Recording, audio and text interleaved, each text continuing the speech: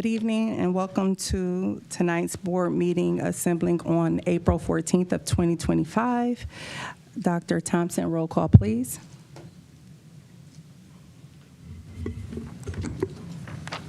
Mr. Alexander. Present. Ms. Autry. Present. Ms. Hall. Present. Reverend Harrison. Present. Ms. Jackson. Present. Dr. Molinar. Present. Mrs. Sykes. Present. 7 present, 0 absent. Thank you. Next, we'll have the Pledge of Allegiance. Could we all please stand for the pledge led by Member Hall?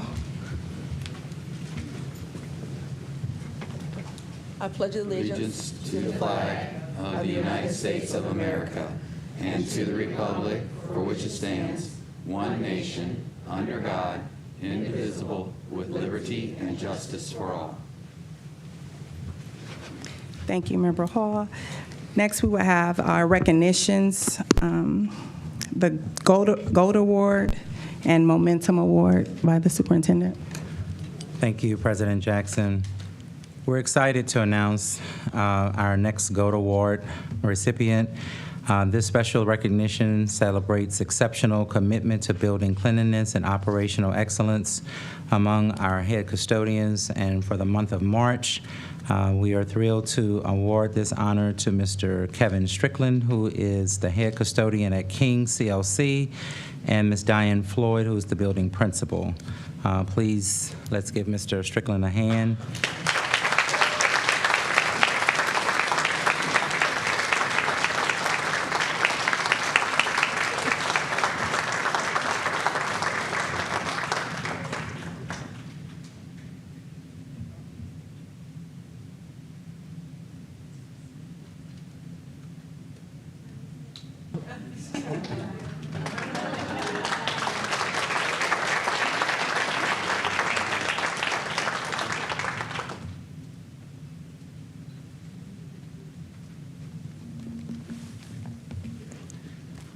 The Momentum Award recognizes schools and districts that improve their performance index by 3 or more points from the previous year while achieving a value-added rating of 4 or more stars. This award is a testament to the commitment of excellence from the leaders, the staff, and the community.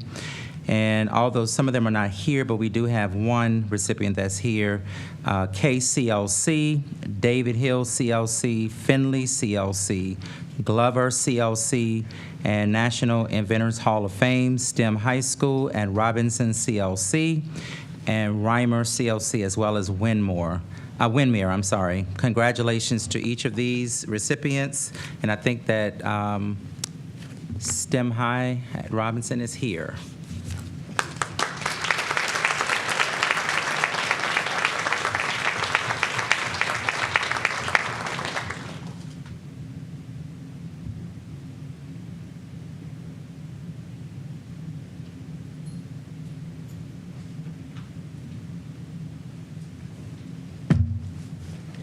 Congratulations to you both. Thank you, Superintendent. Next, we will hear from our Scholar Board member, Tati Zinn. Thank you, from North High School. Good evening, everyone. Good evening, Madam President, Mr. Superintendent, and all the beautiful board members. It is an honor, and I'm very proud to be here to speaking to all of you, as well as people at my house, friends, family, everywhere you're watching from. My name is Tati Zinn, and I am a junior at Akron North High School. As your student representative for North, I stand before you to share the concerns of my peers with honesty and conviction. I joined this board with one goal in mind: to advocate for meaningful improvements to our school system. One of the most pressing concerns at North is the bathroom pass policy. Currently, students are allowed only 2 bathroom passes per class per semester. This is not only restrictive, but quite frankly, unreasonable. No student should have to choose between their basic human needs and the following school rules.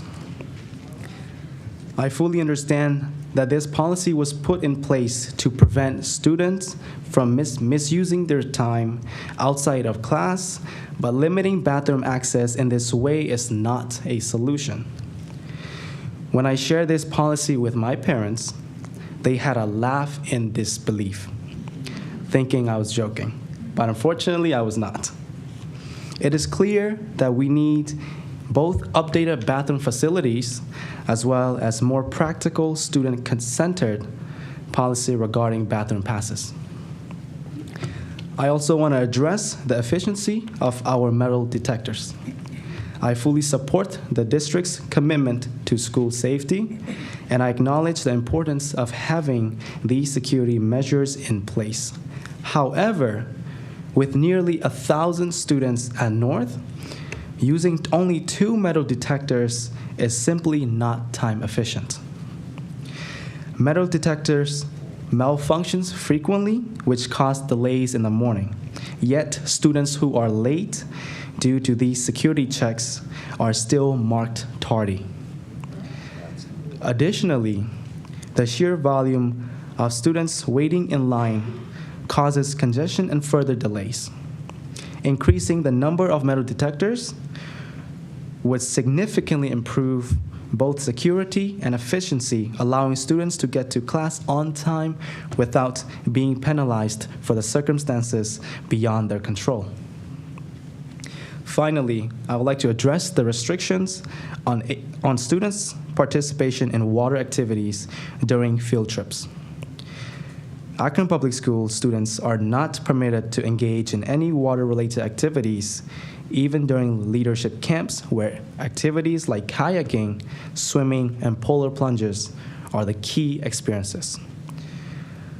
While I understand the safety and liability concerns, banning students outright from participating is not the best solution. Instead, Akron Public Schools should consider implementing a waiver system that allows students to participate with parental consent. When I attended an overnight leadership camp, which is a DECA field trip, students were able to participate in the water activities while the Akron Public School students like me were not. My classmates and I had to stand on sidelines and watch other students have fun while we had to stand there, just watch them have fun. We were restricted from participating, which was sad. As Akron Public School students, we should not have to miss out on opportunities for personal growth, leadership development, and shared experiences simply because of a policy that does not allow for flexibility.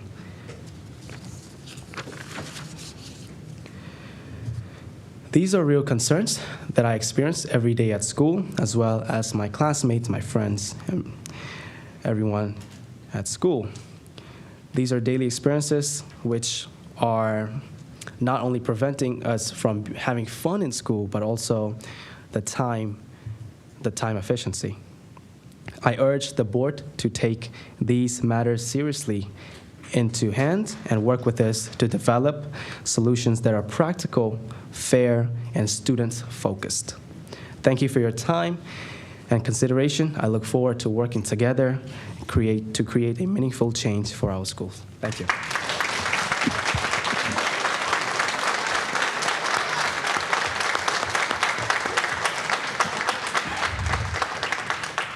Thank you, Tati Zen. We appreciate that.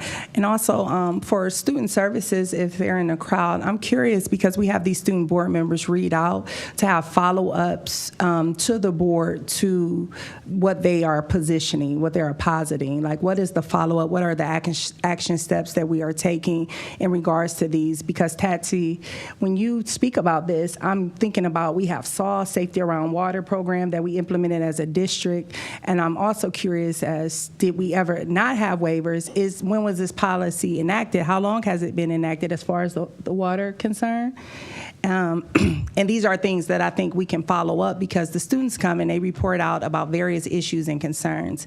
And I know I've said this multiple times. If the students are the customer, if you look at it that way. If you're not serving your customer, the customers leave. And it's very simple.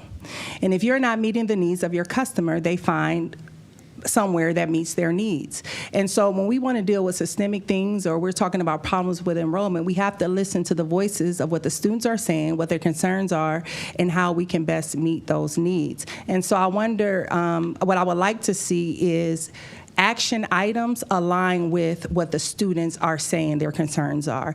And also, if there's limitations, policy-wise or state-wise, that limit us in some areas for some of the concerns, that we're made aware of that. So we also know how we may need to pivot, or how we may need to advocate in a different way legislatively to help to support what the student body is saying. So again, thank you for sharing with us, and I do value your input. Next week, we'll have our request to address the board. Participants will not be permitted to speak on matters related to vendor business matters, formal complaints, grievances, specific student or student records, personnel matters, and potential or pending legal matters. Participants must speak on matters related to the business of the board. Please keep your comments to 3 minutes or less. The board will not respond, but will assign through the superintendent the appropriate persons for follow-up. Please state your name as well as your group affiliation when you come to the podium. The first person we have is the Reverend Curtis Walker.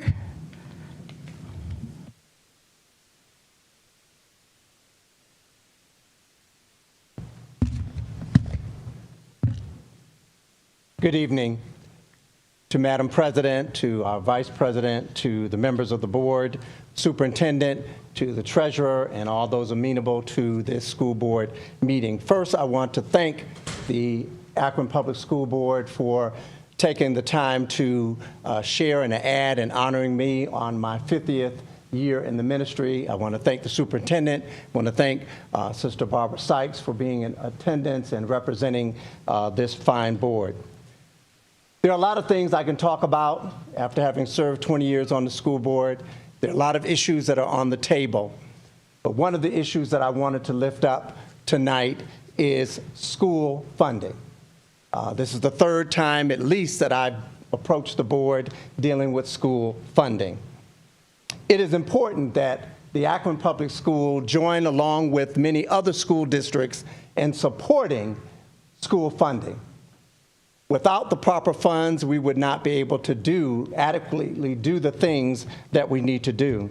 I want to highlight and thank, again, Barbara Sykes for her op-ed.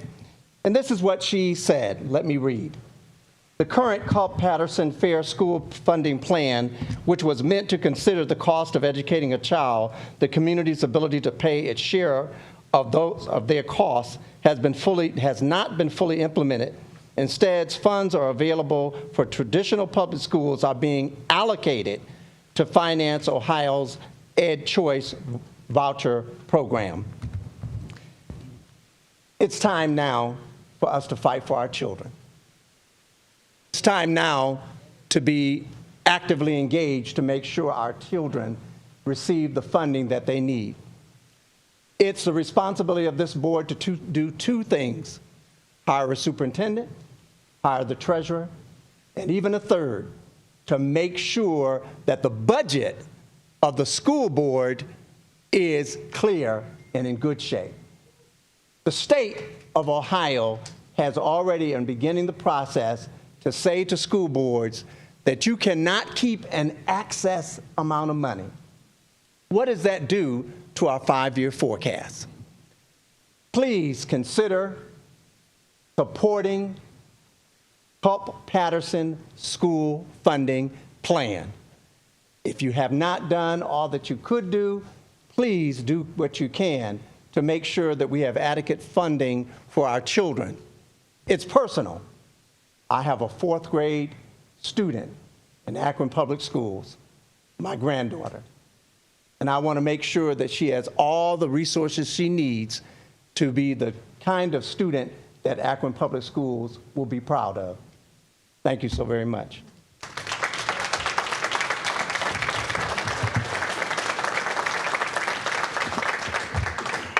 Thank you, Reverend Walker. Next, we will have hear from Oscar Williams.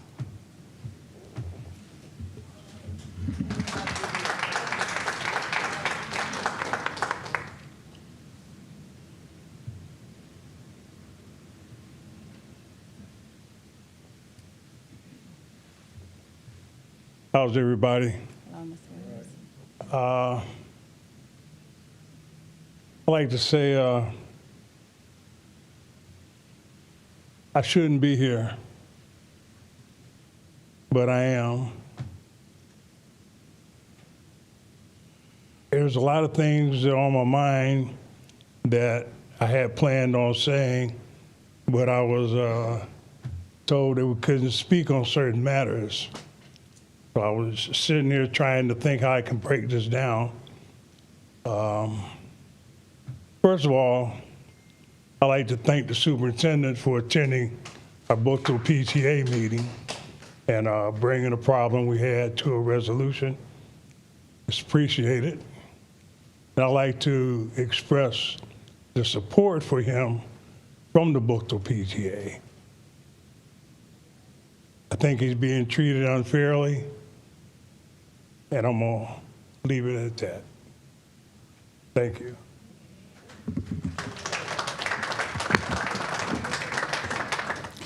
Thank you, Mr. Williams. The next person to address the board, I believe it is Al DeViso or DeViso.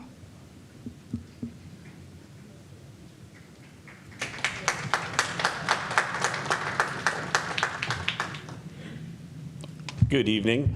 Thank you for allowing me to speak, and it is weird talking in front of a timer. I do a lot of public speaking, but never had the clock right in my face. So, as a dedicated professional with over 25 years experience working in transition services for students with disabilities, and as the past national president for the Division of Career Development and Transition for the Council for Exceptional Children, I'm here today to speak because I'm deeply concerned about the proposed budget cuts when it comes to those individuals that serve our most significant needed population. These are the job training coordinators that work with students with the most significant special needs. 20 years ago, during my time as an intervention specialist at Akron Public Schools, 20 years ago, my students benefited from a robust network of support. This included supplemental support teachers, transition specialists, which I was a pleasure to be one. We had behavior specialists, job training coordinators. Today, only the job training coordinators remain. They are the last line of direct support for students who rely on these services to successfully transition from high school to their adult roles.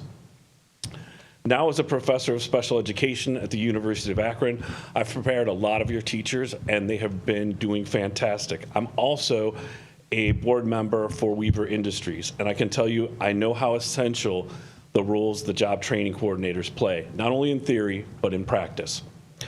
Our students with disabilities deserve consistent, high-quality support to reach their full potential. Eliminating any of these JTCs would be a disservice to the future of our inclusive education, which I know Akron Public Schools so deeply values. Thank you.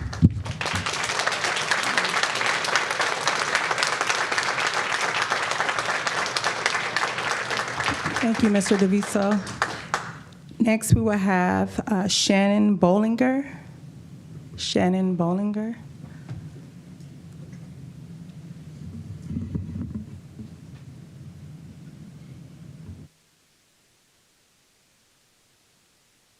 Thank you for your time this evening. Some of you may be familiar with me, but I'm very passionate about our students with disabilities. And so any cuts made to vital resources and supports like our job training coaches, our psychologists, negatively, directly impact our students. And they impact it right now. It's not days, weeks, months down the road. These coaches are vital to our students. Our gen ed students have a multitude of employment options, strategies and supports to prepare them to enter the world. Our students with disabilities depend on our job training coaches. Most are not able to take part in their pathways. This is a vital service, and when we cut those, that means greater number of students per coach, less students able to access the community supports and resources that they vitally need, and that is just completely unfair to what they are entitled to. And they already get less than the other students. They are not properly supported and resourced and funded through state and federal programs in the way that they should be. And we know this harms our districts, but we cannot cut these services to our students.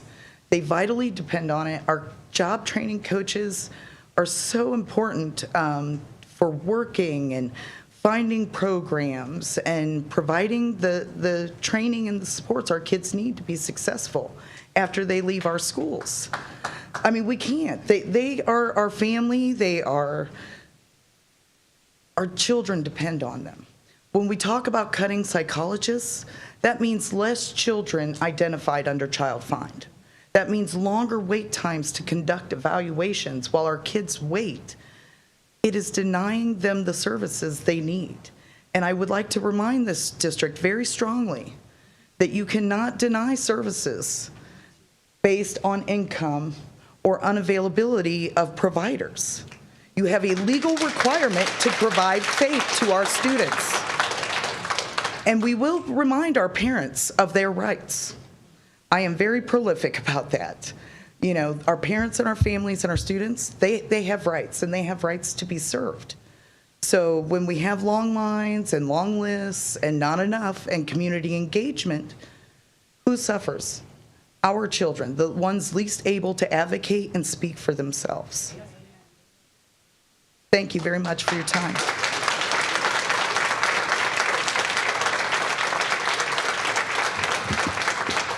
Thank you, Ms. Wellinger. Next, we'll have Bob Campbell.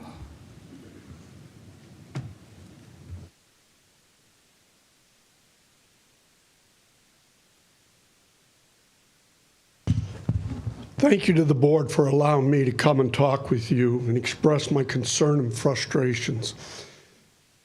We at Craft 33, a cabinet assembly company, have been associated with the program of the Transition to Work-based program for 3 years now. We just learned that this program is being reduced due to critical budget cuts. I've been around a long time. I've ran budgets most of my life. I understand the hard management and maintaining of that budget. I also know that the impact of cuts that will have a domino effect far, far beyond the dollars and cents. Our craft team have watched these young men and women grow and prosper from this program. They come to us with a need to learn and understand the real world. Outside of the classroom, every time they walk through our doors, there's such an energy, you can't imagine. There's an excitement. There's curiosity. It is contagious among all of us when they walk through that door. We all get up from our desk and go and greet them. I even have had young men and women come into my office and say, "Hi, Bob, how are you today?" And I'm sitting with my boss having a budget meeting.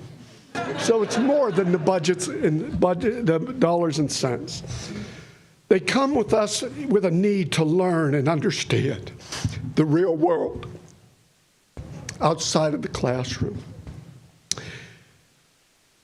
They ask a million questions or more and are wanting to learn something new. They get to do things a classroom cannot teach them or isn't scripted. They get to interact with folks in our office, on our assembly line, and watch equipment pick up big things and move them around in amazement. We have held birthday parties for them. We have end of the year parties for them every year. I just want a chance to convey the importance and the impact of the domino effect of cutting resources, beautiful resources, and handle those kids so nurtured, so soft, so good, it's ridiculous. The impact, again, of the domino effect can be understating. These young men and women only get a chance to do this because of this program. This is their basketball game, soccer game, or football game.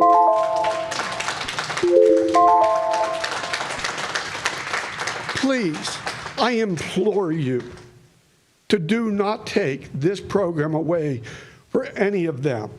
Let them have their day to raise their hand and say, yes, I did this. Thank you for your time.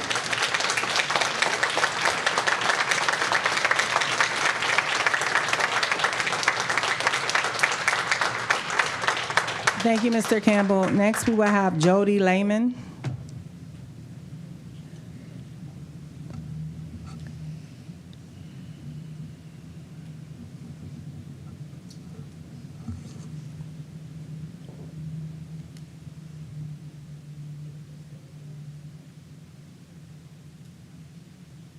Hello, thank you. Thank you for the chance to speak. I'm Jody, this is my daughter Dakota. She goes to Garfield CLC and she is in the transition to work program there. She's been there in the program this year, and this year I've seen immense growth in her. She's got more confidence. She comes home and she does more stuff at home on her own. She thinks about her future now. She thinks about what she can do and what she can do when she grows older and graduates. She wants to go to college. She wants to get a job. She wants to work hard like Mommy does, and she sees Mommy doing it every day. To take away the funding for this program is a tragedy to these kids. When Ms. Daviso told me about what was happening, I was appalled for two reasons. I was appalled that there was only 7 of these. I'm sorry, it's been a long time since I've done this. Job training coordinators to begin with. And then the fact that you want to take 2 more away, that is not enough for these kids. It's taking their chance to be a normal working person in our new society that they are going to be the future of. She is our future. I have 4 kids, 2 graduates from APS and 2 future graduates from APS. I just want her to have the chance that my 3 mainstream kids got. She should have the same chance. And I shouldn't have to worry about whether or not she's going to be able to. I want her to be able to have real life experience, because I do work a lot, and it's hard for me to get that for her. And she comes home so excited on the day she gets to go to the zoo on Mondays. And she helps clean the aquarium cages. She sends me pictures. She has a blast. She's with the gentleman from Craft 33, loves it. She absolutely loves it. I just want all these kids, all the kids, to have the same chance as every other student. They should have their own pathway, and taking this away takes away their hope for a future. That's all I can say.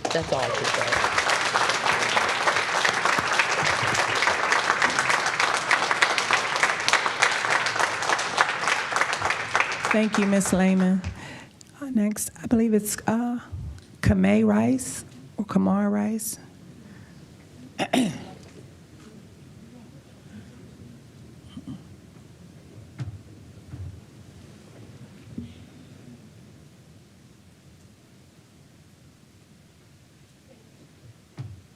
Good evening, board members.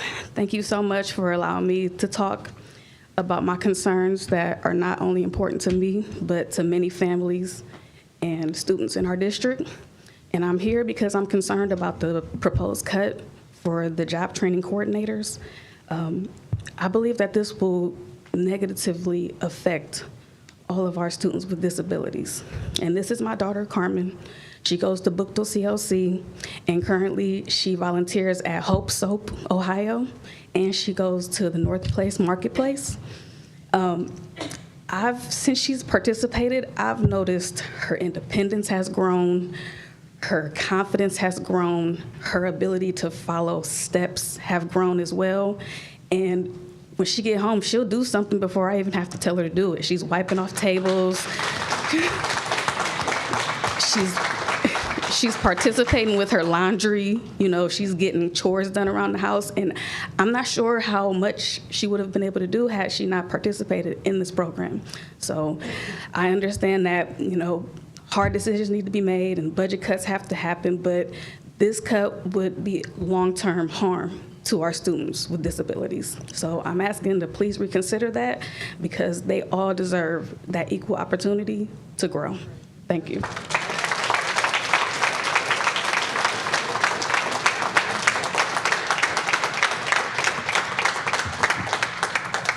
Thank you, Ms. Rice. Next, we have William Reynolds.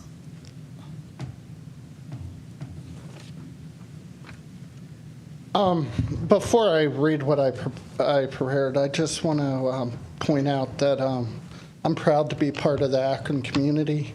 I look at this room full of people, and we might not agree on everything, but this is what democracy looks like. Good evening, members of the board. My name's William James Reynolds, Sr. I stand before you today as a proud Akron resident, a community advocate, and most importantly, as someone who cares deeply about the future of our children and the integrity of the institutions meant to serve them. Tonight, I come to you with concern, not just about leadership, but about culture. Not just about what has been said, but what has been allowed. In recent weeks, this board and our community have been confronted with deeply troubling allegations regarding the superintendent. More than 24 current and former employees have reported threats, public humiliation, and degrading remarks made by the superintendent himself. When educators are told, "I should just fire you all," when community members are described as baby mamas, and when students are reduced to stereotypes like wearing ankle bracelets, we are not just facing a public relations issue, we are confronting a crisis of leadership. This is not a one-time slip of the tongue. This is a pattern of disrespect, of intimidation, and of disregard for the people who make our schools function every day, our teachers, our staff, our families, and our students.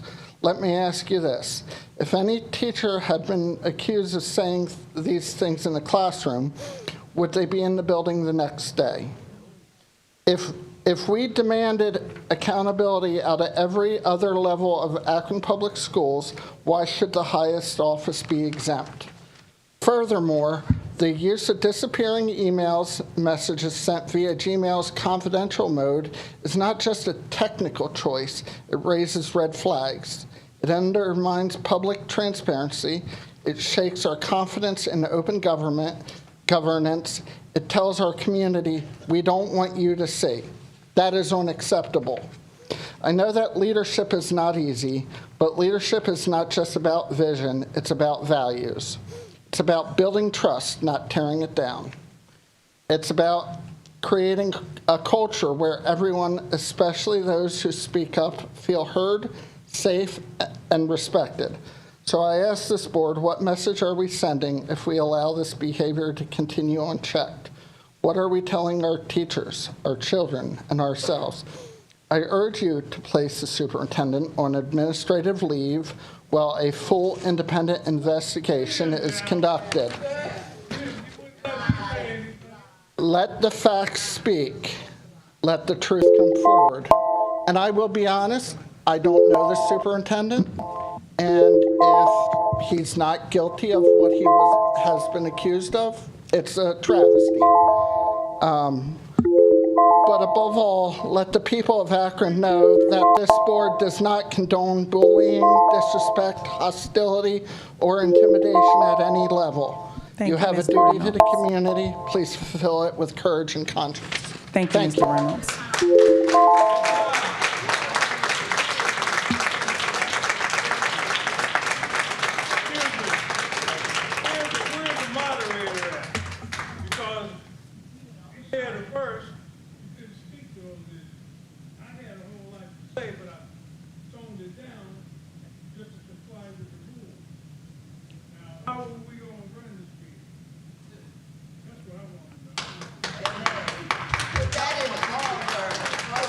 Next to speak is Eunice Carter.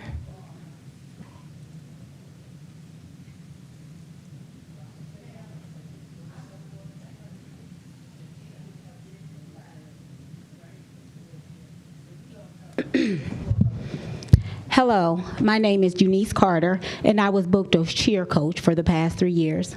Thank you for giving me the opportunity to speak facts and truth, which can be verified through emails with the Human Capital Director, Angela Carter. Please allow the record to reflect that the special needs cheerleader participated in every cheer activity from March to September until her mother single-handedly sabotaged her daughter's high school cheer career. That mother lied and cried to you at the board meeting in January, organized an illegal, unauthorized team fundraiser in August by soliciting money and exploiting her daughter on Mall Avenue while in Bookto cheer gear.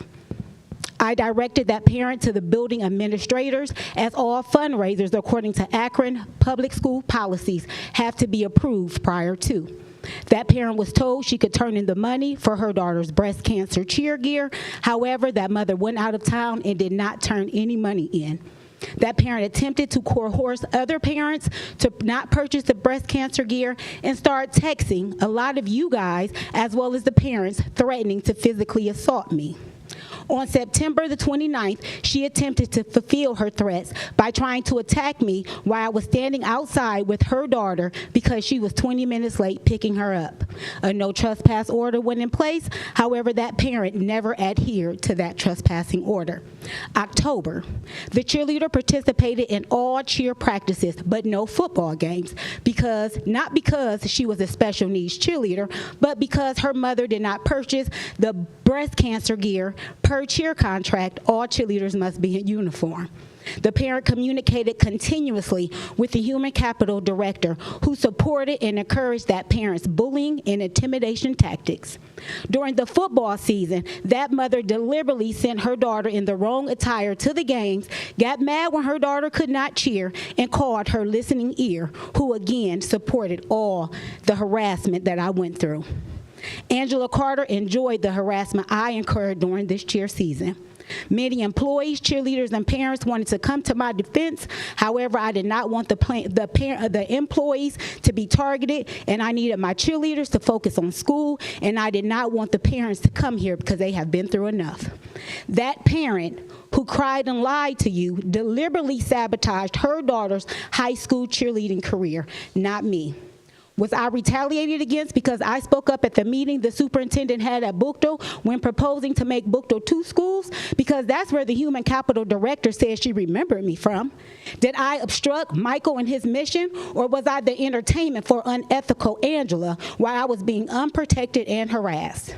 Moving forward, I hope Angela Carter is one of the unnamed administrators that is under investigation. If not, I am requesting that she is added. Her allowing hostile environments and supporting unethical harassments and bullying behaviors from parents towards coaches may be common to her, but is unacceptable and unappreciated. Thank you, Ms. Carter.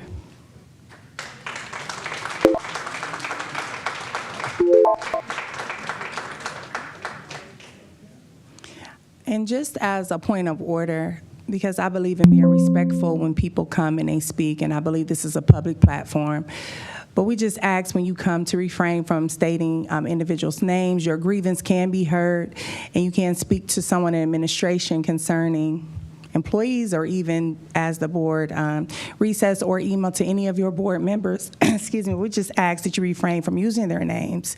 And additionally, we do want to adhere to the time.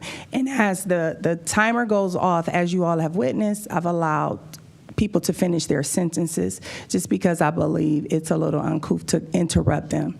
And so I'm just asking that you all would adhere to that, and when you hear the timer go off, that you would just stop, because I would prefer that than to seem like as if I'm rudely interrupting you. However, we do have to conduct this business and to move it forward. Next, we have Donald Carter to address the board. Okay, thank you. Mr. Carter. Mr. Carter said he would abstain for those who are at home. And we have Lori Oliver.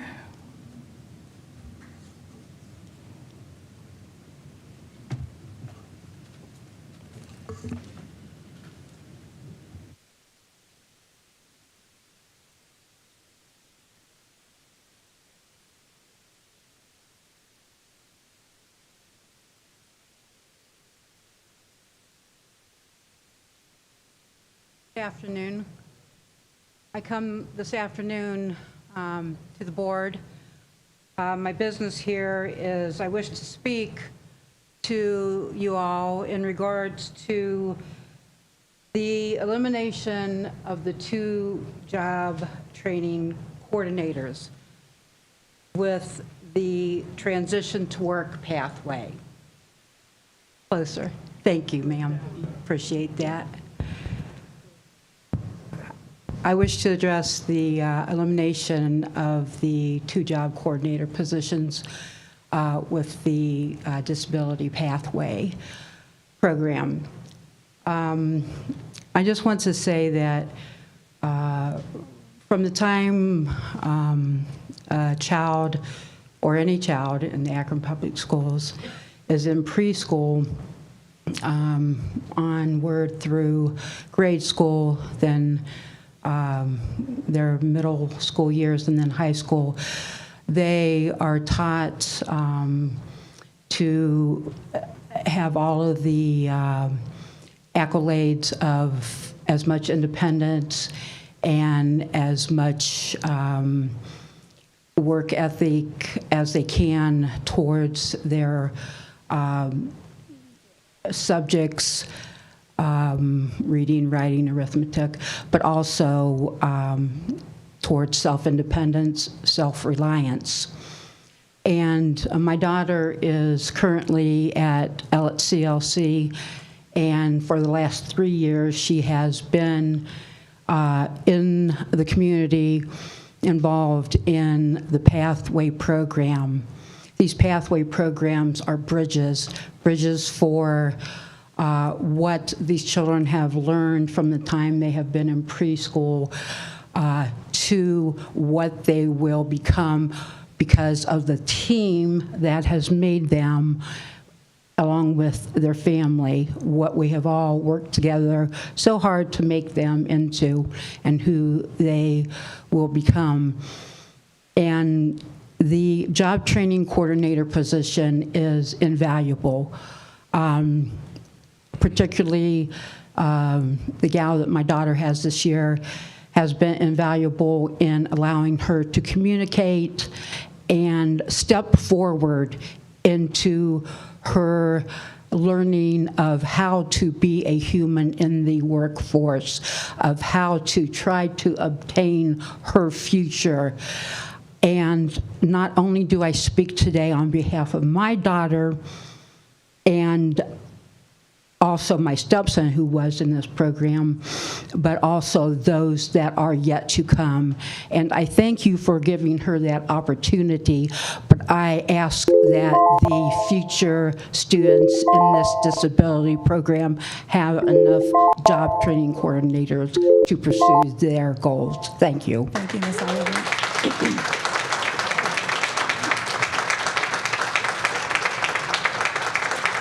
Nathan Walden.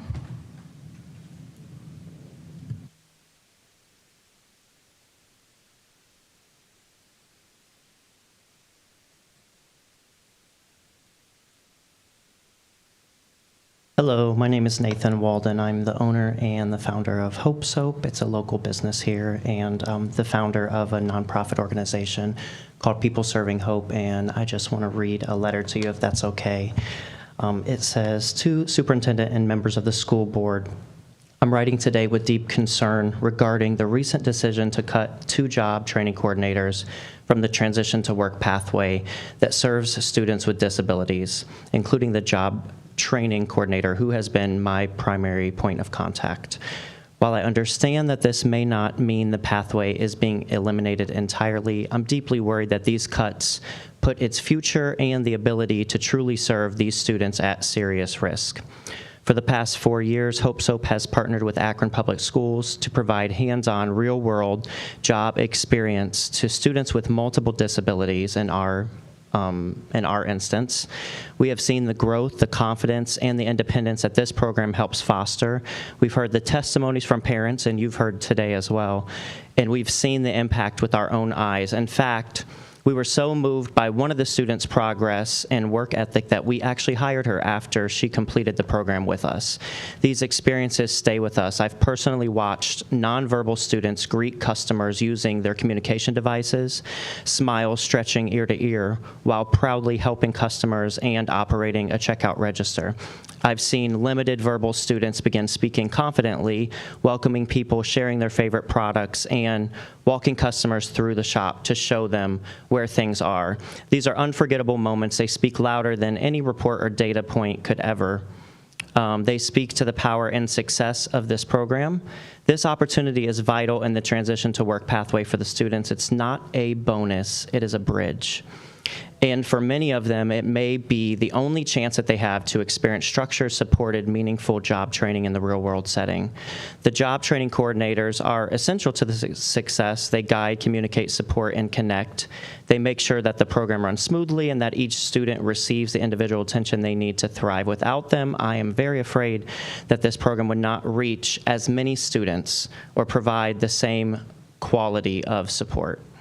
I urge you to do more research to fully understand what's being cut and what it truly takes to continue this program at the same level, if not at a higher level. From my experience, the two individuals being cut are nothing short of amazing. Their absence would leave a significant void. I invite you, and I want to say this like off the letter, I invite all of you, I know you're all very busy, but if you have time on a Tuesday or Thursday, you're welcome to come into my store, Cuyahoga Falls, and watch these kids in action so you could actually see what they're doing and what they're learning and not just us telling you. You would be more than welcome to see the kids do that. Please reconsider this decision and these cuts. Thank you.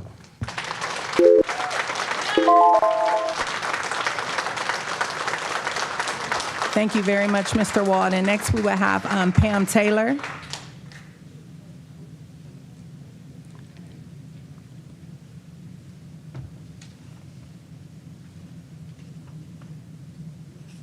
Hello. Hello, Ms. Dr. Taylor. Robinson, I want to thank you. I've seen your work, and you came out and spoke to a young man that someone had mentioned something bad about you. You came out of your work area and spoke to that young man, and I appreciate it. I am sorry that at the time, because I was dealing with some stuff with my own self, being defamed and everything, and I want you to remember, Psalms 13, people that attack you and do things to you, it's vengeance ain't yours, it's God's. And He's going to take care of everybody and take them through everything they put you through. And you remember that. Because I know it's hard. But as far as the MRDD, I did 27 and a half years working with them and retired out. So I know the feeling. These kids do good. And I know you'll see it through. A lot of this is Trump's. And you know you have some people that's in these suits and ties that mean you no good. But that's all right. You got the Army and the Reserve behind you, sir. And you're going to keep on doing it. I ain't going to say you're going to try. You're going to do it. Now put that in the Beacon Journal. Please put that in the Beacon Journal. And Diane Autry, I knew you before you came down here. And you've always been an activist for kids. Always. All right? Always. And she put closets, commended the principals. She went into the schools and talked to the principals and the teachers to find out their needs. And they have a closet that where the students are getting rewards. They got tickets that will have their school logo on them. Kids is getting 78, 100 tickets to go shop in this closet to buy what they want. And also for the parents to go and buy needs that they want. Don't tell me you don't run out of toilet paper, paper towels, and need a few extra things. She's provided that for these kids. And I know for a fact, I ain't rich, but I done donated to some of these closets. Took on. My kids range from 44 to 24 when they all graduated. I had grandkids, 10 grandkids. Lost one because of carelessness, folks running up and down the street. She was 14 and got murdered. I had to face them in court. I shouldn't have been there, and neither should his people. Folks done struggled to have freedom. And they gonna sell themselves up for nothing. This boy got 24 years to life and got babies. You know, it don't make no sense. So you keep doing what you're doing. And I mean that. Thank you, Ms. Taylor. Next we have, I believe the name is Bonnie Horowitz. I apologize if I ruined your name. Please, when you come to the mic, give us the correct pronunciation.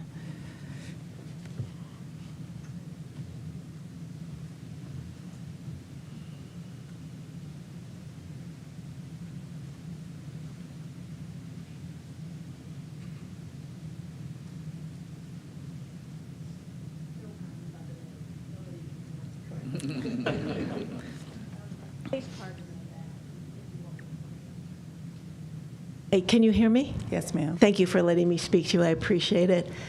I'm Bonnie Horvitz. I'm a retired school psychologist with Akron Public Schools.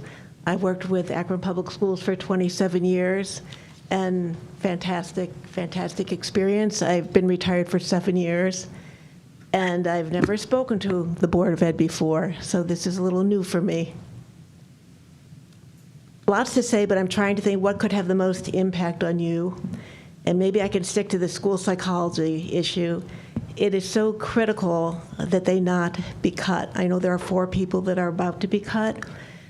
And I think you all know what school psychologists do, but just briefly as I'm watching that timer, we are the gateway for all the special ed kids. So any child from kindergarten through 12th grade, if the parent suspects that they have a special ed need, they have to come through the school psychologist.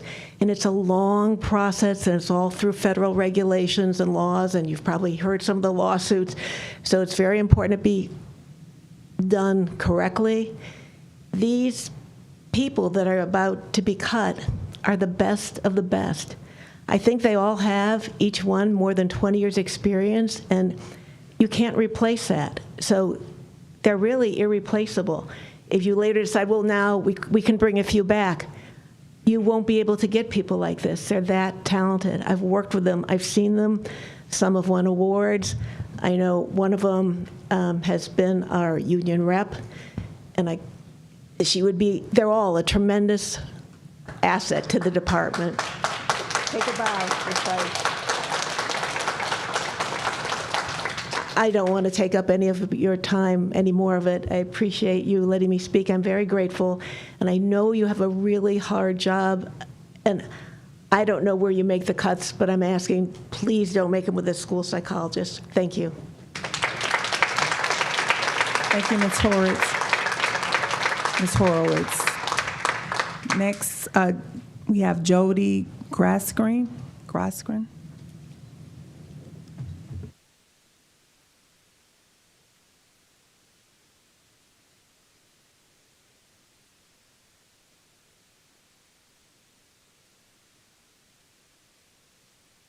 Thanks for pronouncing it correctly. I appreciate it. Currently, public schools are under attack. The state of Ohio has reneged on its commitment to fair funding of public schools. They are more interested in enhancing private schools through increased public dollars going to vouchers.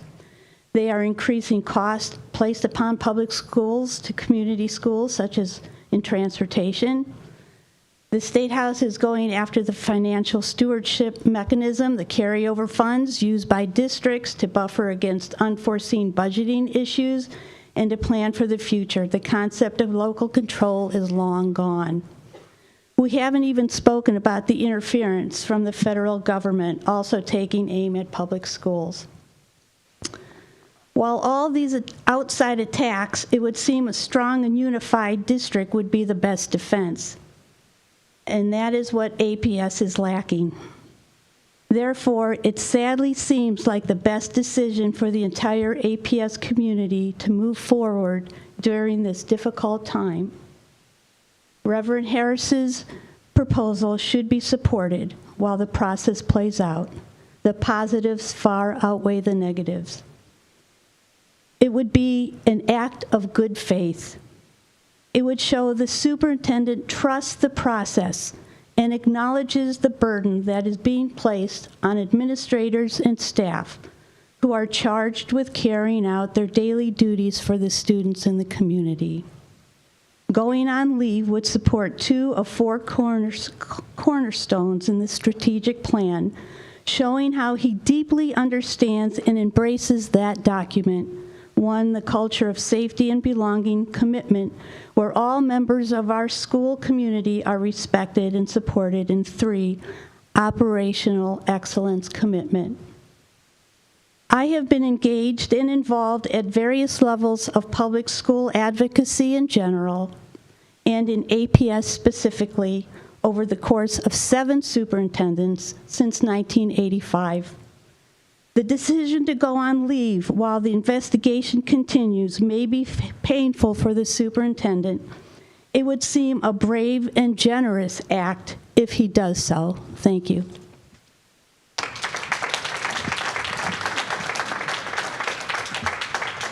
Thank you. Next, we would have Brandy Vickers. Oh, I missed.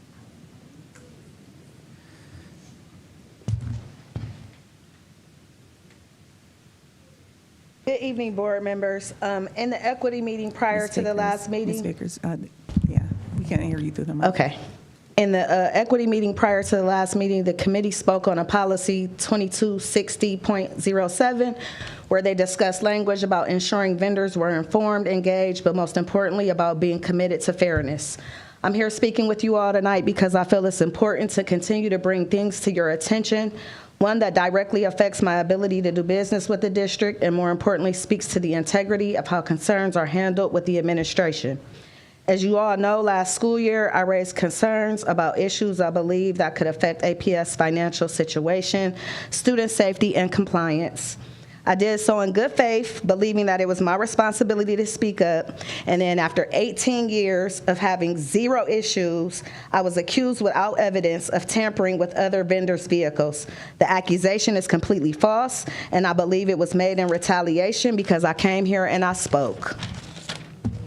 This situation has damaged my reputation, it's jeopardized my livelihood, and I've always approached my work with professionalism and a sincere commitment to the well-being of our APS students and families. Does being a contractor for APS mean that I don't deserve a thorough investigation? Because I was never asked anything or spoken to about this situation. I was just found guilty and threatened with the possibility of losing my contract.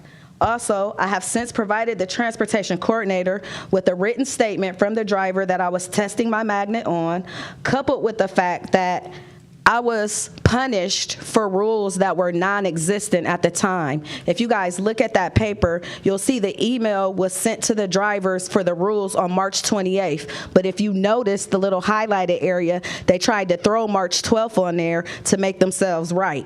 The email was sent March 28th, and 16 days later, rules came out, but I was punished on the 12th.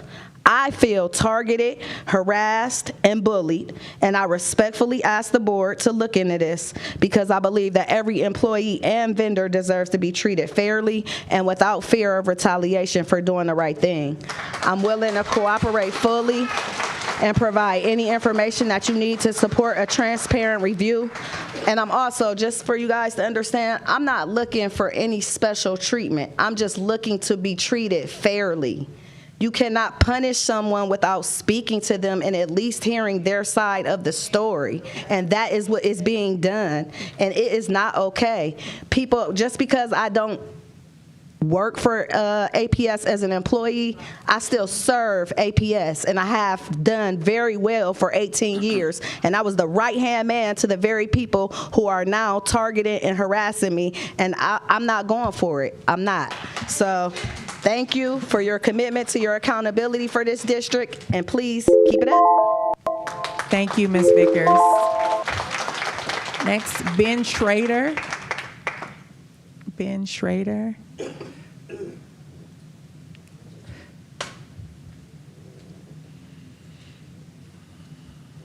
Good evening. Good evening. Thank you for letting me speak to you guys. So let me start by introducing myself. I'm also a partner of the Akron Public Schools. I moved here from DC over 10 years ago. I opened up a hotel called the Hilton Garden Inn. I became partners. I started teaching K through 2nd grade alternative eating. Showed them what not to eat. Showed them how to pick up that apple, how to make guacamole. Fun stuff. Currently, I sit on the East Community Learning Center Career Academy Board as a hospitality partner. I operate the #1 most requested job site for the College and Career Academy of Akron. I have donated and physically donated over $17,000 in finances and in goods to Akron Public Schools. I have advocated for these donations, and I have made more than just that. I have developed and executed multiple fundraising events for Akron Public Schools and just their students. I held community charity events at my hotel and handed teachers the cash.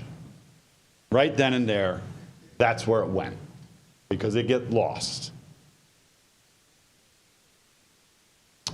So the thought of hobbling this opportunity for our exceptional students by removing or limiting certain job training coordinators would only make this transition to employment program ineffective in the future. The job training coordinators are on site daily with these students and effectively communicate and guide students through different on-the-job skills and situations. I have personally seen the coordinators mentor these students with academic and career advice, check up on their home life, and step in as needed. Limiting this availability would only be a detriment to the trust these kids have in this program. The success of these students depends on the guidance given through interactions with the job training coordinators and our on-team site, the help, our teams. These interactions awarded students structure, a safe learning environment, repetition, positive reinforcement, and a career training that hopefully would be a building block for a better self-worth and a future financial commerce benefit to our society. I have seen the benefits firsthand, the success of this program. I have employed multiple students. In fact, I am actually onboarding another one tomorrow at my hotel from this program. That makes 7 that I have employed at my hotel from this program.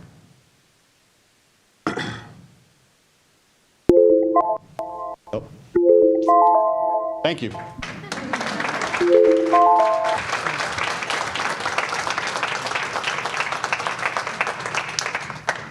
Thank you, Mr. Schrader. Next, we have Sally Portis. Sally Portis.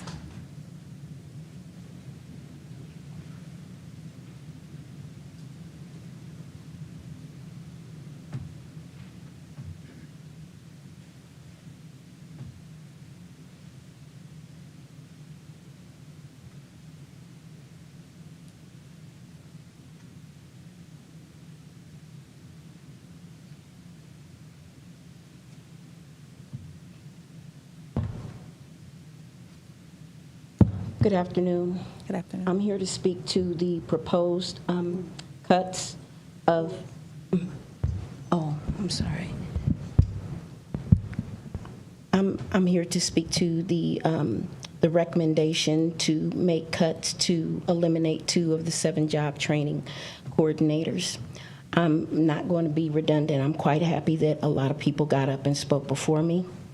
Instead, I'm just going to tell you a success story. I have 2 autistic children, both attended Akron Public Schools. My daughter, Hannah, she graduated in 2020, and the Transition to Work Pathway program was there for her.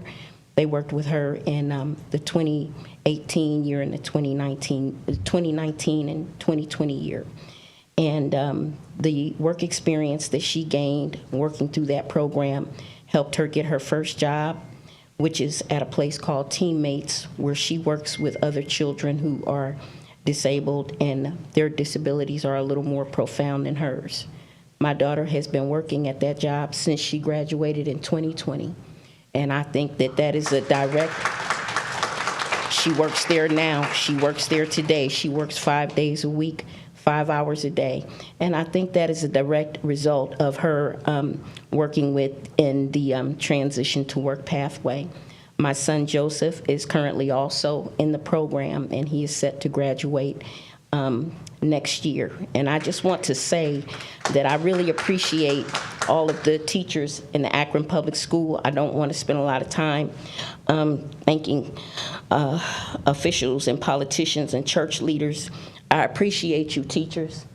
I appreciate y'all, because I didn't know what it was going to be like to send 2 autistic children to school, or to see them go out into the world and have normal lives and be normal people.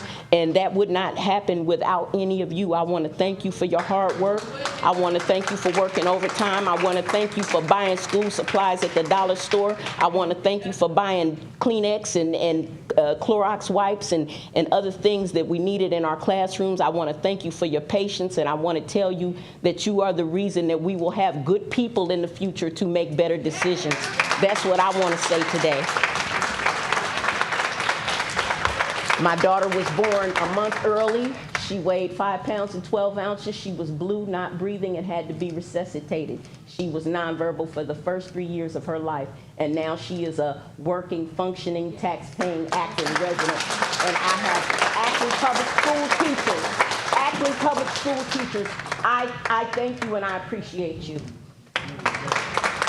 Don't cut this program. We need this program. Thank you, Ms. Portis. Next, we'll have Dr. N.J. Akbar. Amen.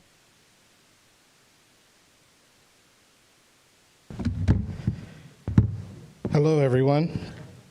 I am going to try to pare down my comments because I know we've had a lot of people here today. But as most of you know, over the last fall, I knocked and went door to door and knocked hundreds of doors to make sure that we passed the levy to support our schools. I'm an unapologetic public school advocate, unapologetic about it. And in that time, knocking doors and supporting the levy under the outstanding leadership of Carla Chapman, one of the things was constant that I heard. Voters appreciated that this board has been intentional about standing up for people's right to even just speak and share with you, as well as being able to include them in the process. Those things were some things that was important in making sure that we serve all students. So I'm here to talk about the repeal that's on the agenda of the equity policies and racial equity policies. I see no reason to make a change before actually moving forward with the comprehensive student success policy. Our community deserves us to make a stronger commitment to assure them that all students will be looked at and will be able to have the successful practices and tools that they need before we repeal something. I know, thank you very much. I know that we live in horrible times with a dictator sending directives saying that you can't even say the word diversity. The chief diversity officer and the work that that office does is not just about race. It gets reduced and minimized to race, but it's more than race. And so the work that they do and the way it was written in the policy, and as you know, I wrote the policy, the way it was written in the policy is that role and that office is to serve as the auditor. That role in that office is to look at student outcomes. Our state report card has it closing the achievement gap. You can't do that if you're not looking at the data. That office needs to stay put. You don't have to focus on race. Let the data take you where you need to go. And I promise you that data will tell you that there's something that you have to do about certain students and to make sure that they all succeed. And so let's do that.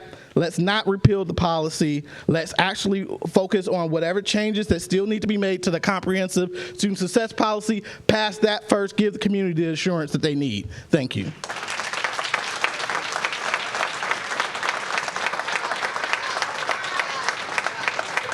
Thank you, Dr. Akbar.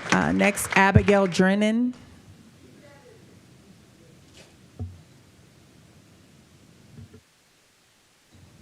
Abigail always has nice shoes on.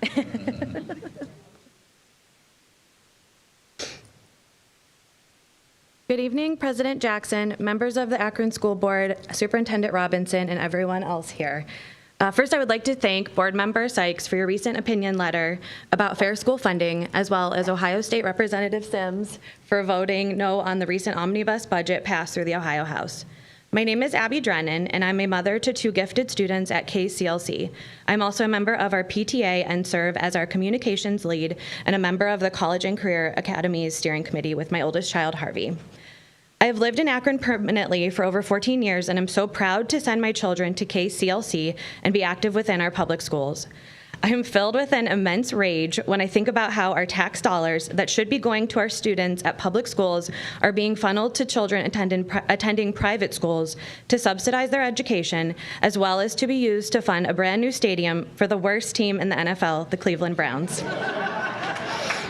I hate money. I hate talking about money. I hate needing money to do the things I want to do. When I imagine the future, money is not a part of it, but here we are today advocating, asking nicely for our public money to stay with our public institutions. Specifically, $100 million of underfunding for our Akron Public Schools and $2.75 billion for all public schools in Ohio. Not only would this money help Akron Public Schools continue and expand the amazing work already happening in our district, it would relieve any future burden we'd have to place on taxpayers. Because when the state fully and fairly funds our public schools, there is no longer a need for additional levies, and $100 million is a massive burden to put on taxpayers who are already paying taxes. These amounts of money seem comical, like Dr. Evil when he's setting the ransom for his evil plans. But unlike the Austin Powers universe, these dollars are real, based in data and facts and studies of what it actually takes to educate a student in the state of Ohio. And these costs could be higher. These are real costs associated with real-life students and the level of support a special needs student needs versus an English as a second language learner versus a gifted student or any other child in the district. I am generally of the belief that we make do with what we have, and in my day job am tasked to squeeze the most optimal return on investment out of every dollar I am responsible to spend. But in the state of Ohio, where our public schools have been chronically underfunded for decades, we've done that. Our students continue to excel, even when held to different standards than private and charter school students. The teachers, staff, and families of Akron Public Schools are giving our students all that they can give and have been doing so for decades. It is time the state of Ohio live up to the promise they made to our students and fully institute the Fair School Funding Plan. And as a board, you can pass a resolution to show your support for the schools you're stewards of. I've emailed a sample resolution to all of you for easy access and adoption.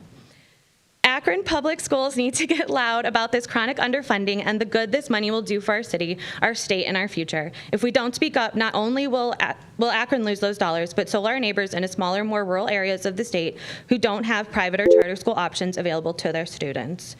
I can stop. There's just a little bit more, but thank you.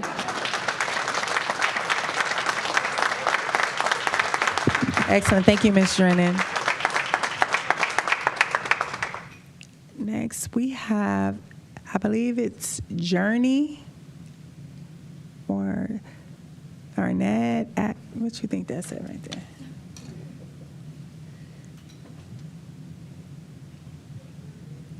A-Y. You live on Delia and you're a parent. Oh, yeah, Jovan. Okay, thank you. Jovan? Jova. Okay, thank you. Taylor. Hello, everyone. Hello, Ms. Taylor. I'm a concerned parent. First, I want to give an honor to Dr. Robertson. I also want to thank Ms. Audrey. I feel that a lot of stuff that has been going on in the school system, even with my daughter that is now deceased. I feel a lot of parents that have lost children due to gun violence, stupidity from someone else. I feel that the parents should be honored a high school diploma for their children. Not only that, it was times when my daughter was living and things was going on in Akron Public Schools. Remind you, she's in special ed. She was in special ed. I have 3 children that was in special ed. I have my deceased daughter that was in special ed, my son that is now 15 that is suffering from the trauma. He has been mistreated with a lot of the staffs that have, the secretaries that have been going on in the school system. I have called down there, reported. It was even times when my daughter's information that she's deceased has been dug up. Nothing been done about it. I have 2 children. My oldest daughter is now 25. So I've been a parent with Akron Public Schools for a long period of time. And if it had not been for Miss Audrey and Dr. Robinson for stepping in, my son, it's times my son don't even want to go to school.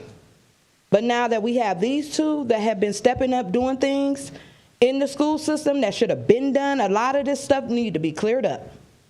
And I thank y'all for doing it. I thank both of y'all for doing it. And I don't want to take up no more of y'all's time, but I hope you guys step up and start, honoring these deceased children. She was in the 8th grade when she was murdered. And I never received a high school diploma for her. She was supposed to be graduating in June, right behind my sister's son. She was supposed to be the student right behind him. And I'm very disappointed because I have put in a lot in the PTA, the school systems, even other schools that my kids wasn't even going to. It's about the children. This fundraiser and all this stuff, what about the kids? Make the kids safe and want to go to school. Y'all don't know what they're going through. But I thank both of y'all. Thank you, Ms. Taylor. Next, we have Robert Lyons.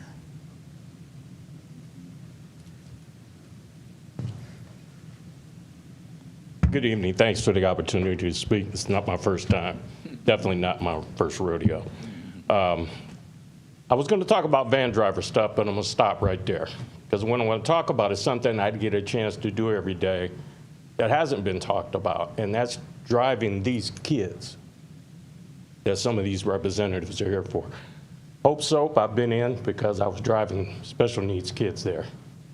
Bought some of their products. Excellent place. You guys should visit it. It's awesome. It really is. I drove for a year for Bookdale, going to the Hilton.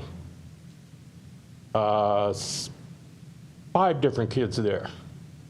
Got the opportunity to have relationship with these kids. You should see them just in the vehicle from the school to some of the job sites they're going to. They are so talented. They have so much to offer. So when they came and wanted to talk about cuts, I wanted to give you our side of it, or my side of it, from a driver's standpoint, to see the enlightenment that you see what Akron Public Schools, some in the administration, but mostly the boots on the ground, the teachers. They're there every day, making sure those kids get what they need. That's all I got to say for now. Excellent. Thank you, Mr. Lyons. And our last person we have to address the board is Clarissa Cornell.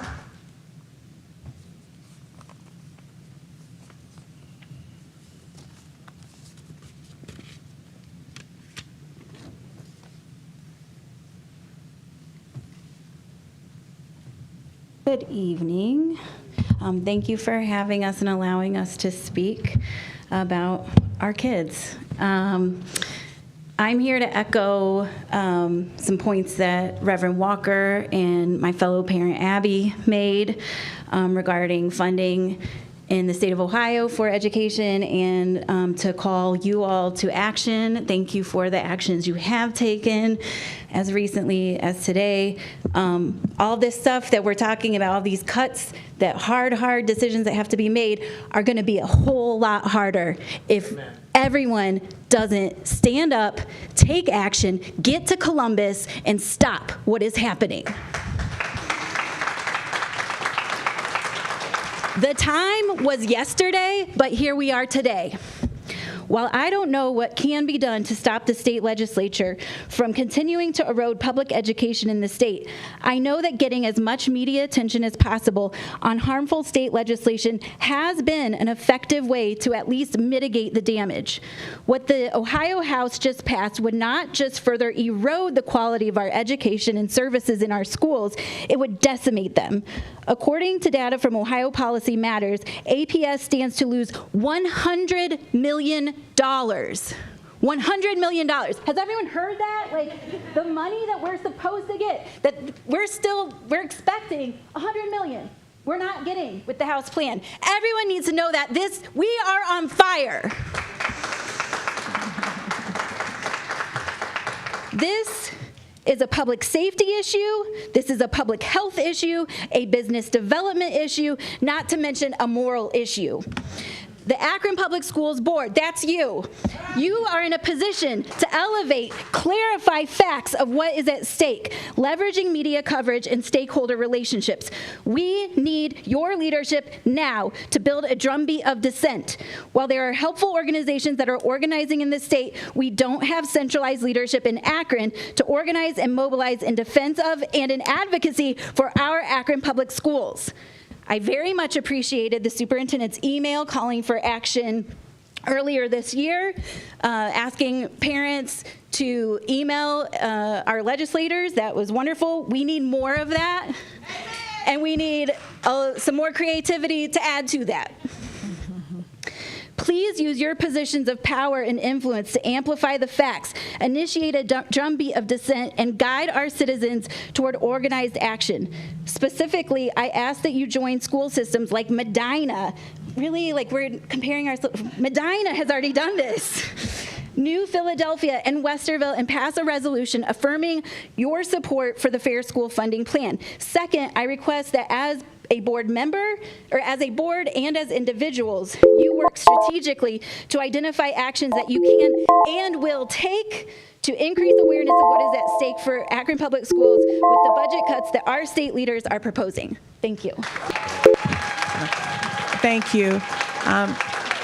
Next, we'll have board member reflections.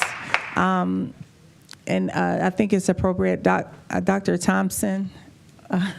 He's going to, because about the fair funding, and then Member Hall, I saw that Member Hall, being that our community member who just shared with us, and I've heard a couple communities members mention about us joining the fight and the fair school funding. And so, Dr. Thompson.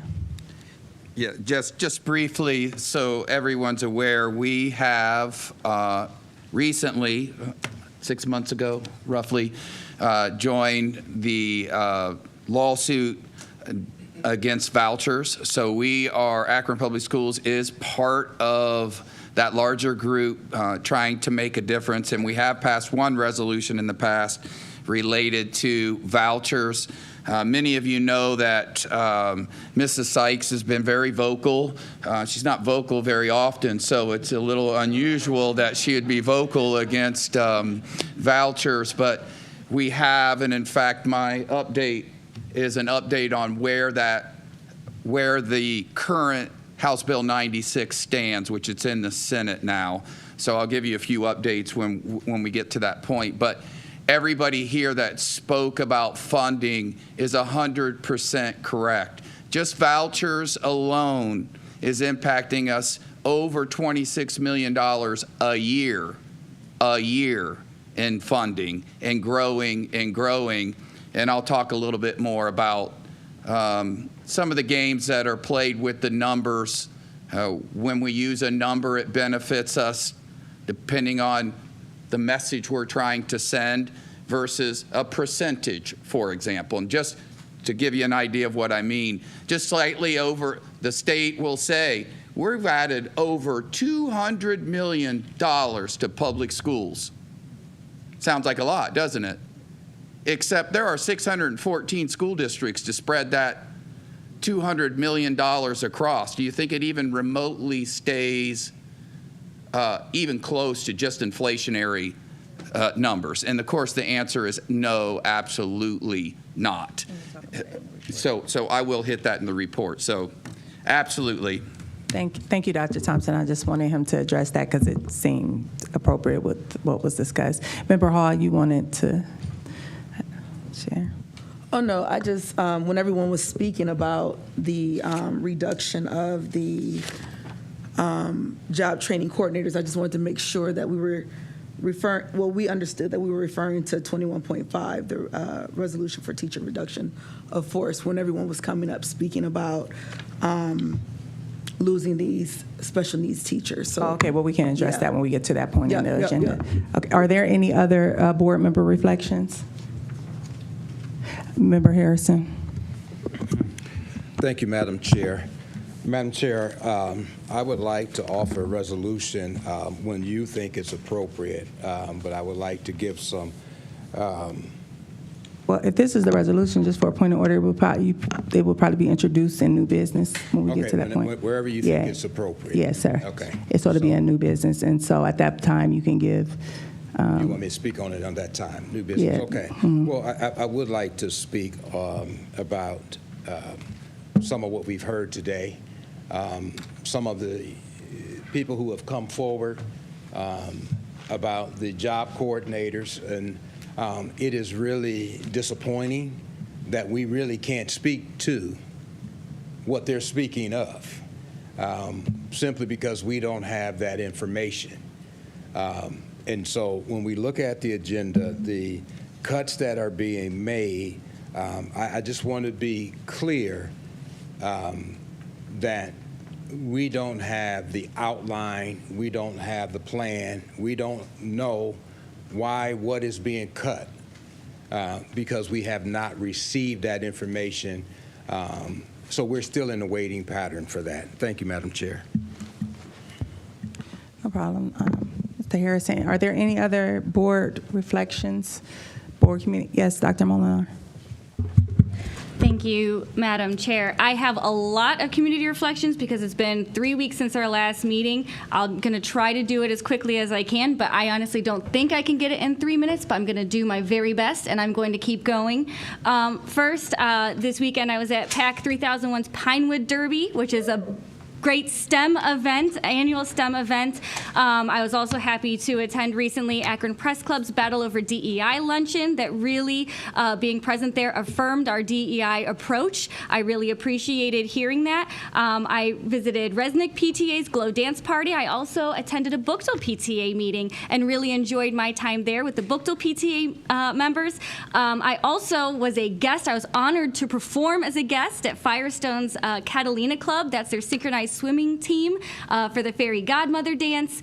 And there's a rumor about the Firestone Akron swim team that it's Firestone only, and I think it's because of the name, but I was interested to find out that's not the case. There are a lot of non-APS students, and tryouts are open now, and I would love to spend more time talking about all these different programs and the various aspects of these different programs, because I know it's something that we've mentioned before and people care about, but I really don't have time to talk about any of those programs because I really want to reflect on all of the conversations that I had with parents and community members and even students at these various places that I've been, because there were common themes across all of the events, and it was us, the board.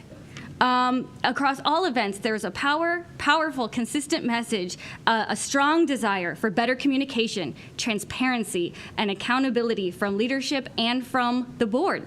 Multiple issues were repeated again and again, issues that we've heard tonight: special ed, DEI, van drivers. These are not new problems. Why are they still problems? They're being dismissed and not resolved, and it's causing them to repeat and worsen. And then a new concern came up at one of the meetings: students feeling that they must defend their worth to the leaders that are meant to support them.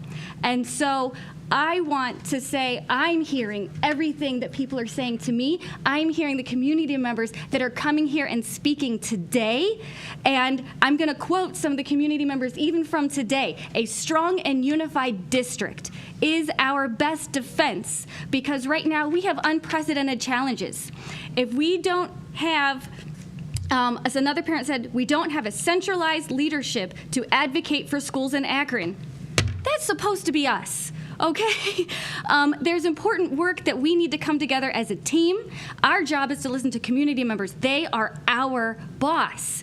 And so school funding and the state stripping our vital resources, that is an opportunity for us to come together, to do business, to do our job. So before the meeting today, Ruth passed out a resolution that I'm going to present in new business. This is not my resolution. This is the one that was emailed to us by Abigail Drennan and mentioned by another board member. This is the template resolution to support the Fair School Funding Plan. This is the one that was passed by Medina and Columbus and everyone that they just mentioned.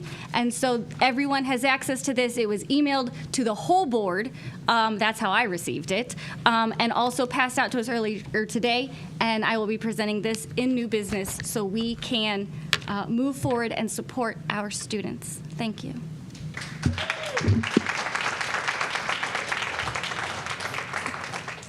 Thank you, Member Molnar, for that community reflection or input. Is there any other community reflections? Member Hall, please. Thank you, Madam President. So since we last met, I've had the opportunity to visit Forest Hill CLC and Leggett CLC. One thing at Forest Hill, when I spoke with the principal during my tour, she spoke about needing to keep dean of students. And I didn't really know that we've changed the name from assistant principal to dean of students. So that's something that I learned. And on top of that, when I visited Leggett, I was escorted by a dean of students. So getting to these schools and meeting the staff and actually getting to know what's going on in the schools is very, very important. To know exactly what they do and how they're promoting our children. Both schools have a love for our kids. They want to see more, do more, things like that. I know that Leggett does not have a church or an organization that's sponsored like their hope bags like other schools do. So if there's anyone out there listening, Leggett does not have, and I'm making sure my school, does not have someone to do the hope bags for our children. Thirdly, I visited I attended the E3 Male Summit this past Friday. And it was amazing. It was kids from all over, not just Akron, but Canton, and some were in suits, some were in jogging suits, whatever it was, but they were in tune, engaged, and ready to learn. I attended the session for, actually Will Blake put on the session about media and learning how to be a TikToker and things like that, and having the special mics and those type of skills. And our students were real engaged and wanting to learn how to do podcasts. So I challenge our schools, if we're not doing podcasting, or if we don't have the correct equipment to show our students, let's look into that. Secondly, with the Male Summit, the speaker spoke about being a human, being a good human, being someone that cares about one another. We don't show love towards each other enough. You know, and it's sad because we expect our children to do all these things, but we as adults aren't doing it. So what type of example are we showing to our children about being respectful, loving each other, loving your parents, loving your teachers, your siblings, your community? We're not doing a good job doing that as adults. So how can we expect our children to do it? So I just ask for all of us in the city of Akron, because that's where I live, that's where I work, that's where I support. We need to do better with one another. We need to love each other. We need to respect each other. We don't always have to like each other, but we should respect each other and love one another. Thank you. Thank you, Member Hall. Vice President Alexander. Yes, thank you, Madam President. I just want to share something that this happened last week. I think it was good that it was here in Akron. The Kappa Alpha Psi Fraternity Incorporated, their Northeast region, had their district meeting here in Akron this past few days. And during the time they visited here, they went to Buchtel High School. And while at Buchtel High School, there's a program that they have been going across the country and getting with high school students to talk about. And that program is called Learn to Live program. And with this program, they had about 100 students there at Buchtel in auditorium. And what they did is they had students who were actually students, and they had police officers who were actual police officers, and they had where the kids were in a car and they were going down the street and they were stopped by a police officer. What this program was to do was to teach them how to relate with police officers, so that when they leave that interaction with that police officer or those police officers, then they can get home safely. And so they also, what they did is they did role play. And so the police officers became the students in the vehicle, and the students became the police officers, so that they can understand the various roles. And it was a little funny because one of the police officers did what the kids actually do. And they were stopped and they asked the questions, and just like a lot of the kids do, they were asking him a question, and while they were asking other kids questions, he opened the door and ran. And so he said he'd get that all the time. He has to chase kids. So the kids were getting a chance to see what happens and what the officers are looking at and facing these days, but they also wanted to make sure that the kids knew that they have their rights and they have certain things that they need to do to make sure they can get home safely and sound. So I just want to give props to them, because I think that any program that we can give or bring that can help our students is worth it. And if we want to make sure our students stay alive so they can stay in school, so they can get their education, so they can be productive citizens one day, then that's what we want. So I wanted to give them a shout out for bringing this program here to Buchtel and making sure that the students got a chance to participate and understand what the roles are, their role as students and the police officers' role as law enforcement. Thank you, Madam President. Thank you, Vice President Alexander. Are there any other board member community reflections? Member Autry, please. Thank you, Madam President. And so since we last met, I had the opportunity to attend the Akron Art Museum's showcase of our fourth grade students and their essential experiences. And so they partner with all of our fourth graders. They've created an art piece, and on Thursday, March 27th, they showcased that art. They had pizza, and I just want to thank the Akron Art Museum for their continued partnership in giving our students those opportunities. Also, I was able to attend the Ohio School Board Association's Northeast Region Spring Conference, where our very own Bruce Alexander was honored for his leadership. And so I just wanted to thank him for his continued leadership. Also, I attended the United Way and Center for Immersive Leadership breakfast most recently. A nice event. Thanks again, as usual, to United Way for all that they do. They did have a segment during that breakfast that I think is very appropriate at this time. They gave us a word of the day, and that word was focus. And so my focus continues to be children. Also, that very same day, I had the opportunity to visit the early learning program at Essex. Thank you to all of those hardworking staff over there who do such amazing work, and they were focused on children. I was able to visit the rooms. It's not my first visit there, but it was a pleasure to return. And so one of the things that I learned with our youngest folks, they're having challenges with their fine motor skills. Guess what? Their thumbs are very strong. But when it comes to writing, they're challenged with that because of our use of phones and tablets, etc. And so one of the opportunities that all of those students get is specialized physical therapy, occupational therapy to help them in their fine motor skills. So things like that we don't think about, but they provide that to our students. Again, thanks for the invitation. Thanks to our staff over there at Essex and our entire early learning program. Also, before I came to the board meeting, we were at House 330. The Ron Clark Academy is there inspiring many of our staff members who were invited. We just had a presentation last board meeting, and so it was nice to walk in, and it was a big tunnel of people giving us all kind of applause and claps in. So I said, I'm going to need that for this meeting tonight. So I appreciate that as well. And then I just wanted to acknowledge the many emails that I've received regarding this pathway program for our most vulnerable students. I was happy to learn that this is a model program. You know, board members, you know, we make certain demands of our boss. You need to cut this. And then we leave it up to you guys to make those hard, difficult decisions. And so I'm happy to learn about this program, and I'm looking forward to further discussion about it later on in the meeting. Thank you. Thank you, Member Autry.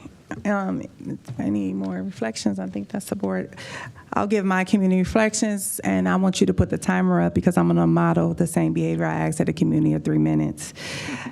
I had the privilege and honor of attending and being a keynote speaker at the Savannah James Bookto alumni Prom Promise event hosted at House 330. It was a wonderful philanthropic event which focused on empowering young women as they enter into their next chapter upon graduating high school, as well as blessing each young lady with a beautiful prom gown. It was over 30 young women that were there, and it was a wonderful sight to see and to be a part of.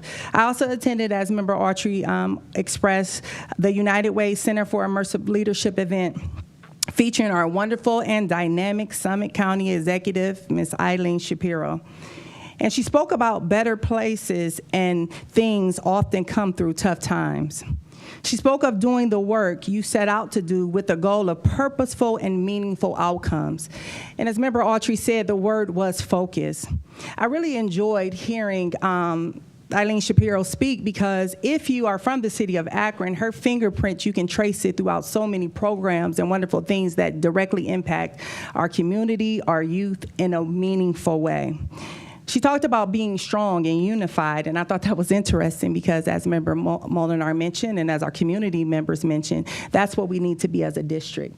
And when you look at a person who, as the kids say, have multiple receipts about action items and things that they've done in the community and the things they say, I like to glean wisdom from people who went before me that are about the work, not just with words, but with their action. And so I want to thank the United Way for all that they do, our community resource centers for partnering with our district, but I also would like to take this moment to additionally thank our Summit County Executive, Eileen Shapiro, for all the wonderful things that her and her office do, because I believe that you should give honor where honor is due, and so I definitely want to do that. Mr. Alexander talked about the members of Kappa Alpha Psi Fraternity Incorporated and the wonderful things that they did, and so I will not belabor that, but they do wonderful things in our community. They bless the students with books and informative things. Also, as part of that law program, we have Judge Hamilton with Compass and the things that he's doing with the young people, and also the action that he's taken within Bookto COC to help inform and to educate our students as well. Who Savannah is a graduate. She did something that's giving back with the prom dresses. And when people from our community and young people that are leading in our community still reach back, as Judge Hamilton is doing with various programs within our schools, I just want to say kudos to them and thank you as well. And that concludes my reflection.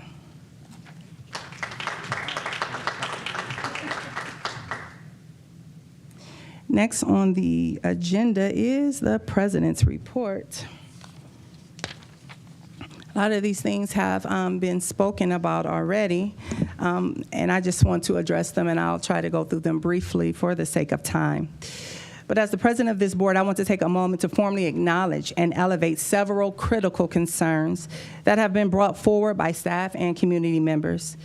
These concerns span multiple areas of our work, from safety and instructional planning to student services and programmatic support. Each one deserves our thoughtful attention and compassionate response as we strive to create safe, fair, and effective learning environments for all students. Staff members have reported feeling unsafe following repeated credible threats made to them by community members during their regular duties within school buildings. Despite administrative efforts, these individuals continue to violate trespass notices that have been issued. And I want to tell you, it was interesting that the young lady who addressed the board, and she talked about violation of trespassing issues when people have been issued sanctions that they're not supposed to come upon our school. And this is a separate incident. I'm just not sharing the name, but it was not that lady who addressed us. And so I can't help but reflect, what is the protocol? What are the procedures when these orders are issued that people are not supposed to come onto our premises and they come anyway? What is the proper response for that? I wanted that staff member who's also a community member to know that I heard her, I received the email, and as everyone knows, I say it on the mic because I think these are concerns that really need to be addressed. Additionally, we heard about the proposed reduction in job training coordinator positions. Member Harrison kind of highlighted some perspective on that from boards. When we unpack what are the cuts, what will be the impact to the district, a parent highlighted that we have 7 positions, and out of those 7 positions, we're cutting 2, so we're down to 5 positions.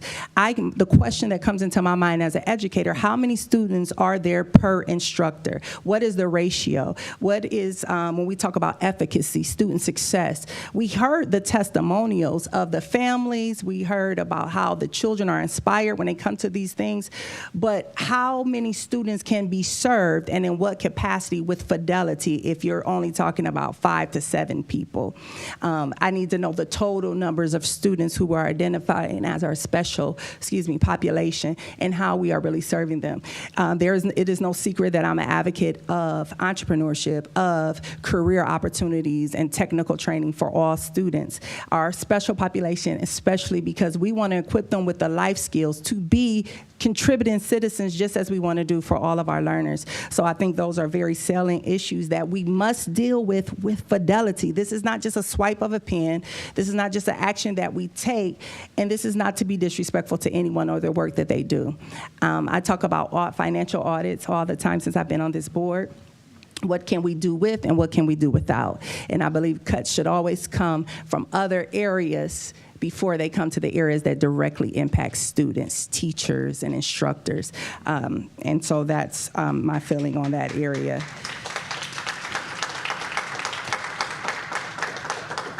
Additionally, instructional time and planning models. I've been hearing a lot from educators and administrators, and particularly around the 9th grade level, I believe. I was trying to recall and put in my report from my conversations. And it was dealing with the instructional model. And they raised concerns about AB scheduling model, which allows students only 90 minutes of instruction every other day. The feedback has consistently indicated that daily instruction in core subjects like math and English language is necessary to adequately support student learning, especially foundational literacy and numeracy. Now, we had a woman that came and addressed the board, and her name misses me now, but she talked about our transitional report. And this is a public document that people can look at. And I would implore you that if you have time, when you want to get to the heart of the matter, I love Dr. D, she was my middle school principal, but one thing she would say as I became older is pay attention to the data.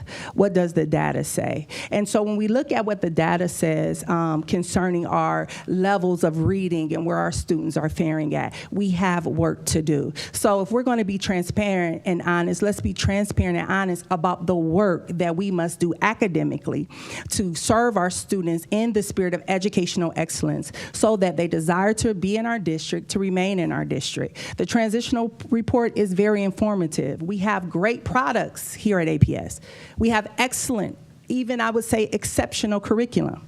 However, we can have the exceptional curriculum, we can have the bell and whistles, but if it's not being executed with fidelity for all learners across all schools, regardless of what your cluster, there should not be a difference between East Cluster and Firestone Cluster if it's one APS. And those are the real conversations that we need to have.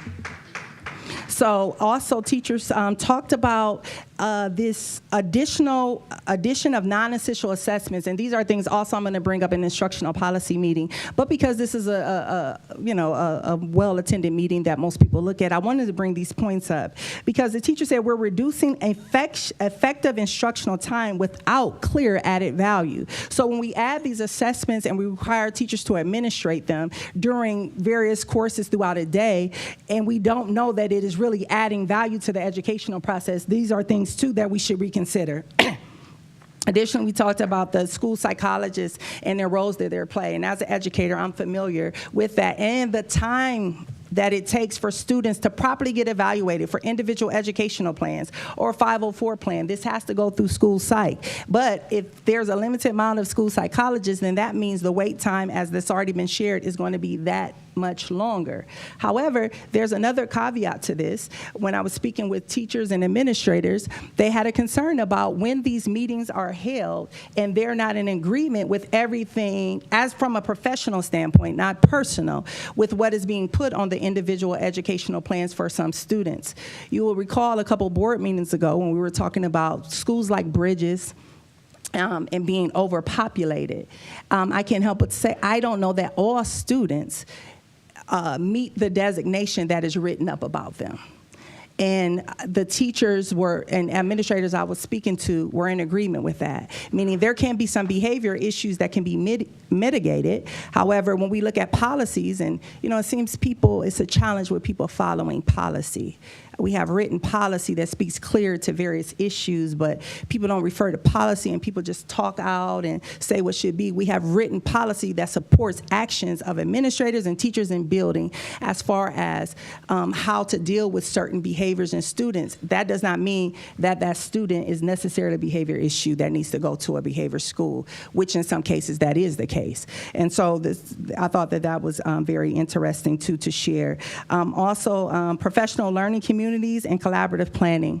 The teachers have made mention of this being done. What is the point? Like, if we're getting together and doing this, that real salient sharing of knowledge and implementation of what the teachers see and say needs to be executed in their building or in their classroom and in their specific domain of education. Clear structures and definitions around these professional collaborations, and also concerns about being challenged on with equity questions when they go to select subs for their buildings.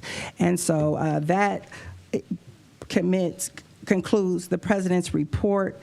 And I want to reiterate that as the president, I remain deeply committed to listening and gaining understanding to individuals. Again, this is why, as individuals speak, I don't want to cut them off, because when you read into our board bylaws and our policies, it says that this engagement between the board and the community is supposed to happen, that we are supposed to reflect on our engagement with the community. We're supposed to hear from you, and as a result of hearing from you, respond to you. So I think it's decent and in order when we do those things. Again, I just want us to be mindful of when we have time constraints, that we stay within those time constraints. And this does conclude the president's report. Thank you.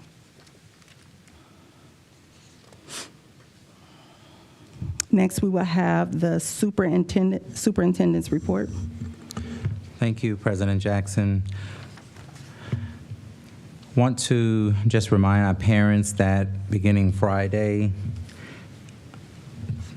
April 21st through the 25th, but beginning Friday, we will be on spring break.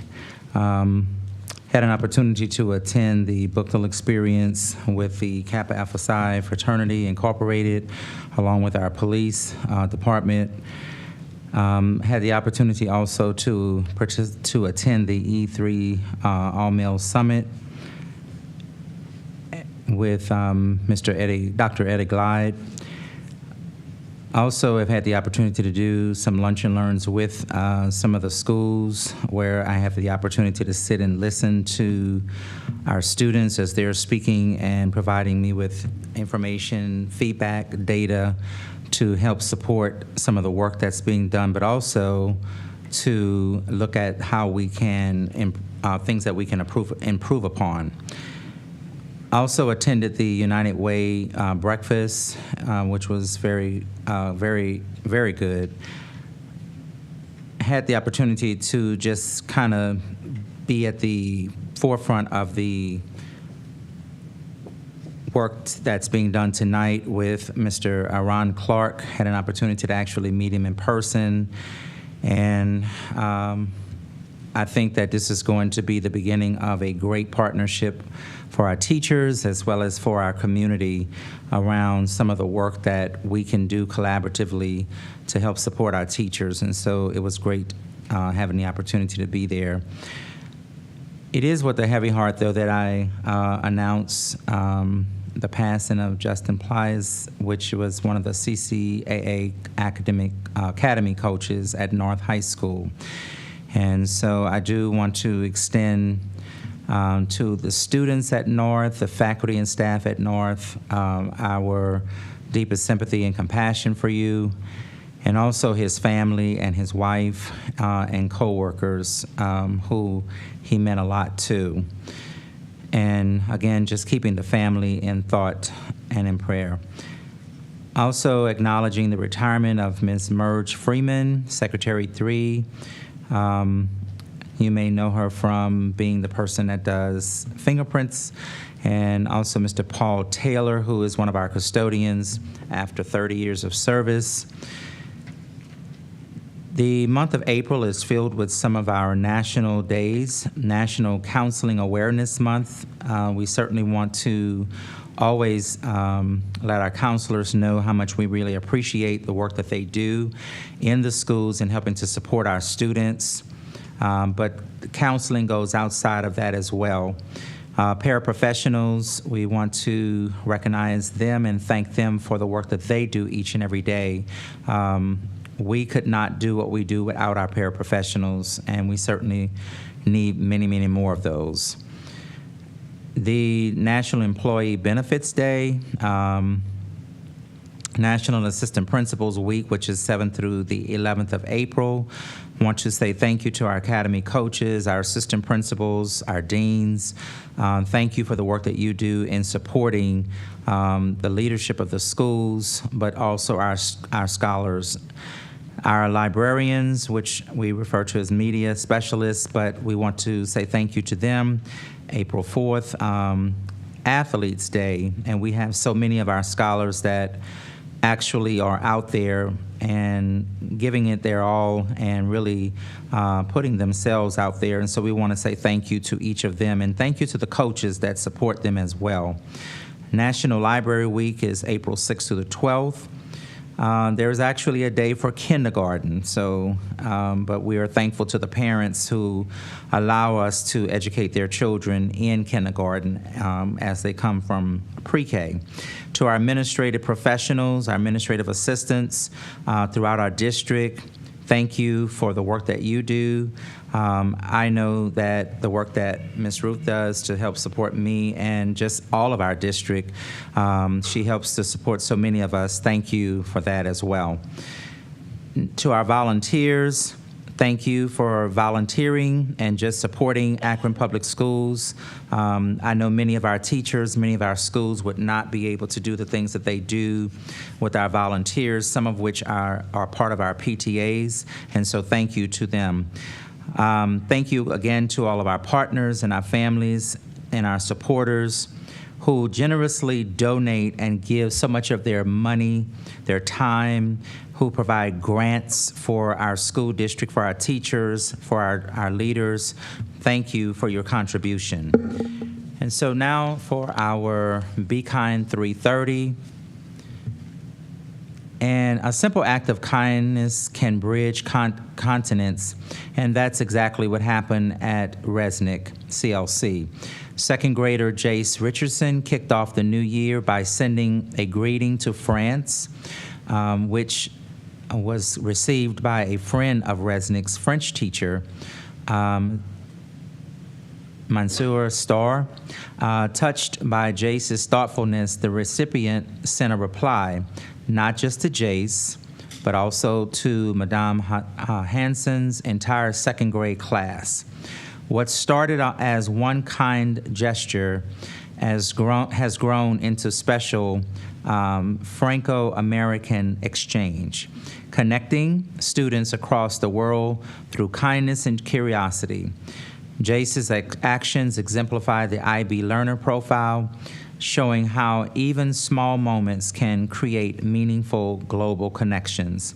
Let's continue to celebrate and encourage the kindness that reaches beyond our own communities. And a special thanks to the counselor, Ms. Katie Temperio, for sharing this story. I think when I went to school, they used to call it pen pals, but that's a long time ago. Thank you, President Jackson. Thank you, Superintendent. Next, we will have the Treasurer's report. Thank you, Madam President, members of the board. We've heard a lot of discussion tonight about money. In fact, almost everything that was brought to the podium, one way or another, finds its way back to funding issues. So we're still working our way through House Bill 96, which changes rapidly. And to some extent, I was at meetings all this past week.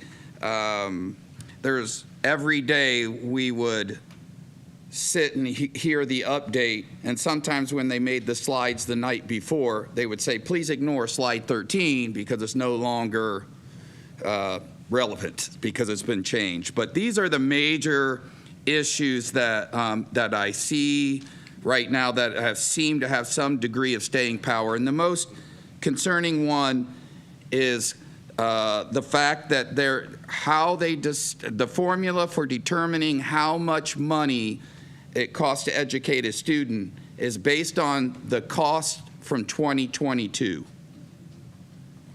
So, and this goes through 2027.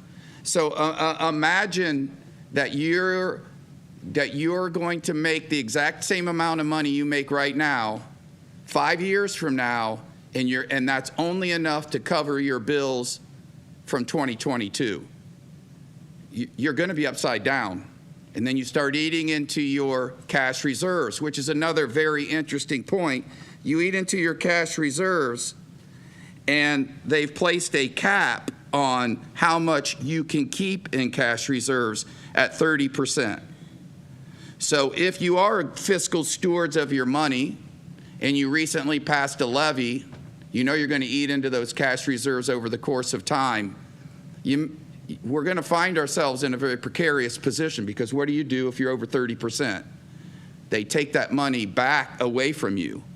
So they're punishing you if you're not fiscally responsible, and they're punishing you if you are a good steward of your dollars, leaving us in a very, very narrow pathways. I was really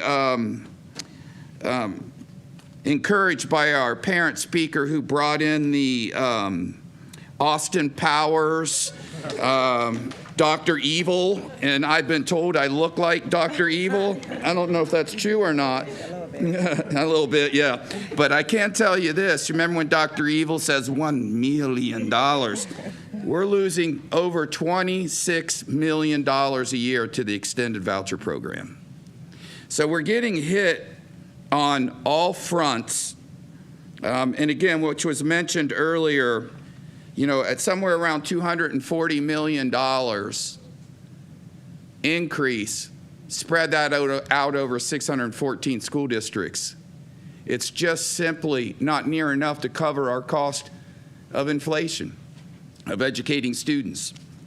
And yet, and again, unlike our parent speaker, I'm a huge sucker. I'm a huge Cleveland Browns fan, always will be. Love the fact that we don't have to sit outside potentially in January, but $600 million of taxpayer money is okay to spend for a football stadium, but that's about what the increases that public education of 614 school districts would see over the course of this budget proposal as it currently stands. It is a clear attempt at destruction and disassembly, if you will, of public education. And it's got to stop. It's got to stop. I don't know how effective I will be, but I will be at the State House tomorrow.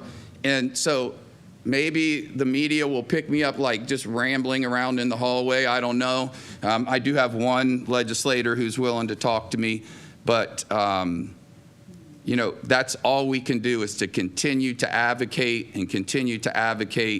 and make sure people understand where we're at from a fiscal perspective. That's all I have, Madam President. Thank you. Mr. Treasurer, Superintendent, on your report, you had some budgetary items that you failed to mention. Yes, thank you. Sorry about that. Ms. Angela Keenan.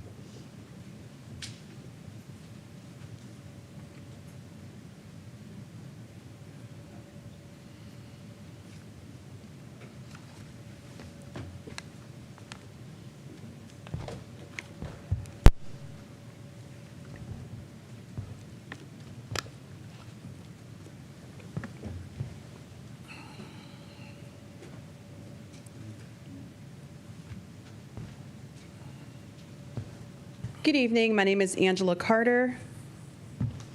My name is Stephen Keenan. I'm Chief of Staff here with Akron Public Schools, and I want to say greetings to our Board President, Ms. Jackson. Greetings, Vice President Bruce Alexander, Board members, Dr. Robinson and Dr. Thompson.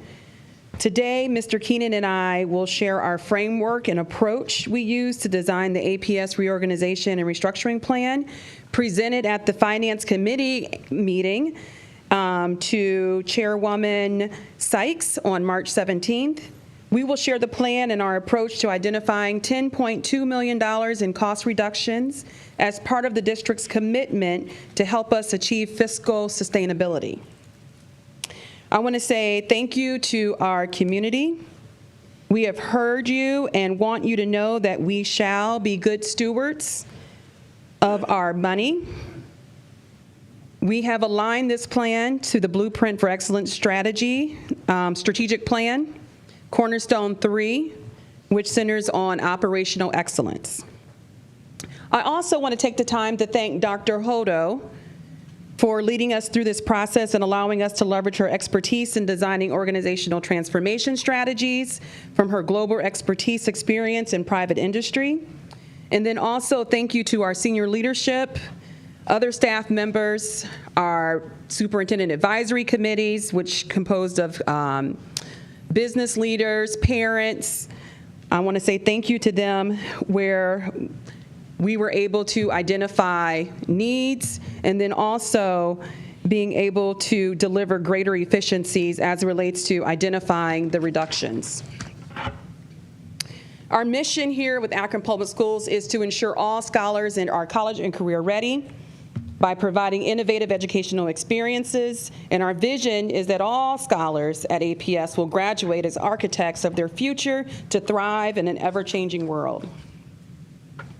Again, this presentation is focused on Cornerstone 3, but also touches on all other cornerstones. We're going to start this presentation by watching a quick video, Navigating the Future.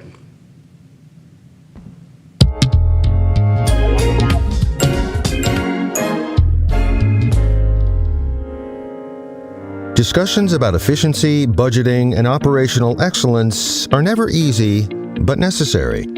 As a district, we are committed to being responsible stewards of our resources while providing excellence, opportunities, and choice for our scholars. While the challenges we face did not appear overnight, and the solutions will not come overnight, we are on the right track. Several key factors shape our current reality. APS has not had a levy in 12 years, requiring us to maximize every dollar while meeting evolving needs. Recent negotiations balanced compensation with cost management, and we've made significant capital investments, including 2 new schools alongside North High, funded through certificates of participation, which require long-term repayment. Additionally, we face the challenge of sustaining ESSER-funded programs as those funds expire. Despite these financial pressures, there are glimmers of hope that will ultimately help us optimize our resources and strengthen APS for the future. By making strategic reductions, streamlining operations, and prioritizing sustainable solutions, we are positioning ourselves to remain a strong, vibrant district that continues to serve our scholars with excellence. We didn't get here overnight, and we won't resolve everything overnight. But what's important is that we're taking intentional steps in the right direction, ensuring that APS remains a place where students have access to outstanding educational opportunities and families continue to have confidence in our choices. Together, we will navigate this challenge and emerge stronger.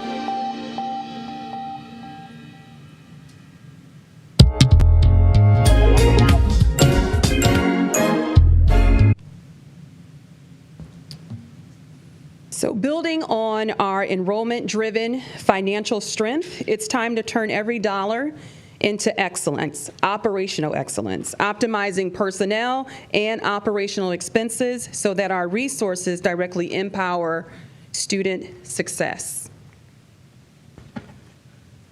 So we owe it to our Akron community to deliver a sustainable plan that will lead us into the future. Our 5-year forecast indicates a challenging financial outlook driven by rising costs and revenue that isn't keeping pace with our spending. By fiscal year 2029, our treasurer, Dr. Thompson, forecasted deficit spending without our immediate attention. So we are also projecting additional education funding pressure due to the implications of House Bill 96, the expiration of ESSER funds, and public dollars being allocated to private school vouchers. The combination of these factors could put Akron Public Schools at risk of entering a state of fiscal overwatch. We are all accountable to managing our finances efficiently. This is why the district has developed the fiscal organization plan.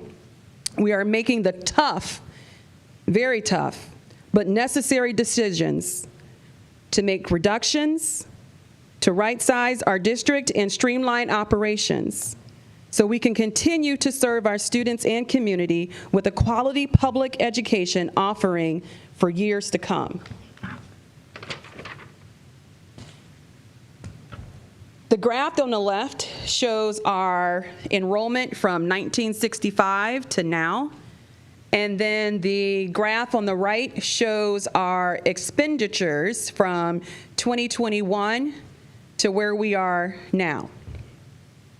So as we see it, we're facing a long-term problem. The blue chart shows that Akron Public Schools has experienced a significant decline in student enrollment since 1970. Back then, there were approximately 55,000 students in the district. Today, that number has dropped to just under 20,000, a 60% decrease. While student enrollment has remained relatively stable over the last 5 years, our expenses have increased by around 18% over this time period. Generally, if expenses are growing faster than revenue, we are operating at a deficit. This is important because state and federal funding for school districts is based on student enrollment. So as enrollment decreases, so does our general fund revenue. To address this and ensure the district's financial stability, we need a plan to reorganize our finances by increasing student enrollment to grow revenue while effectively reducing our expenses. Today, we're going to focus on our plan to better manage our expenses.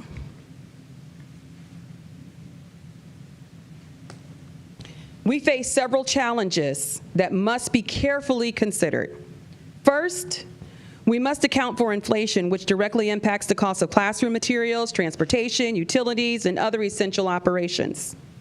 We also need to consider the increasing cost of salaries and benefits, which comprise roughly 80% of our total expenditures.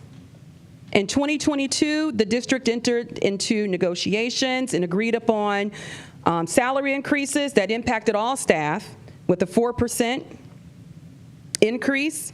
These increases were designed to support retention and recognize the hard work of our staff, especially during an incredibly difficult period for public education. However, These contractual commitments and the commitments that were made financially, while well-intentioned, must now be balanced with our current fiscal realities.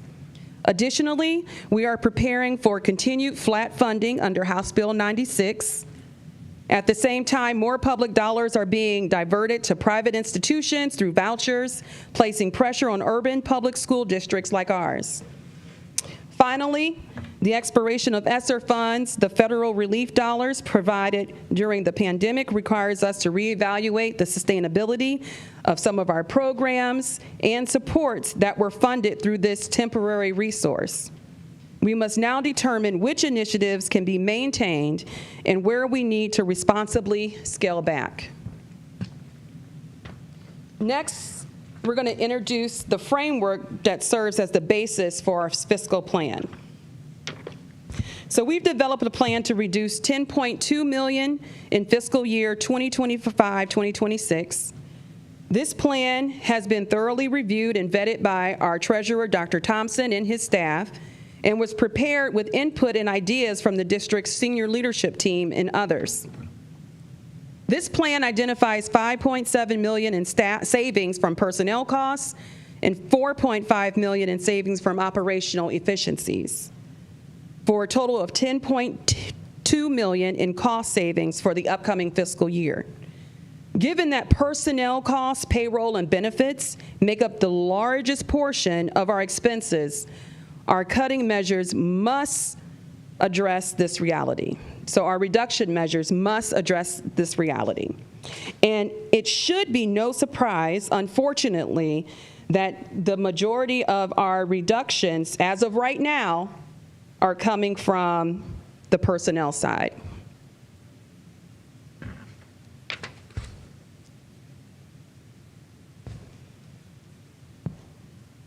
So the budget reductions, as mentioned before, our approach to budget reductions is twofold. I know last year the majority of our reductions came from just personnel.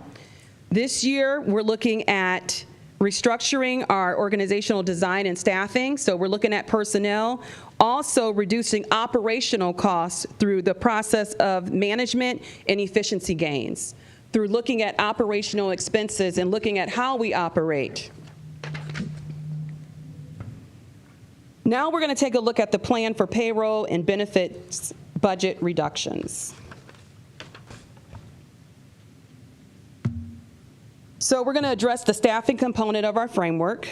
First, we're proposing a reduction in force to eliminate redundant roles through layoffs and creating a more streamlined and efficient organization. It's important to note that this reduction in force is based on organizational requirements and our long-term strategy, not individual employee performance. Second, we are implementing a rigorous review and justification process for all future staffing decisions. This applies to filling positions vacant due to both voluntary or involuntary departures. All replacements to staff must be justified and approved by Human Capital, the Treasurer's Department, and the Superintendent. We will explore opportunities to consolidate roles, eliminate positions through attrition, reassign responsibilities, reduce work hours, particularly overtime, and consider additional staffing reductions. We're going to talk about the process. So on this slide are outlined 5 steps that we undertook to redesign our organizational structure. First, we began by analyzing our existing structure, identifying areas with excessive layers of management and overlapping responsibilities that could be streamlined. Second, we identified roles that could be eliminated or combined to improve efficiency and reduce unnecessary bureaucracy. Next, we explored opportunities to redistribute tasks from potentially eliminated positions to remaining employees or to digitize work processes. Fourth, we then examined spans of control to evaluate the ratio of leaders to staff. Finally, we consulted with legal counsel to ensure that our recommendations comply with the collective bargaining agreements. And so legal counsel and our labor relations department, we work together as it relates to looking at the bargaining agreements, meeting with union leaders, and then making sure that we're following local laws and board policies. This slide summarizes the results of our workforce analysis and organizational restructuring, which has identified $5.7 million in potential personnel cost savings. The upper portion of the slide breaks down these savings by division and department. As you can see, the facilities team is most affected by the layoff notices, followed by teaching and learning. There are 59 full-time equivalents impacted, which translates to 71 positions. Reason being, the reductions included layoffs of full-time and part-time employees, as well as a reduction in hours of some full-time employees. The lower portion of the slide shows the impact of specific bargaining units, indicating the number of employees affected in relation, not just employees, but employees and positions, because each position didn't have an employee in it, but they're being eliminated. Again, a lot of these reductions are through attrition as it relates to resignations or retirements. And so, for example, with AEA, 26 employees are recommended for layoff out of a total of 1,730 full-time members, representing 1.5% of the full-time membership. At this time, I'm going to turn it over to Stephen Keenan, who's going to cover the operational expenses. Thank you, Mrs. Carter. Moving to this next slide, this just goes a general overview of the approach to the operational efficiencies and what we looked for. Our approach to reducing operational costs is twofold: cost reductions as well as cost avoidance. Cost reductions involve examining our current spending and finding ways to lower those costs. This includes renegotiating prices, analyzing the cost of individual items, and determining the most efficient order quantities for supplies and equipment. Cost avoidance focuses on preventing future cost increases or eliminating expenses altogether. This requires us to brainstorm and develop strategies to minimize or avoid cost down the line, such as determining to close an aging building versus renovating due to the outsized costs of renovation versus moving these operations elsewhere. This balanced approach is essential for addressing both our immediate financial needs as well as our long-term financial stability. This next slide provides an overview of 5 of the key areas we have identified to reduce district operating expenses through cost reduction and cost avoidance initiatives. From bottom left around to bottom right, these are energy costs, asset management and supplies, sourcing, overtime, and sustainability. Our focus will continue to expand to encompass other spending categories as this work progresses. Examples of initiatives in these areas are on the next slide.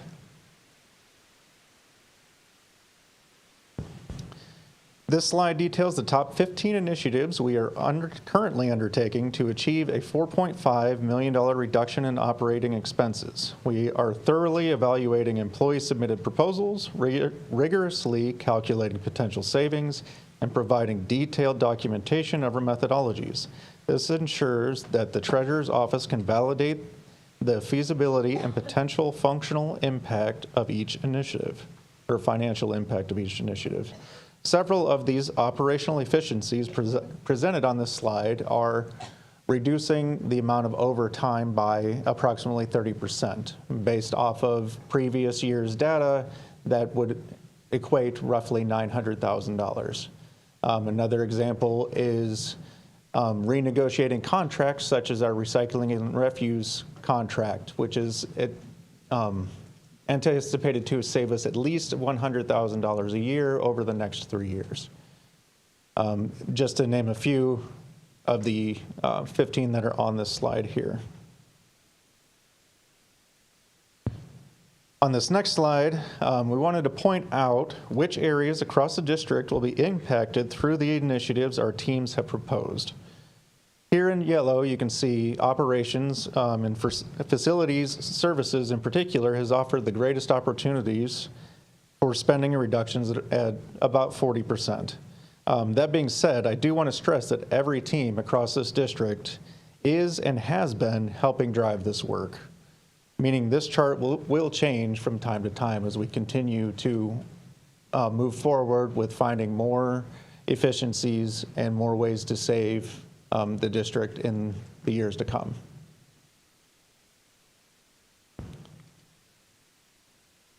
And in closing, we want to acknowledge the weight of decisions before us as we enhance our financial rigor and moderate our spending. We are dedicated to the responsible stewardship of the resources entrusted to us, all in service of providing a quality education for our scholars. We hold ourselves accountable to our mission and deeply value the support and commitment of our staff, administrators, this board, our partners, and the entire Akron community. And with that, I'm turning the presentation back over to Mrs. Carter. Thank you, Mr. Keenan. Since last December, our leadership team and stakeholders have been deeply engaged in developing this plan. We presented it to Mrs. Sykes, chairwoman of our Finance Committee, and the Finance Committee on March 17th to ensure it aligned with the board expectations. Following that, we met with union leadership to share the plan, collect input, and to deliver layoff notifications to each bargaining unit per our agreements. Prior to today's board meeting, we notified union leadership and those affected employees by the recommendations for the reduction in force. Throughout this difficult process, we have remained committed and accountable. Sharing this plan with the community is a reflection of that commitment. Just know we are living in unprecedented times, times that we previously may not have encountered in Akron Public Schools. A new day requires a new way of leading, thinking, and operating in our district. We cannot and will not be able to do business as usual. We have to continue to look for reductions, knowing what's to come. And while we're looking for those reductions, we're still looking to maintain our improvements in growth in our schools and continue to get better results, all at the same time. If we're prudent now, it will enable us to continue to be vibrant in providing essential needs for our scholars, employees, and the community at large. Thank you.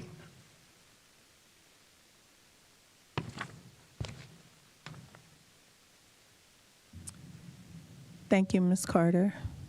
Superintendent, is there anything else? This concludes. Okay, are there any questions, board members, are there any questions? Member Molnar. Thank you. First of all, I want to say I found this entire presentation incredibly inappropriate. I just want to say that. At the 317 meeting that was referred to several times, I think the Finance Committee made it explicitly clear that we expected detailed financial information, not a theoretical presentation regarding the reorganization plan, and that detailed financial information was going to come back through the Finance Committee for proper review, specifically saying not to come to the full board. This is an ongoing issue contributing to the length and inefficiency of our board meetings. This practice of presenting complex matters during the meeting and asking the board to make a decision moments later. Multiple board members have repeatedly instructed not to do this, and in this instance, on this exact presentation, and the slides that were added to this presentation, the graph from 1965, I wasn't even alive for like a third of your chart, okay? I see the estimated savings on here for the first time. This is the first time I've seen some of these numbers, and you didn't even mention it, but on, I think it was slide 15, $292,000 for summer school and mystery camps. Parents today brought up examples of academic programs. I don't understand why we're going directly to things that are affecting our students. Why are we going directly to classroom and academics for these cuts? And I don't understand it because this is the first time I've ever seen it.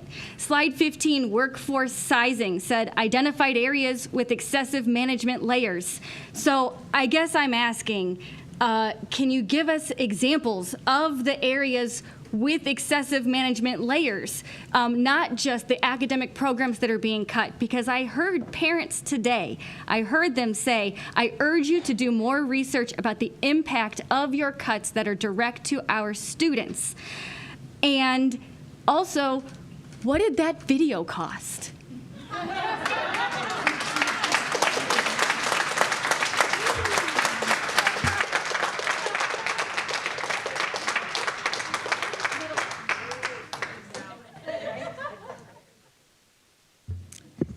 Thank you, Member Molinar. The floor is, do you have any comments for follow-up for Dr. Molinar's inquiry?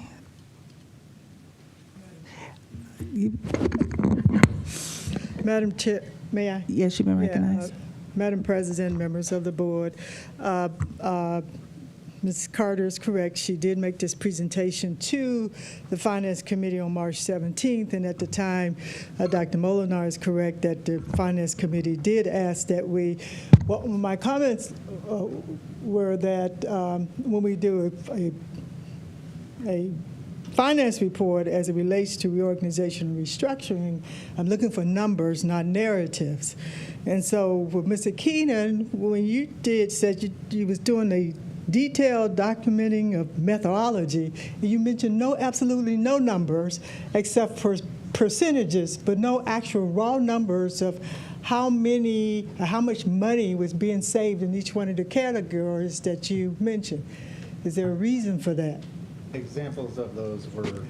Would you please speak into the mic, because I want the public to hear this answer. Examples of those were on the next slide. Was on the next slide? Yes. And so that was the slide that was fuzzy and real small and you really could not see. Were there numbers on that? There were numbers on that. I did not see it. Could we go to that, please?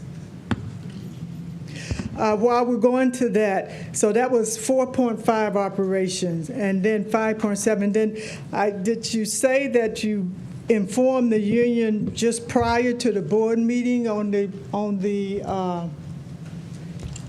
reductions that would take place with the union members?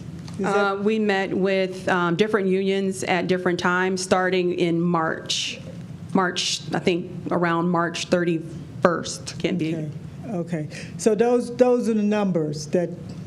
well, those are the operational expense numbers. Expenses numbers that we're saving. And Yes. all these savings every year, are they one time? Could you kind of... Again, the numbers represented here are for just the 25-26 school year. But this is about the 5-year forecast. So this is just 1 year savings. What about the next years? Those are in development. Those are in development. Yes. Okay. All right. So,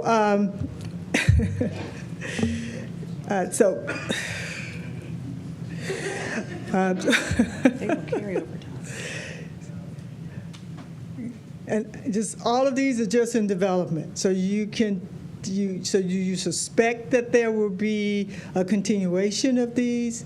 And I remember the treasurer was giving us a definition of those one-time expenditures and then those expenditures that go over throughout the year. A single expenditure versus a compounding. Before people speak out, wait to be recognized by the chair, and if member Sykes was finishing the questioning. Thank you.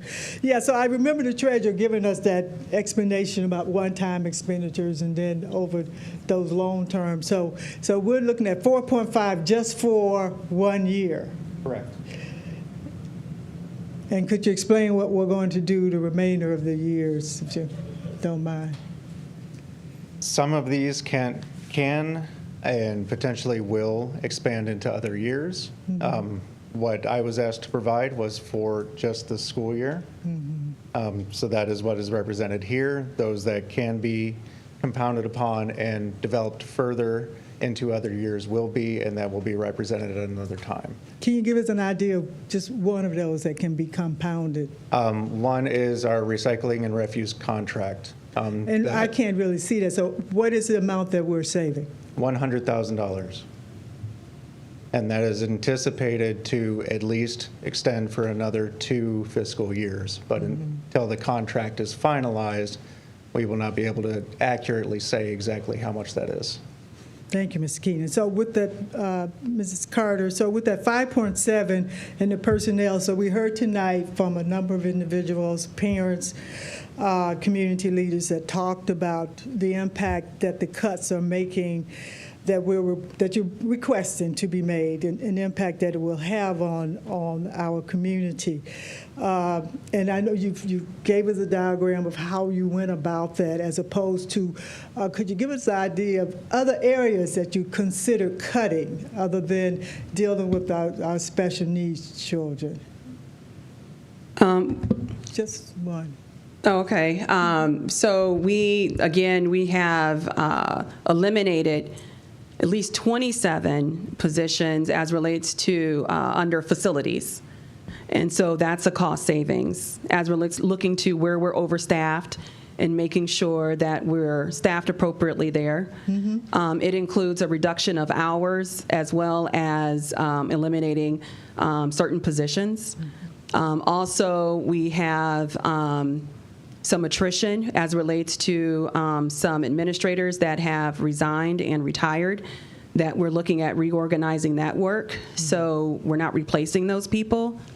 Thank you, Ms. Carter. Real quickly, and I don't want to belabor the point, but just my question was, why these particular cuts as opposed to some other cuts? These were suggestions made by our directors as it relates to where we can make some of the reductions. So I know, for instance, with some of our positions, we are overstaffed as it relates to student-teacher ratio.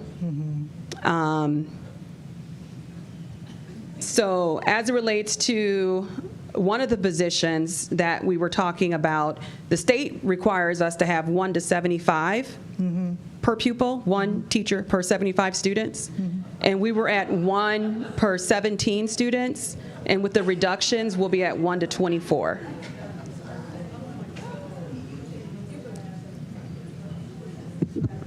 You gonna get order? Yes, just for guests of the board and the audience, we just ask for a point of order so that the meeting can be conducted. I understand, but I just ask that we just be respectful and let the proceedings go forth, because I'm sure that this is going to be unpacked in a way with fidelity. Ms. Sykes, please. So, no, that's it. I just wanted to try to get some understanding about if I could just kind of get some clarification on how these particular cuts were decided upon, and whether or not these are one-time cuts as it relates to operation or compounded cuts.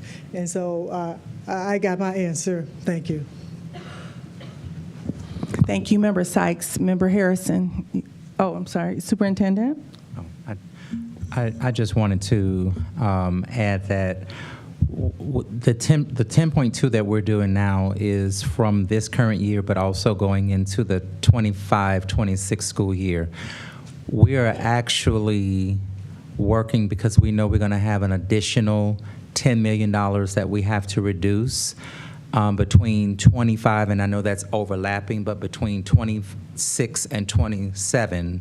I'm sorry, between 25 and 26 and then 26 and 27 to make the 10 million additional reductions that we will have to also make.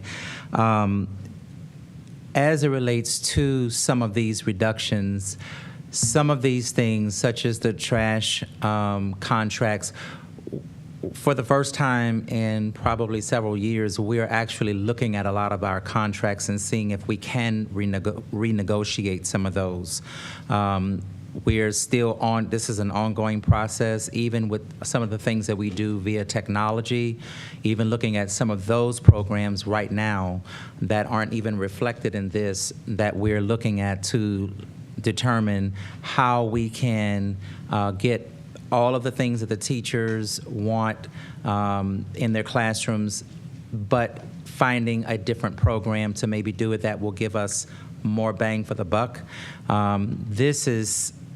We're actually looking at copier machines, we know that a lot of our teachers, a lot of our administrators have printers, at their desk. We want them to have those things, but when we're looking at the overall cost of the district, for the district, we're having to look at some of those things as things that, not right now, but things to come that will be reflected in that additional $10 million. When we looked at these special education, we're not losing the program, but we are trying to look at the amount of staff that we have, and between special education and CCAA, which is our College and Career Academies initiative that we have in the district, we're trying to balance that, because the work that has to be done, we want our kids to still have those opportunities, and they will have those opportunities. It's just that we are having to look at where we are overstaffed. And so each of the directors, executive directors, had the opportunity to weigh in where they felt that but also providing a plan for how, if I'm reducing, where would the work go? What would that look like for our students? How will we be able to still maintain the integrity of the work that we're doing?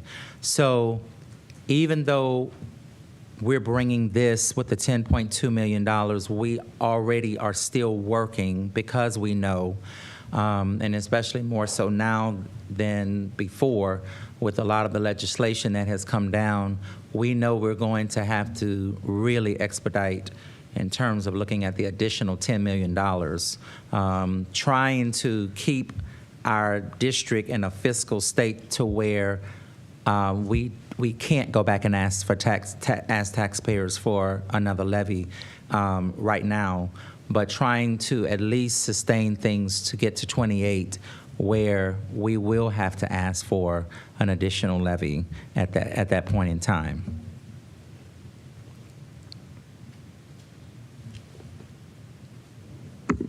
Yes, Member Harrison. Thank you, Madam Chair. I have a couple questions, and especially since we mentioned the March 17th meeting. At that meeting, was it your understanding that we wanted more information? That we wanted numbers, we wanted to know positions, we wanted to know which direction this was going? We said we would bring that to this meeting here. Yes, sir. You said you would bring that to this meeting. We told you we wanted to see it before this meeting. And so when we get emails and unfair labor practices are filed, it still becomes a responsibility of the Finance Committee, of this whole board, to make sure that we are being fiscally responsible. I heard the Chief of Staff mention stakeholders, your directors, administrators, community advisory board, but I heard nothing about the school board that asked you for additional information. And so now here we are today. And it's difficult to say we're not happy, but we're not happy because we continue to ask for information. Is this the $10.2 million from November that we talked about in November? Yes, sir. So the $10.2 million that we talked about in November, I believe it was the first week of December. You said you would have it to us in January. And then in January when we asked, you said that you guys were working on it. You had to have a conversation with the union and sometime in February. So now we're talking almost 6 months, and we don't have information, but layoff notices have went out, or RIF notices, reduction in force notices have went out, and we don't know where they are. And I just wonder, does that sound reasonable if we're asking you for information? We provided the information at the time that we could provide. We could not give you names of employees, that kind of thing, because we do have to go through the process that work with those union leads and to make sure that we are not doing anything that violates those contracts. So that process has been done. We have not given, what we've given is a notice to people to let them know that pending board approval, that this is what could possibly occur. So nothing has been done official before it's being brought to you all. So, okay, and just to be clear, we don't deal with the people, we just deal with the positions. So if the board does not approve those reduction in positions, what happens? Then we have to go back to look at, and which is what we did in between December and February. We went back and looked at what we initially said in the 10.2. We made a lot of changes that would not impact the schools, because given the time that we had, there were things that were on the list that we went back and looked at to say, no, we want to make sure that we value these things.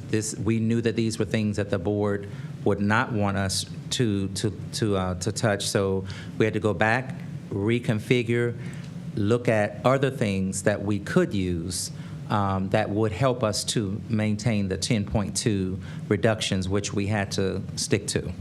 So how would you know that there are things that the board don't want you to touch if you never told us?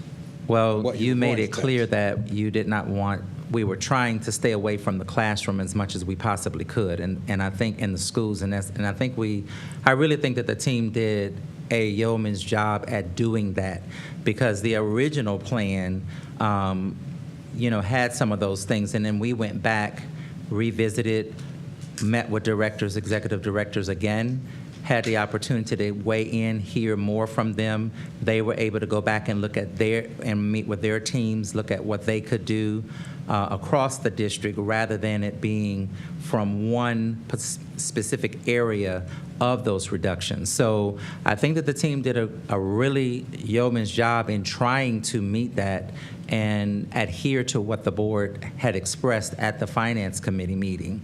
And that was, we would like for you to stay away from the classroom in the schools. We did the best that we could do, but I do want to be clear that this year, going into 25-26, we're not seeing a lot of those types of reductions.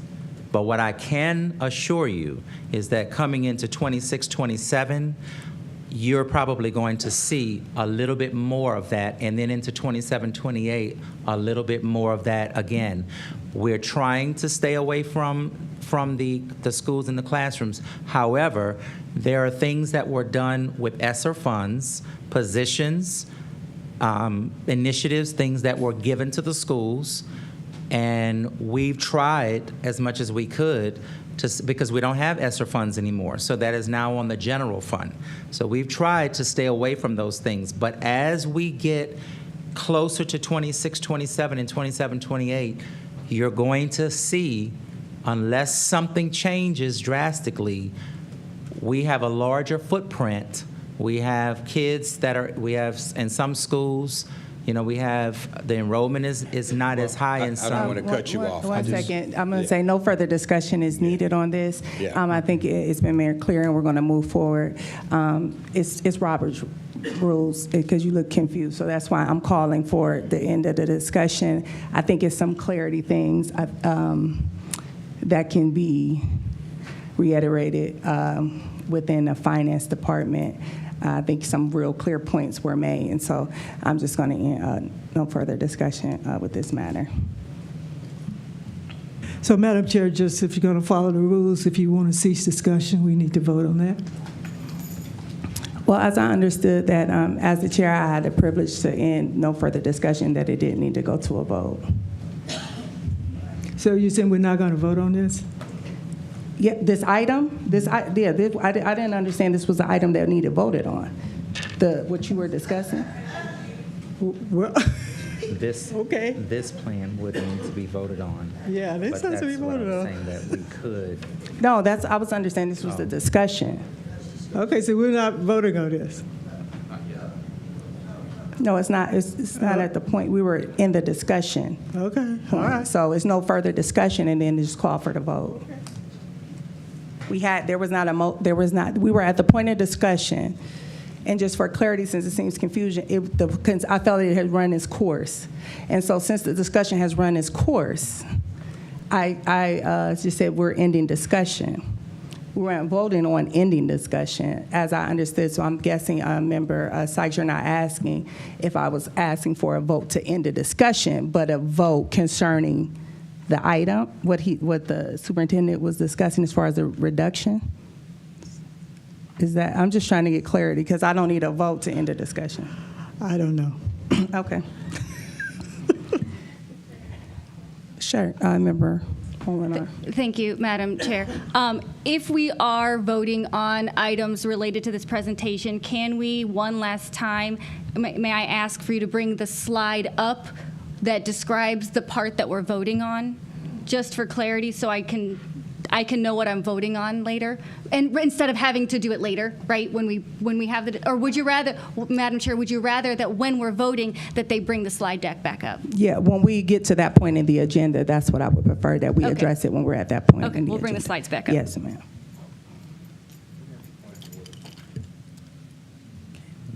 Member Harrison. Point of order, some of these issues that we're talking about are not contained in the RIF. The RIF portion of this is part of this presentation. But we have some other things like 10 point, Which we're not at the agenda item, right? okay, no, we're not, this is point of order. We're not at that agenda item, but that agenda item goes into this, but it's not at the, when we're hiring psychologists. In the RIF, we're laying psychologists off. Those should be together. Yeah, so when we get to that point in the Okay. agenda item, then we can discuss that. When we're at the point, the 10 point, what you're referencing in the agenda, then we can discuss that at the point. I really wanted to follow the agenda, and then as we get to the items, we can discuss it. I understand what you're asking when you're saying they're not all encapsulated in this. So when you get to the point of where you want to further to discuss it at the agenda, then we'll follow that accordingly. So we were at the superintendent, we went back to the superintendent's report is where we were at on the agenda, because he failed to mention, he didn't add his numbers. So currently we will be at the approval of the previous meeting minutes on the agenda.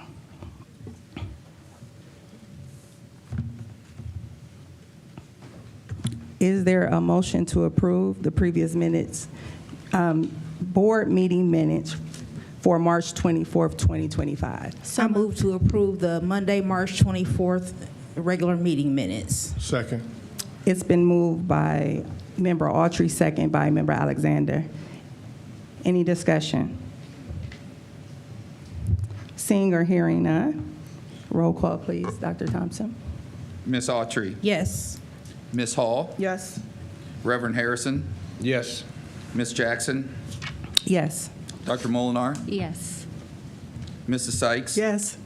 Mr. Alexander. Yes. Motion carries 7-0. Thank you, Dr. Thompson. We're now 9.2, special board meeting minutes. Is there a motion to approve the special board meeting minutes for March 26, 2025? So moved. Thank you. It's been moved by Member Harrison. Is there a second? Second. It's been seconded by Vice President Alexander. Any discussion? Seeing or hearing none, Dr. Thompson, roll call vote, please. Ms. Hall. Abstain. Reverend Harrison. Yes. Ms. Jackson. Yes. Dr. Molinar. Abstain. Mrs. Sykes. Yes. Mr. Alexander. Yes. Ms. Autry. Yes. Motion carries 5-0 with 2 abstentions. We are now at the personnel recommendation. Joint board of review. Special board meeting minutes for April 4th, 2025. The JBR meeting, is there a motion to approve the special board meeting minutes for April 4th? Excuse me. So moved. Second. It's been moved by Mr. Alexander and second by Member Autry. Any discussion? I have a correction. Member Harrison? I'm not sure if it's a typo or if it was stated in that meeting. The original agreement is under discussion topics 1, 2, 3. The fourth bullet down, the original agreement ended December 2023. The original agreement ends this at 2033. And so I'm not sure if that may be a typo. But the last, I think it was mentioned the last school was built in 2023 and the agreement ends in 2033. You are correct, Member Harrison. So that is an error. So is there, the motion needs to be amended that to approve the April 4th, 2025 special board meeting with the noted corrections of the agreement ending in December of 2033. I move to accept those meeting minutes as corrected for the JBR Friday, April 4th meeting. It's been moved by Member Autry. Second. It's been seconded by Member Harrison. Any discussion? All right, seeing, hearing none. Dr. Thompson, roll call, please. Reverend Harrison. Yes. Ms. Jackson. Yes. Dr. Molinar. Yes. Mrs. Sykes. Yes. Mr. Alexander. Yes. Ms. Autry. Yes. Ms. Hall. Abstain. Motion carries 6-0 with 1 abstention. Okay, we are now at the personnel recommendations. Dr. Robinson. Thank you, President Jackson. Looking at the personnel recommendations in Section 10, are there any questions? Member Harrison. Thank you, Madam Chair. Dr. Robinson, can you help me to understand 10.6, the recommendations in 10.6, hiring the psychologists?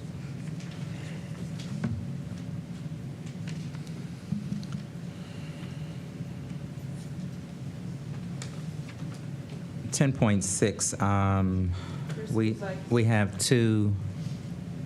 Oh, it's at their school psych positions. We can talk to it. Okay. Yeah, so it's the hiring of 2 school psychs. Okay. So we have 2 retirements at the end of this year, and those are positions to replace the 2 retirements. So when we move down to the reductions, we are laying 4 off. No. We are not. So what we have is we have a 41-week school psychologist contract. And what that is that's a week after and then 2 weeks before the school calendar starts. So then we have 44-week, which are the 4 people that are on the agenda for tonight. And that is asking the reduction of the 44-week to a 41-week to take away the additional 3 weeks outside of the 41-week contract. Excuse me. Thank you. So the 4 that we are reducing, they will still have jobs. It will be in alignment with the 41-week contract. So they as have to opposed reapply. No. No. They're not reapplying. I guess that's what I'm trying to understand. Okay, so we're hiring 2 new ones. To fill retirements at the end of this year. Yes. We're not losing any, and we're not changing any job descriptions. We're not changing any conditions of work. We are looking at reducing the weeks. Okay, and so I don't want to make this a long thing. When you reduce somebody and hire someone else and make the people you reduce come in at something lower, that's called union busting. We're not doing that. That's what that is.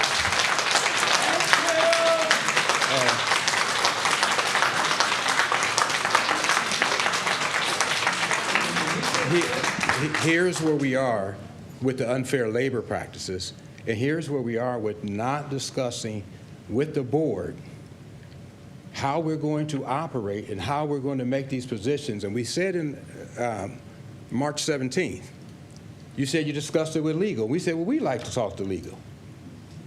Okay? If they're saying this is okay, and from where I'm standing, this is not okay. It's not okay to change someone's work and bring someone else in. That's not okay. I've read and I'm not an attorney, so I don't understand all of the legalities of it, but I've read the unfair labor practice statement of fact, and I can't say it's true or not, and I guess that's why you go through the process, but that's also why you communicate with us, because we don't want to have an adversarial relationship with our staff. We understand that 80% of the budget is staff. We understand that staff is going to have to get cut. But the question comes where and how. This, for me, is unacceptable, and this is why we communicate in committees, and these things come to committees. It's not okay.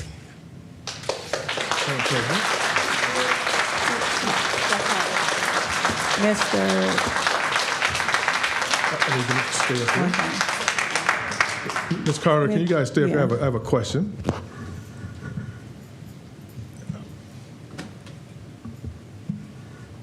So that we're all clear, the new position, let me back up. We have 3 positions that we're going to reduce from 44 weeks to 41 weeks. Is that correct?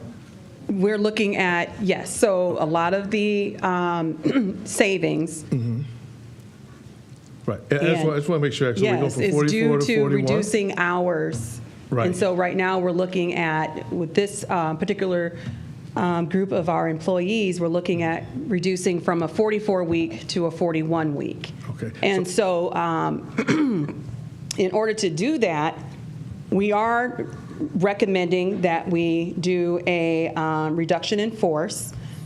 And just like any other reduction in force, when there's positions available that people have proper licensures for, they will have the opportunity to be recalled to those positions.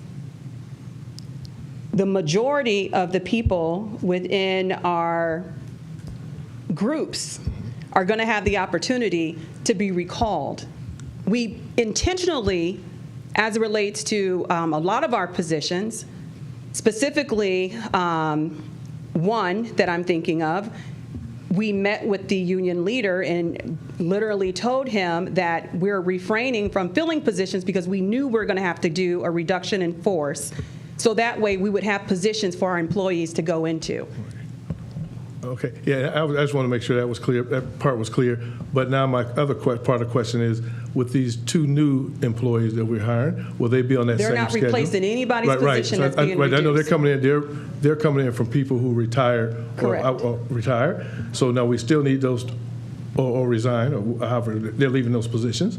Okay. So now we still have those 2 positions we're still going to fill because they're replacements. Correct. They're not new positions. Okay, so now with the other part of the question, will those 2 individuals come in on the same schedule that these 3 will be in?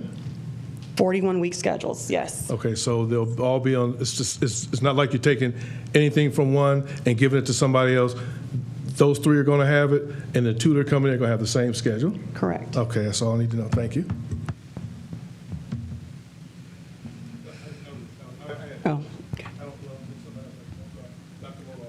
Do you guys, Member Molnar, you've been recognized? Thank you, President Jackson. I have a question because when Member Harrison was speaking, he spoke to a legal document. I don't have this legal document, so I'm going to ask you, is there a current accusation that our district is doing something unlawful with any of the items that were on our current agenda? Are there any accusations present? Lee. So there are some unfair labor practice filed But I don't think I can talk about that in an We open can't meeting. discuss that in Okay. an open meeting. No, As it relates to the contents of that, I can't talk to it. I'm letting you know, I don't know anything about it, so it was just yes or no. Is there something, apparently? I can't talk about that. So, as asked in our 317 meeting, is there an attorney that can provide an opinion to board members about things like this before meetings? Is there an attorney that can if we can't talk about this right now and we can't talk about in a committee meeting, is there an attorney available to the board to answer a question like this? We can schedule a So time. Dr. Moller, I'm sorry. Oh, no, I'm sorry. Yeah.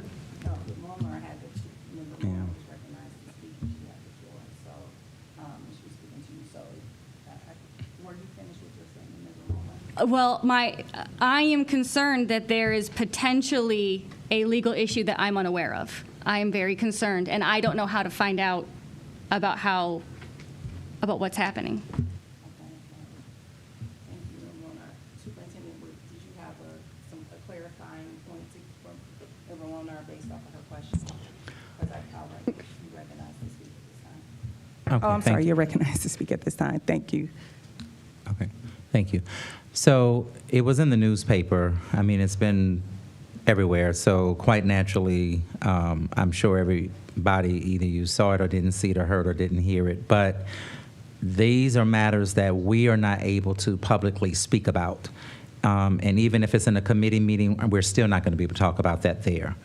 In terms of what we can, that would have to be determined by the attorney. And so that's something that we can find out, what information that could be communicated to the board.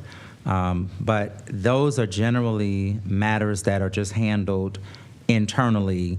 And so if it's something that we can share with the board in terms of detailed information outside of the Fair Labor Practice, then I can ask the attorney to do that. But we can't sit here in an open meeting to discuss an unfair labor practice.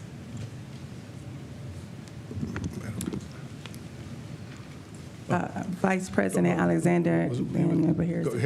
Go ahead. I'll wait. I guess to my point, what I was hoping that we was having conversations before we got to that place. And that was the point of continuing to ask for this information, continuing to try, not that I want to talk to an attorney after legal action is filed, but before we get here is the point that I was making, Madam Chair. Thank you, Member Harrison. Vice President Alexander? Yes, my question is, Dr. Robinson, how soon do we need these positions? So this information is contingent, is based upon the timelines that we have to meet in order to not violate contracts.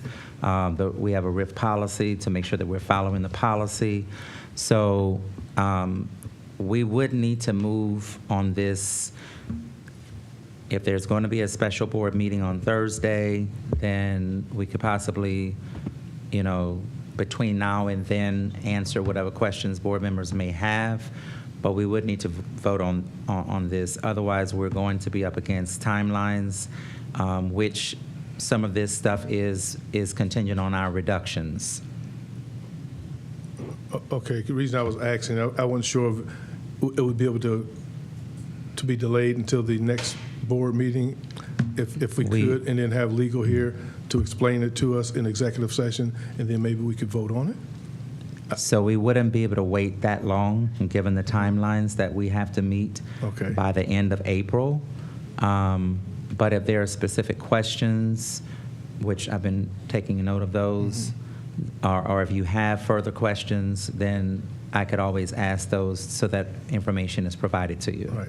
And the only reason I asked that, I just want to make sure my colleagues will be able to get the information. But if they want to hear from legal, then let's have legal here so we can go in executive session, let them talk to us about it, and then we can move forward. That way, we would have talked to our legal, got what we needed, and then we can move on. Okay. And if we have to have I don't like having all these meetings, I'm gonna be honest, but if we have to have a special meeting, we'll do it to make it move along so that we can stay within the time frame that we need for you guys, and so we don't go outside of our contract agreement. Thank you. I don't know about a Thursday meeting. Yeah, I know about a meeting that's scheduled for Tuesday, and what could possibly happen is that we could, at some point, make a motion to amend that agenda because it's specific of what we're meeting for, and maybe add this at that time if it's the board's pleasure to do that. To get more clarity and insight, since we are going to executive session, we will be talking about certain things. I think the point is well taken. Member Harrison stated, as well as Member Molinar. Information comes. I read in the paper. It's clearly a full, wonderful, clear article in the paper about this grievance. It was right. I mean, the grievance. It was right behind you, Harrison. All you had to say. Like, anyone could have read it. I'm just saying, it's very public, it's very clear as far as what the grievance, it's in the paper. But to the point of being informed through legal counsel so that the board is abreast. When making decisions of something that is in litigation, I think if we consider the wisdom of the matter, that's just good practice. If something is in litigation or pending litigation, that is maybe something we can pause. But not to belabor this, and understanding what I said, if we want to discuss this and have an amended agenda item. Mr. Harrison, then we'll move forward. Madam Chair, we have a finance meeting tomorrow, Monday. We have a finance meeting Monday at 4:30, and I think that this could be really further unpacked in the finance meeting. So if it's okay with the chair, I would make a motion to move this restructuring reduction in force to the finance meeting. To Monday, and have it go through the finance meeting April 21st. Question?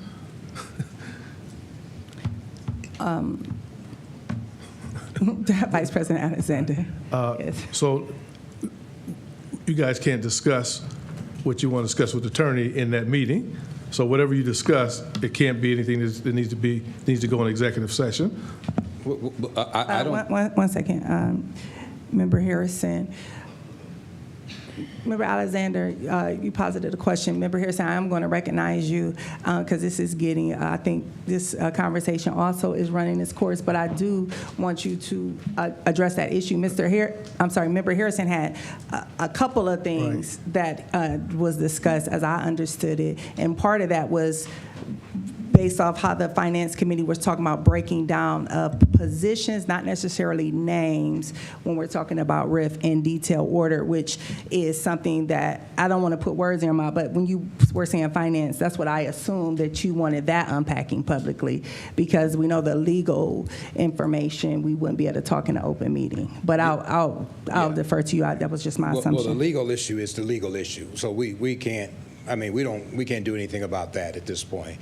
But we're going to have these questions with every position, okay? So with every reduction, we're going to have, we've gotten information from other unions, okay, or other people. And so I think the wisdom of this is to move it to the Finance Committee. You're saying that the conversation has ran its course. I've just began to ask questions about the reduction in force. And that is why we've had this, we've been asking these questions in the committee for 6 months. And so, either we're going to vote them up or down. If we vote them down, they still have to have conversations because we still need a plan.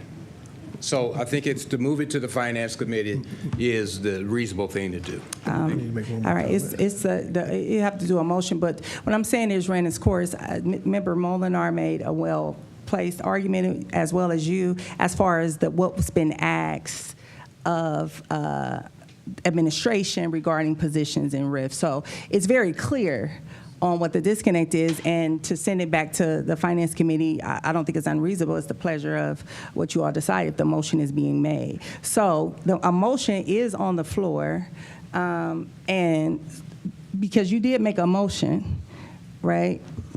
So move. And now it's been second. Now we should be in these discussions, because Member Harrison did make that motion for this to be moved back to committee, the Finance Committee meeting. Vice President Alexander, you've been acknowledged, and Member Hall after Alexander. Okay. Yeah, I just want to make sure that what we talk about in the Finance Committee is nothing we need to talk about in executive session, because there were, I think, 3 questions that were asked, and one was in reference to union busting, and so we will talk to our attorney. So we need to make sure that we don't talk about that in open session, that it would be in executive session only. Just so you know, you can go into executive session from committee meetings. I understand that. Yeah, so we can go into executive session. And I understand that. I was just saying. Okay. If I'm talking, you recognize from the chair, please, Member Sykes. I'm sorry, Madam Chair, you're absolutely correct. Thank you. Yeah, I'm just saying, I just don't want to make sure that we're not being said in an open session. And if we need to go in executive session, whether it's in the committee or whether it's here in the board, that we go in that executive session and talk about it. And if we all need to be there, we all need to be there, so we'll know what's going on, and then we can move forward. So, thank you. Thank you, Mr. Alexander. I think the point is clear. Member Hall, did you have anything to add to that? Well, thank you, Madam President. I think Member Alexander kind of answered the question. Okay. Since we're having our meeting tomorrow, why don't we just go into executive session? Let's talk about this tomorrow, and then it can then go into the Finance Committee, where we'll have our answers from the attorneys.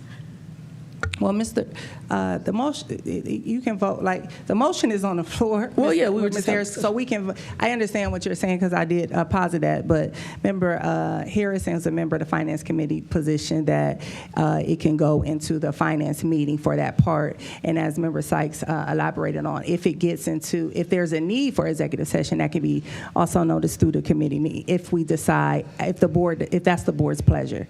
And so, Member Molinar, Lord, yes. It's already been a long night. Point of clarification on the motion. Is the motion for item 10.6, does the motion include items 21.1 through 21.6? How inclusive are the items that we are moving to committee? Thank you. Member Harrison, you've been acknowledged. My understanding of Member Molnar, as Member Harrison presents, it was he had made mention of RIF, so I thought it was the gambit. Yeah, my motion was anything that is under the reduction in force, any positions that we're hiring. So that would be for the reclassification RIF plans, or the reorganization, is it? Am I saying that? You got me. Okay. Thank you, Mr. Harrison. So there is a motion on the floor. Discussion has happened, and now we're calling for the vote. Wait. Autry. Yes. Thank you, Madam Chair. I just want to say and acknowledge that this board did ask for $10.2 million in reductions, and so now we're here facing our requests, and it's not easy, I know, but it's before us, and I think it's going to hurt no matter what we decide. Yeah. But it's before us per our request for $10.2 million, and I'm just stating that I'm fine moving forward with voting on these items. Thank you. Call for the vote, please, Dr. Thompson.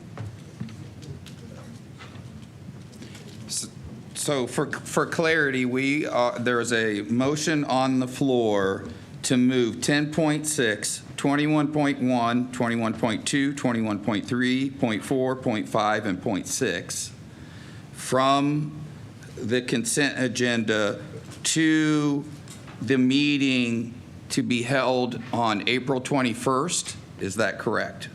Finance meeting. That is the Finance Committee meeting. Yes, that is the Finance Committee meeting. Is that correct? Yes. Okay, that's what I'm taking the roll call for. Okay, 10.6, 21.1, 21.2, 21.3, 21.4, 5, and 6, all 21.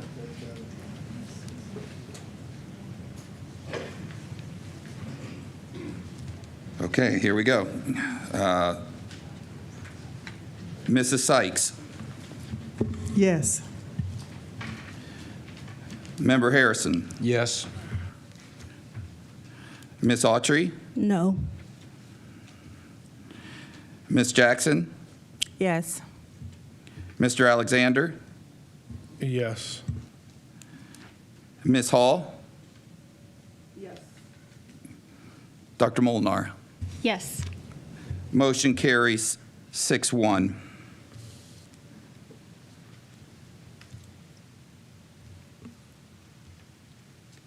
So now we're on to Division recommendations. 11.1, Oh. 12. We got to go through the rest of the personnel. Okay. Oh, now we need to go through the rest of the personnel recommendations, Superintendent.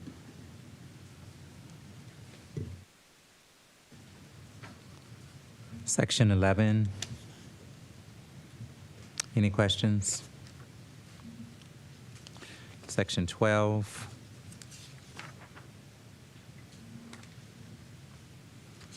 Section 13. Section 14. Section 15. Section 16.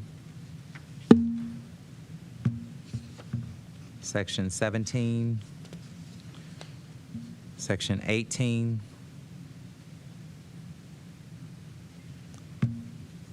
Section 19.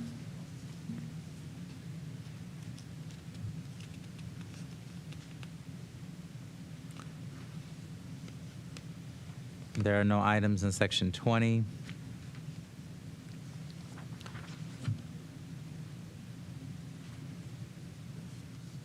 So I'd like to recommend the approval of the personnel recommendations in categories 10 through 21. I'm sorry?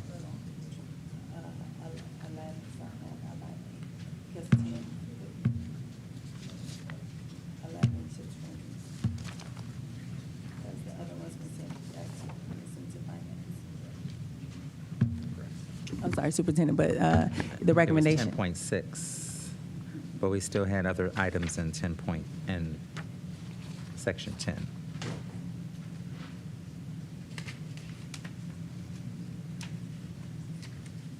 I'm sorry, I'm getting my agenda. 10 point, so your recommendation, 10.6, been withdrawn. Right. And so is your recommendation from 10.7? No, it's Section 10 with the exception of 10.6 through 21. Okay, that wasn't the motion. So that's the motion with the exception of 10.6. 21 through 21.5. Through 21.5. 21. I'm sorry. Yeah. Through Section 20. 10.6 and 21.1 through 6 are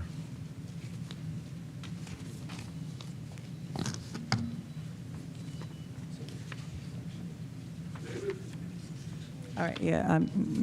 So again, sections 10 through 20, with the exception of 10.6 and 21.1 through 21.6. Okay. All right, thank you. The motion has been made. Is there a second? Second.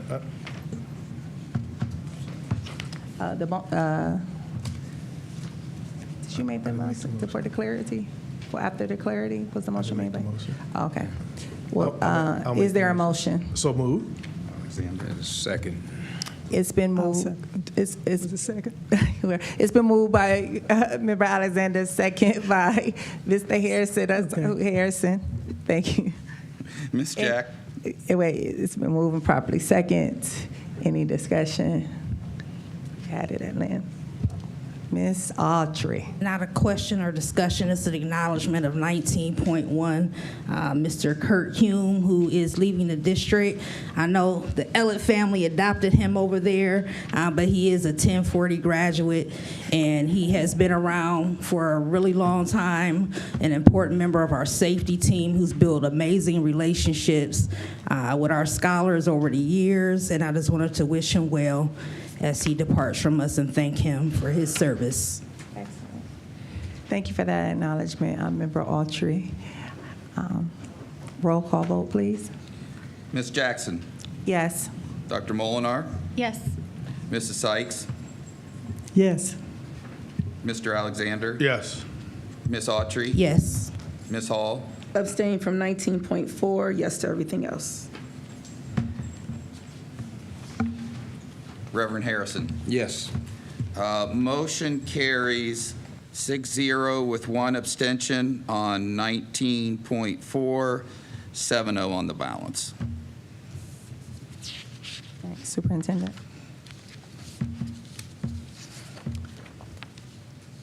This will be section 22. Right.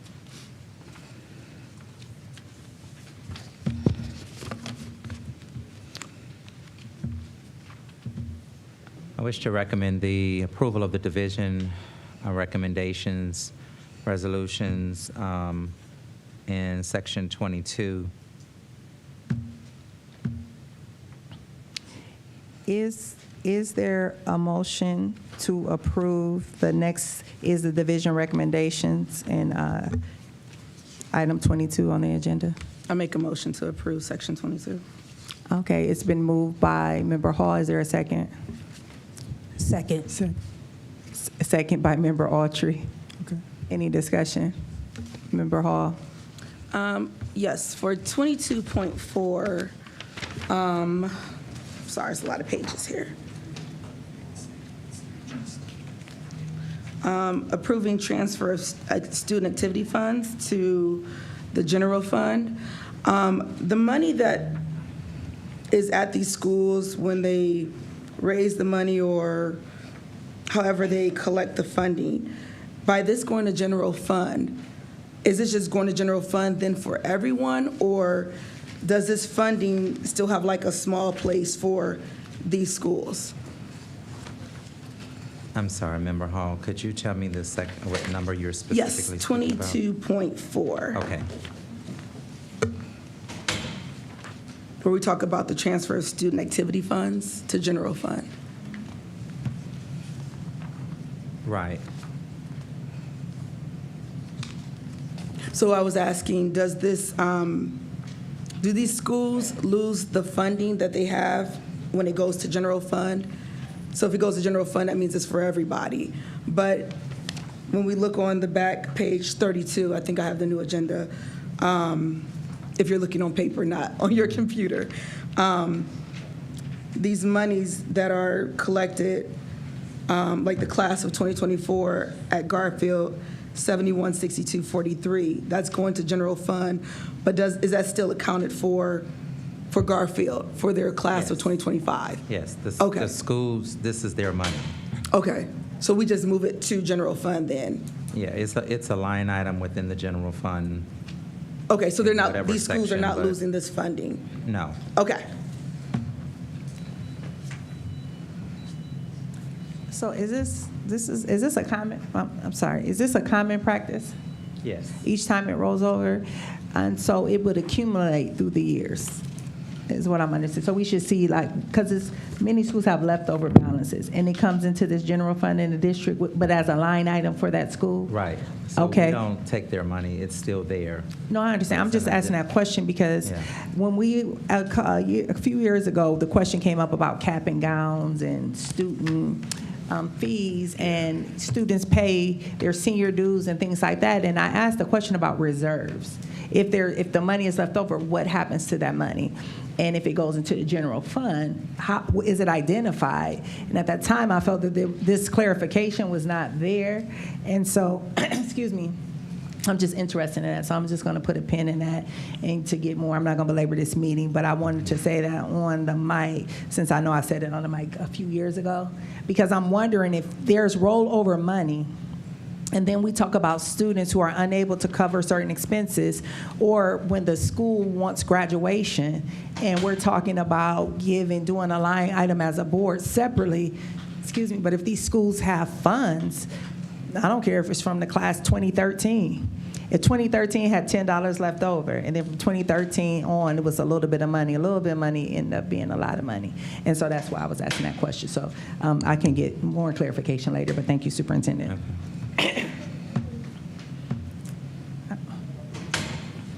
Roll call vote, please. Oh, wait.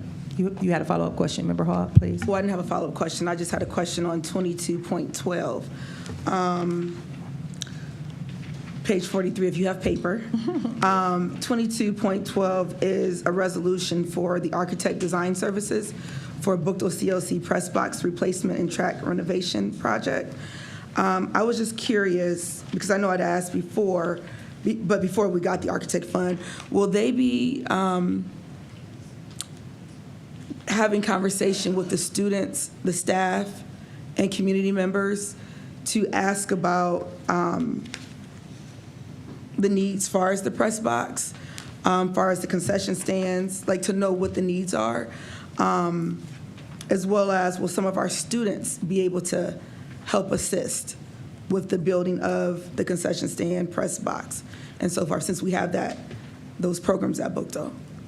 Right. So you have an architectural firm that is being hired to design and build all these things. We do have certain specs that we have to follow in terms of meeting codes and those types of things.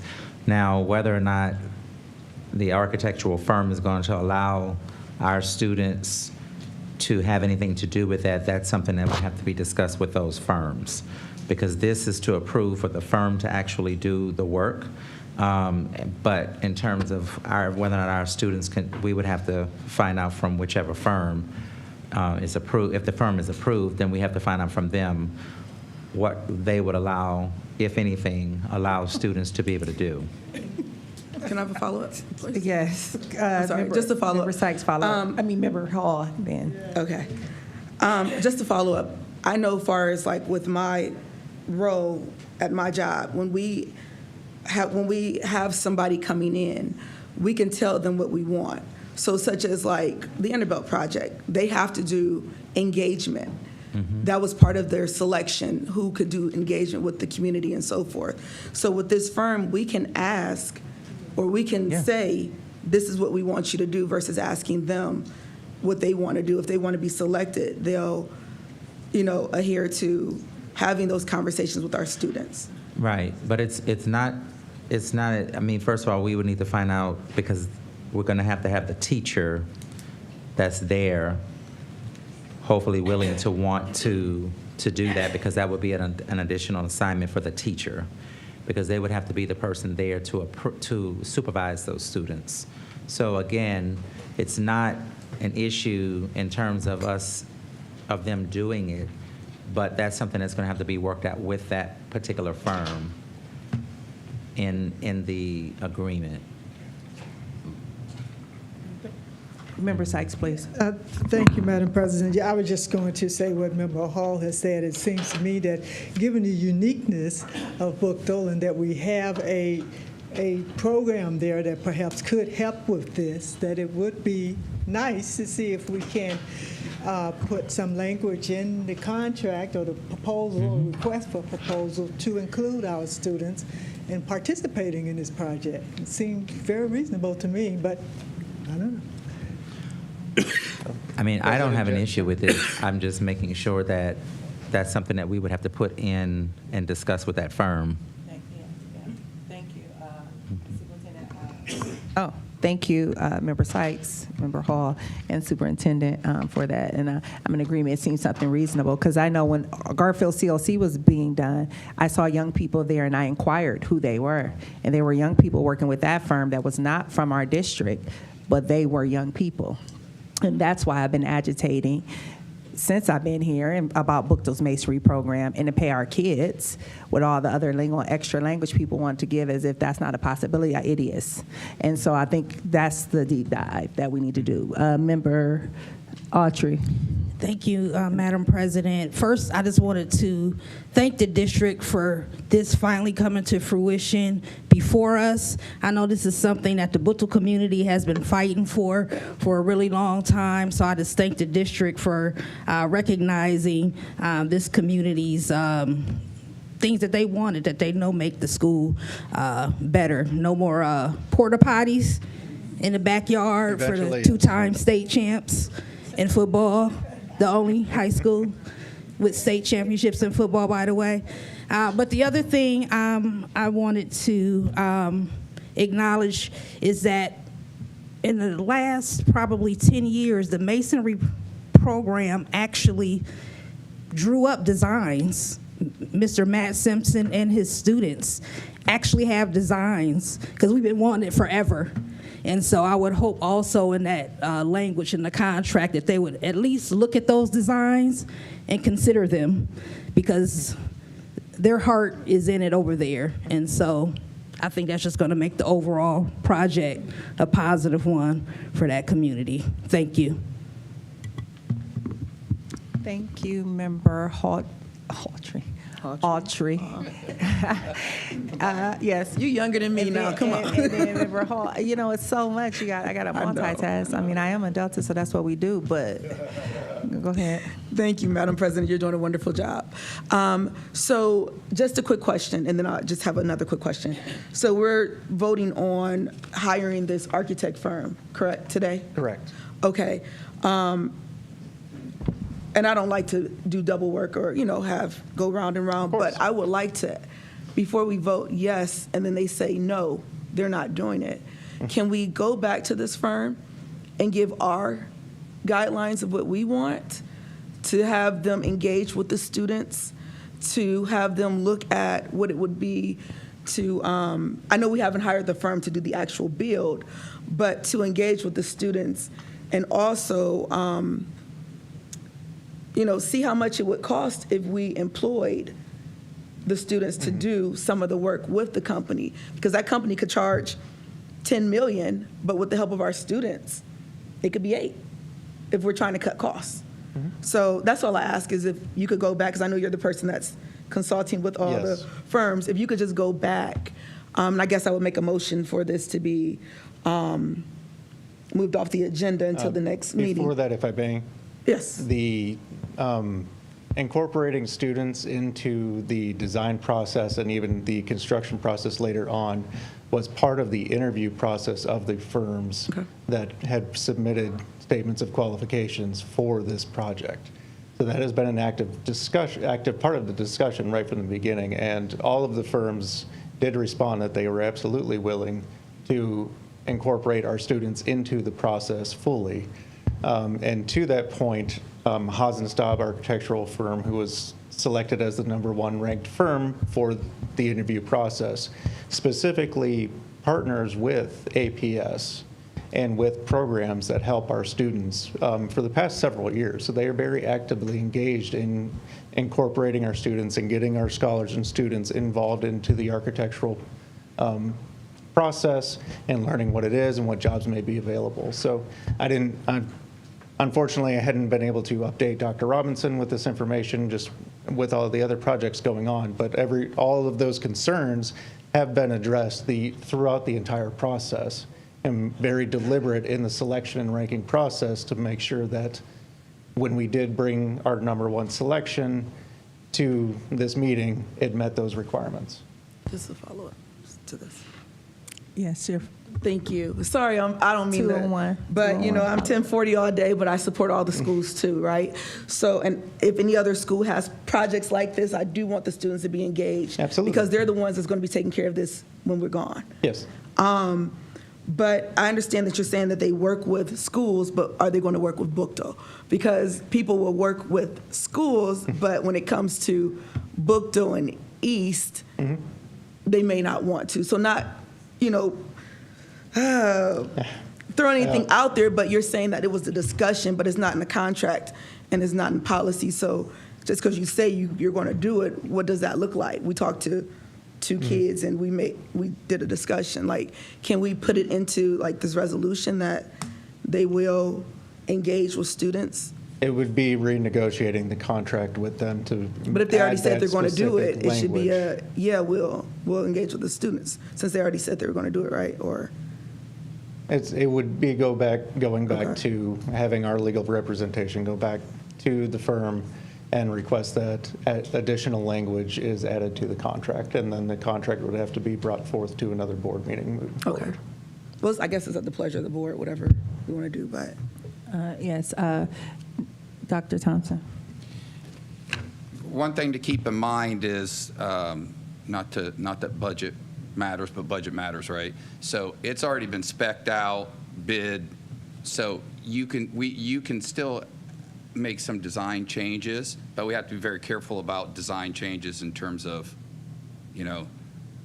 students might want to have a third level on it, which would be pretty cool, but it does change the cost, just something to keep in mind. But the other thing we can do, to your point, to give you some reassurances, we can do an addendum to that contract. So you could approve this contract with them. We could do a one-page addendum that requires them to take X number of interns, or however you want to word that. I'd go through legal to do that to make sure we're good, we're copacetic.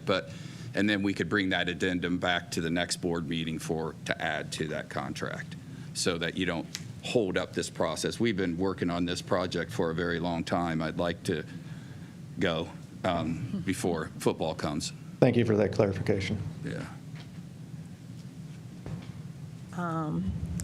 Thank you. Member Sykes, did you? I think that, Madam President, that you were also talking about the students being paid. Yes. Yes. Yes. So I think that's the language. And I know you've been working on this for a long time, but when you listen to Member Autry, they've been working on it in the Bookto cluster for a long time, a very long time, probably longer than you've been working on this contract. And I think the president was saying that we want to try and make sure that the students are being paid. And so that I would just say that we want to make sure in the addendum that we list that also. I think, because they say a lot of the legal, because I remember they said that before, and then I got so many calls from so many unions and journeymen that said, no, students can't get paid to a certain capacity, that language that was shared at the board meeting was not accurate, that was shared with me as far as students doing certain type of work. But I think these are things that have to be thought out and planned out, which can be done with fidelity. And because one of the things that when Member Autry mentioned this, is when she said they already have renderings. Well, those who've done building projects know that architectural renderings by themselves cost thousands of dollars.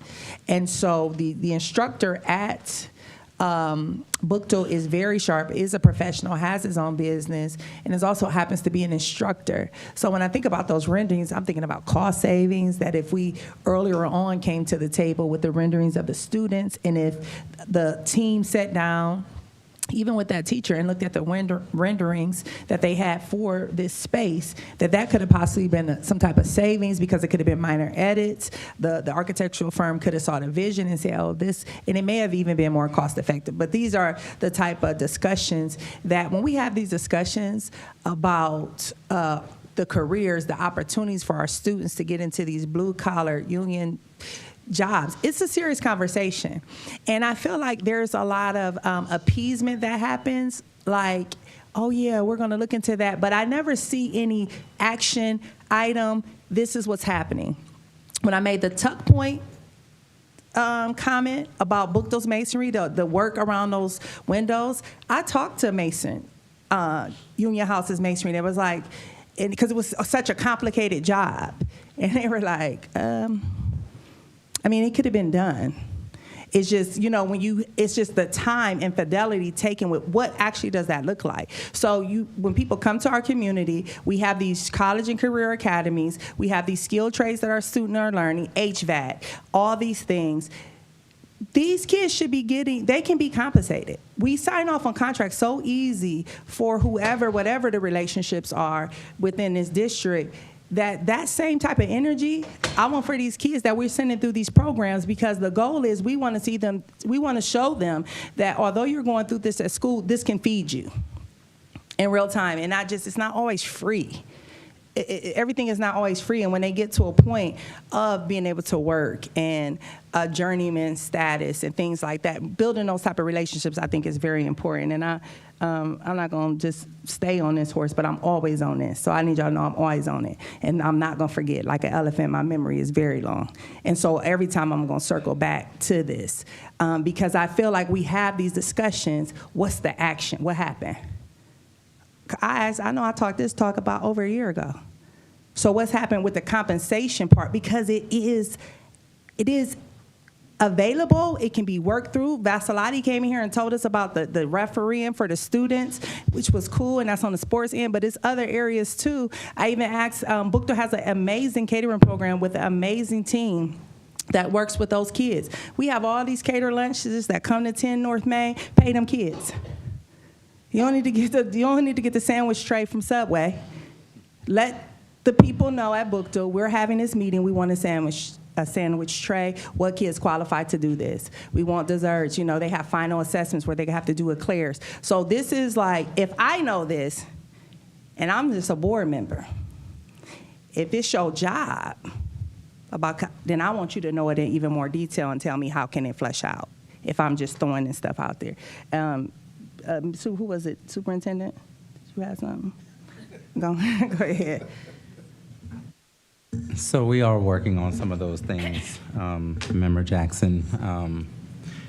And I've already had discussions with Marcy about, we do a lot of catering throughout the district for various reasons, and how our kids, so I have been working on that. We do have a project.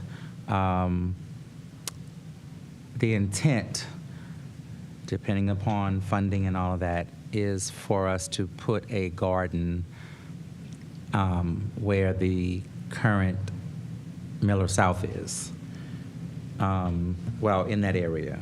But our students would be, I've already checked in with the teacher about them working on that. So that is going to be something that's designed by the students and done by our kids. So we are working on some of those things, but I wanted Marcy to share in terms of the payment piece, because we do this kind of over the summer, so it would be applicable to the year. Okay. So, yeah, good evening, thank you. And so we primarily pay students a lot. We've been moving quite a few students into paid internships through our JOGS program, where we have JOGS specialists embedded in every single high school. And so this works really well because JOG can bring them on, hires them. They have a variety of experiences they can go through, which could be micro experiences, which are 40 or 50 hours shorter type of jobs, to longer year-round and summer employment. And we use all those opportunities with students. I think the space that maybe you're speaking to is, can we hire student workers as APS employees to go into these sites? That's a whole other funding line that we would need to do that. It works really well with JOG because they're with the kids, they're in the pathways, they're meeting them, and they are doing matches in the field, both in our schools and projects that are going on and in the community. A great example is the Garden Dome going up this summer over at Garfield CLC. The Bookto Masonry students are out there scoping it out. Matt Simpson is going to work the project this summer. We're going to pay him through CCAA, but he's bringing in about 10 JOG interns from his program to help do that work this summer for that garden center to go up. So they're doing that masonry and construction work. So it's a great example of how we're able to combine our staffing with the JOG partnership to grow these opportunities for our students, and those are growing routinely all the time.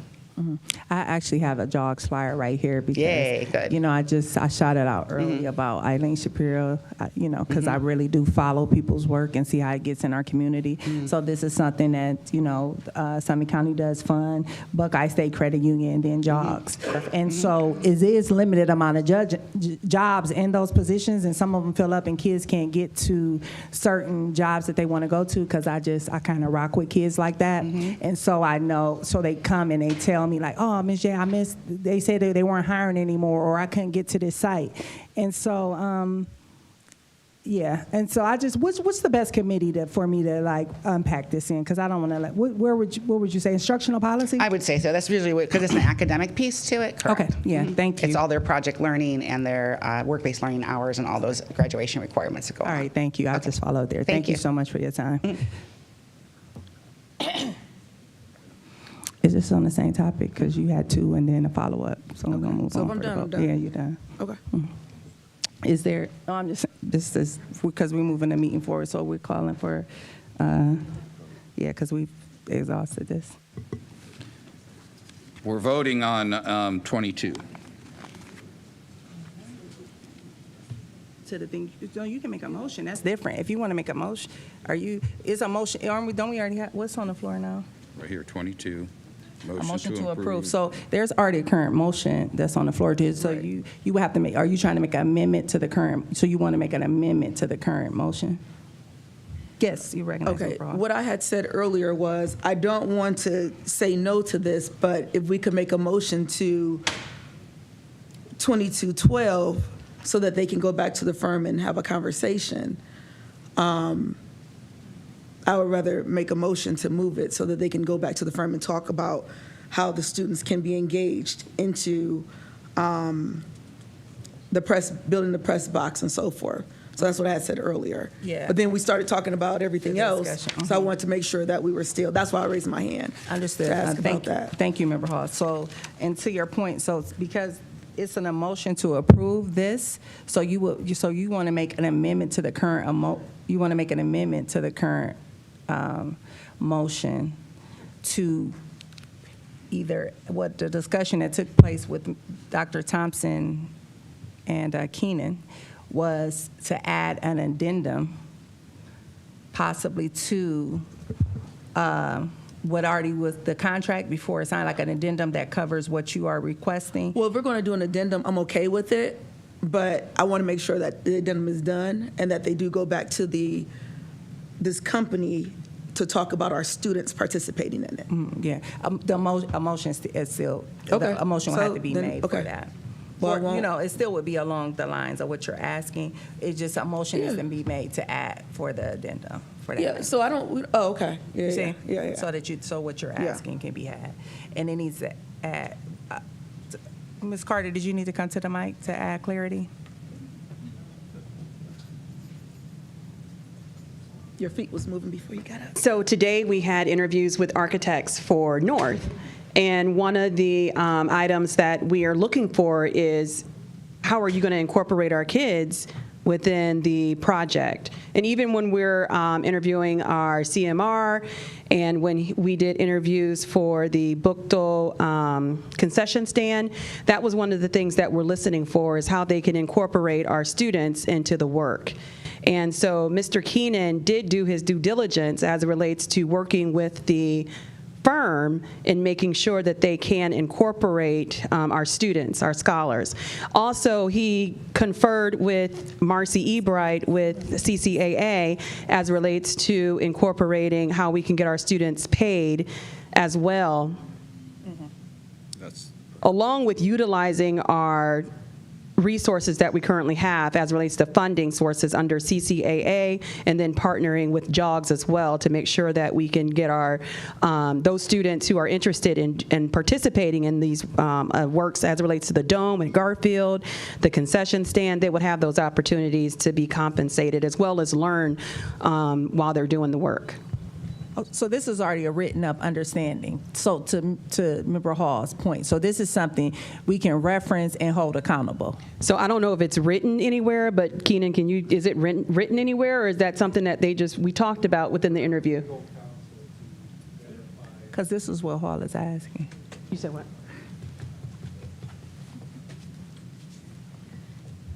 I will have to defer to legal counsel to discuss what is the particular language in the contract that is currently being asked to be approved. So we would have to revisit.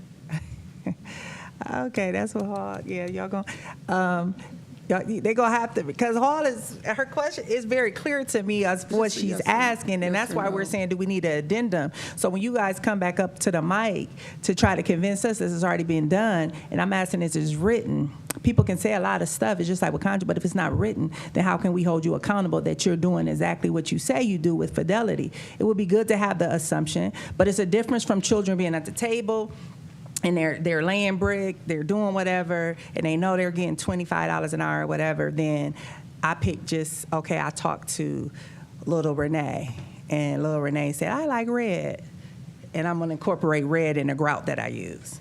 That's student engagement. I interacted with students. Do you see it? I'm not trying to be cheeky. I'm just saying this because people can say a lot of stuff. And so until we have metrics and things that we watch and we look at to be able to measure and say, okay, this is happening, this is the level. So now with this motion that's on the floor, and for clarity, Mr. Keenan said he has to refer to legal.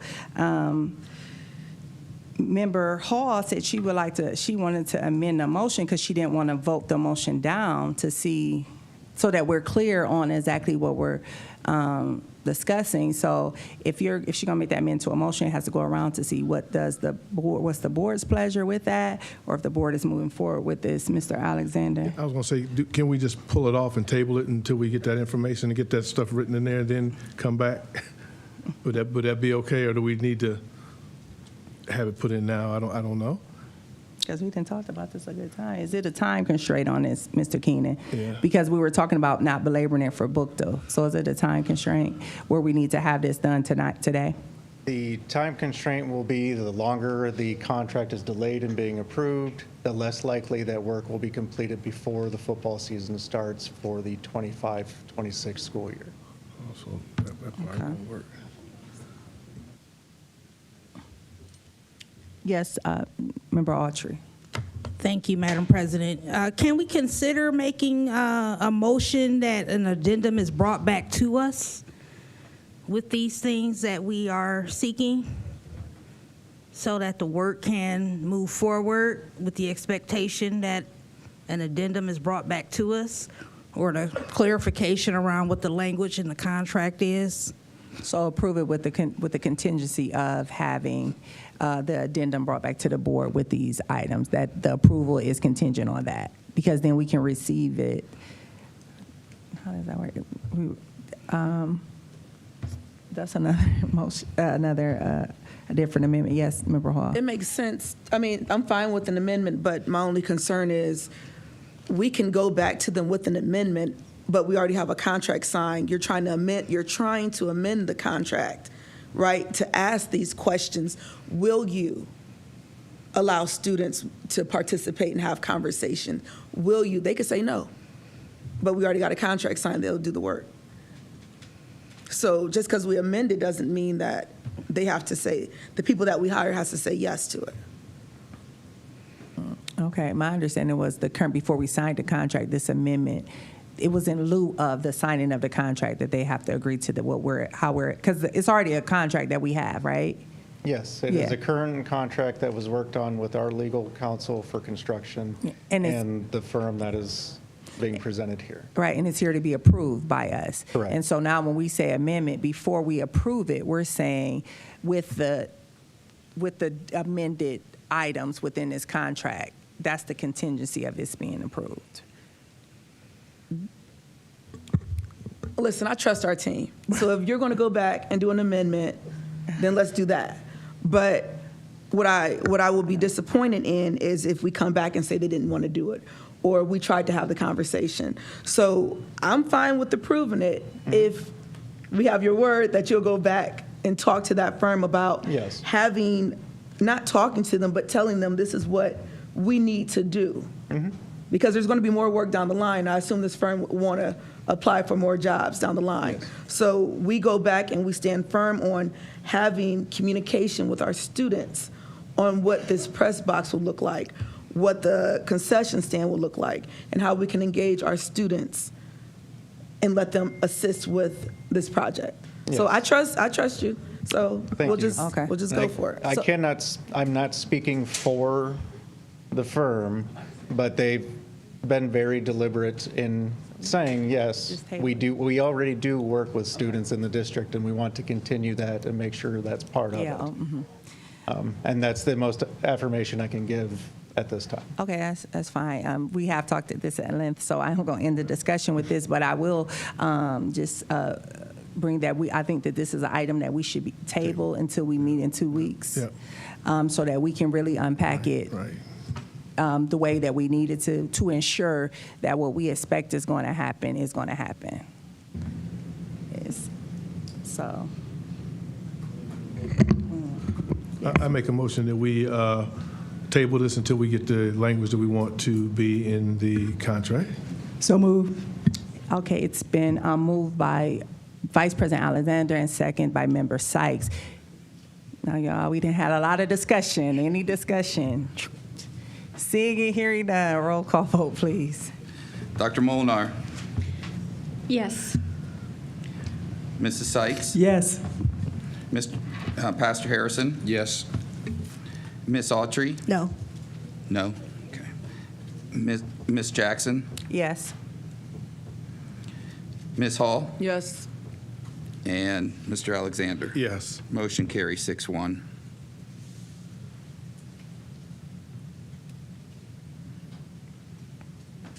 All right. Now we're at business affairs.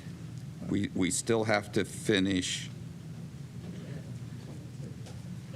22, approval of the division recommended. Yes. Okay. Okay, so we just approved the division recommendations and resolutions on item 22. Then motion to approve the division recommendations and resolutions. Item 22. We just said it's two different. We just did 22 twice. Okay, so just to make sure I'm clear, I thought what we just did a motion on and voted on was to table 22.12. Yes. So now we still haven't approved 22. Okay. So it's an approval of the division recommendations.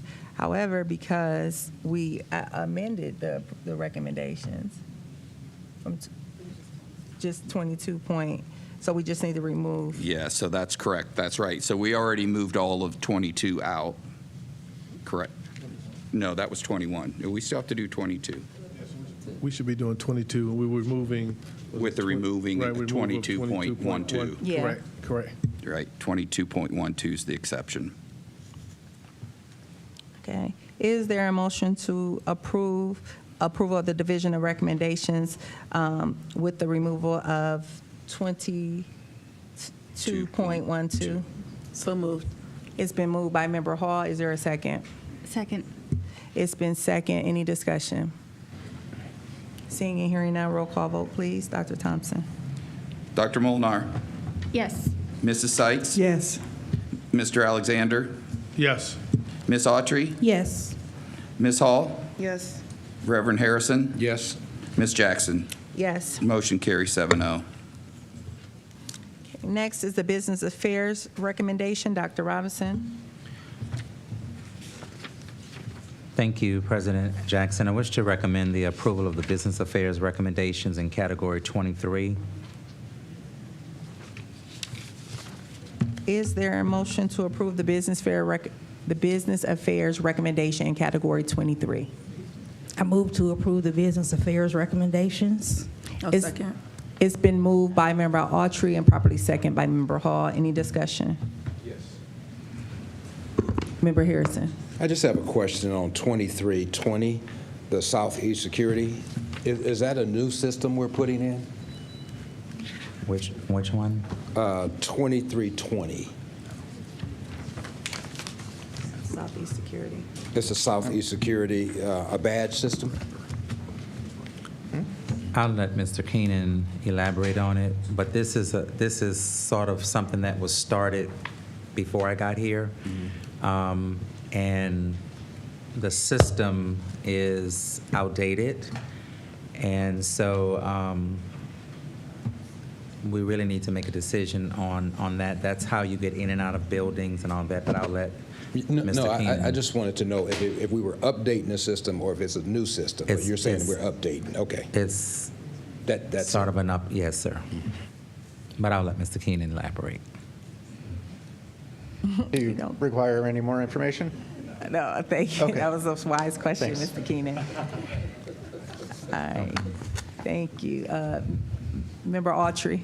Thank you, Madam President. I also wanted to acknowledge item 23.26 on the agenda, which is a track at ECLC, and getting that process started over there. Again, I just wanted to acknowledge and thank the district as these sports facilities, bad word, equity, are taking place before us. And so I just wanted to say that out loud and thank the district for this opportunity for other schools to see some investment. Thank you. Thank you, Member Autry. Member Hall, has your hand up with a question? I did. Okay.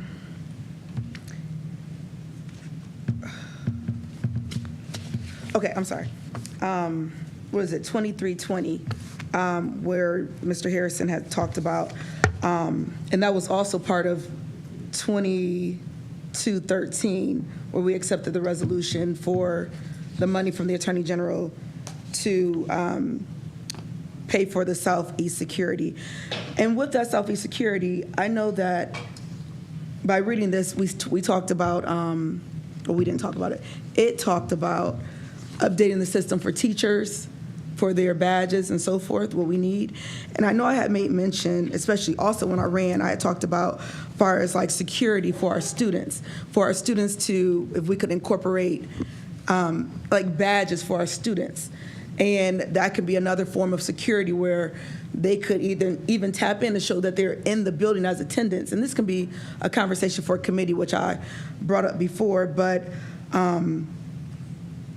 I look at this system, by updating it, even we can account for what students are at games and also what students are when they come to a game. When I was running, I witnessed, I don't know if it was a teacher, administration, or whoever, but there was a student that was at Pancake Day at Bookto, and she got out the car so excited to go to the game, and instead of the adult asking her, do you go here, that adult shut her down and said, you got to have your parent come. It was like really nasty, and I just stood there and I'm like, what's going on?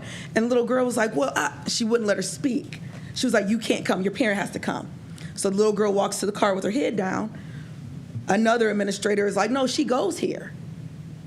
And then the student got chased down to, say, hey, do you go here? And she's like, yes. That could have been a very simple conversation by asking that student, do you go here, before telling her a parent had to come. So with badges, or something like that the student has when they attend games, shows that me, Summer Hall, student at Bookto. So with this money, by us updating the system, and again, we could talk about this in committee, maybe look into students getting badges that will also work with the system that we're updating. Thank you, Member Hall. Any other discussion? All right, roll call, please. Nope, Member Molnar. Thank you. I have a question on 2327. I see $21,000 for a contract from July 1st to 25 to June 30th of 26. I was wondering, is this the same as what we paid for the same service in 24-25, or how does this change from the 24-25 contract?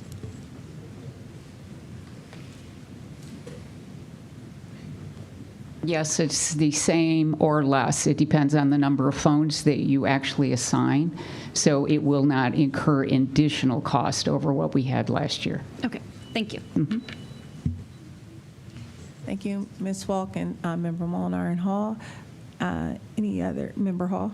I can't recall the number right off back. Member Autry, what was the East track one? 26. 26. 23, 26. And also with East, I'm not trying to take anything off the list, but I also want to make sure that we're mindful when we're putting this track in to make sure that we're not trying to take up all the field, and also make sure that this track is a track that we can compete on, a track that other schools can come and utilize when we're not utilizing it to bring money into the school. Because if we're not utilizing it, other schools utilize like Elliott or other schools that we have that are competitive, maybe Firestone's baseball field. Let's just make sure that when we put this track in, that not only is it an athletic sports track where our kids can compete on, but also make it to where if other schools want to rent our space, they can utilize that too. Yes. That's a good point. That's for this specific space at ECLC, the space available is 6 lanes. And the specific project is just to provide asphalt paving to actually go from cinders to an asphalt surface similar to as what Firestone was prior to the recent upgrade to the synthetic surface on top of the asphalt. It's part of an overall larger project to replace goalposts, pave the track, add additional bleachers, and overall improve the athletic area at East CLC, partially funded by a grant through Dick's Sporting Goods that we received. But this, for the track, it wasn't within the budget to be able to also then bring it to a synthetic all-weather surface outside of it being paved and lined and striped and numbered so that it is usable as a paved asphalt surface. So just as a quick, did you want to? I'll let you go ahead, Superintendent, first before I follow up. I just wanted I'm sorry, to. Madam President, that's your call. Okay. 1 second. Did you have, if you have a follow, I would like for you to end it so that we can end up calling for the vote and then end with what the superintendent has to say. So what's your As my follow-up, when we got the money from Dick's Sporting Goods for the $100,000 and we had to match the $100,000, correct? 200,000. 200,000, okay. Yes. I thought that we were getting a new track. We're just paving the old track now? We're not doing any, we're just.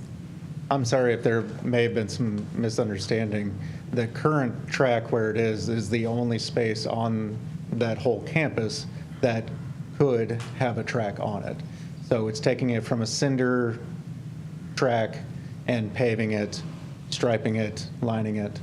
I don't think that's what we discussed when we first was talking about it. It was like all the excitement that we were getting this money to do a new track, not fixing the old track up and not making it a competitive track. 'Cause I know when I asked that question, when we got the money, I said exactly what I said today.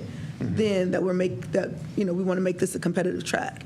We want to make this track that our students can compete on. I know I said the same thing because I've been talking about East and things like that. Like they don't have a football field, or they can't have the games there with the stadium. So at least we can do is, I thought we were getting a new track, to my understanding. I could be wrong, but I thought we were getting a new track. And in essence, it is a new track on the same footprint that it was on, or currently is on.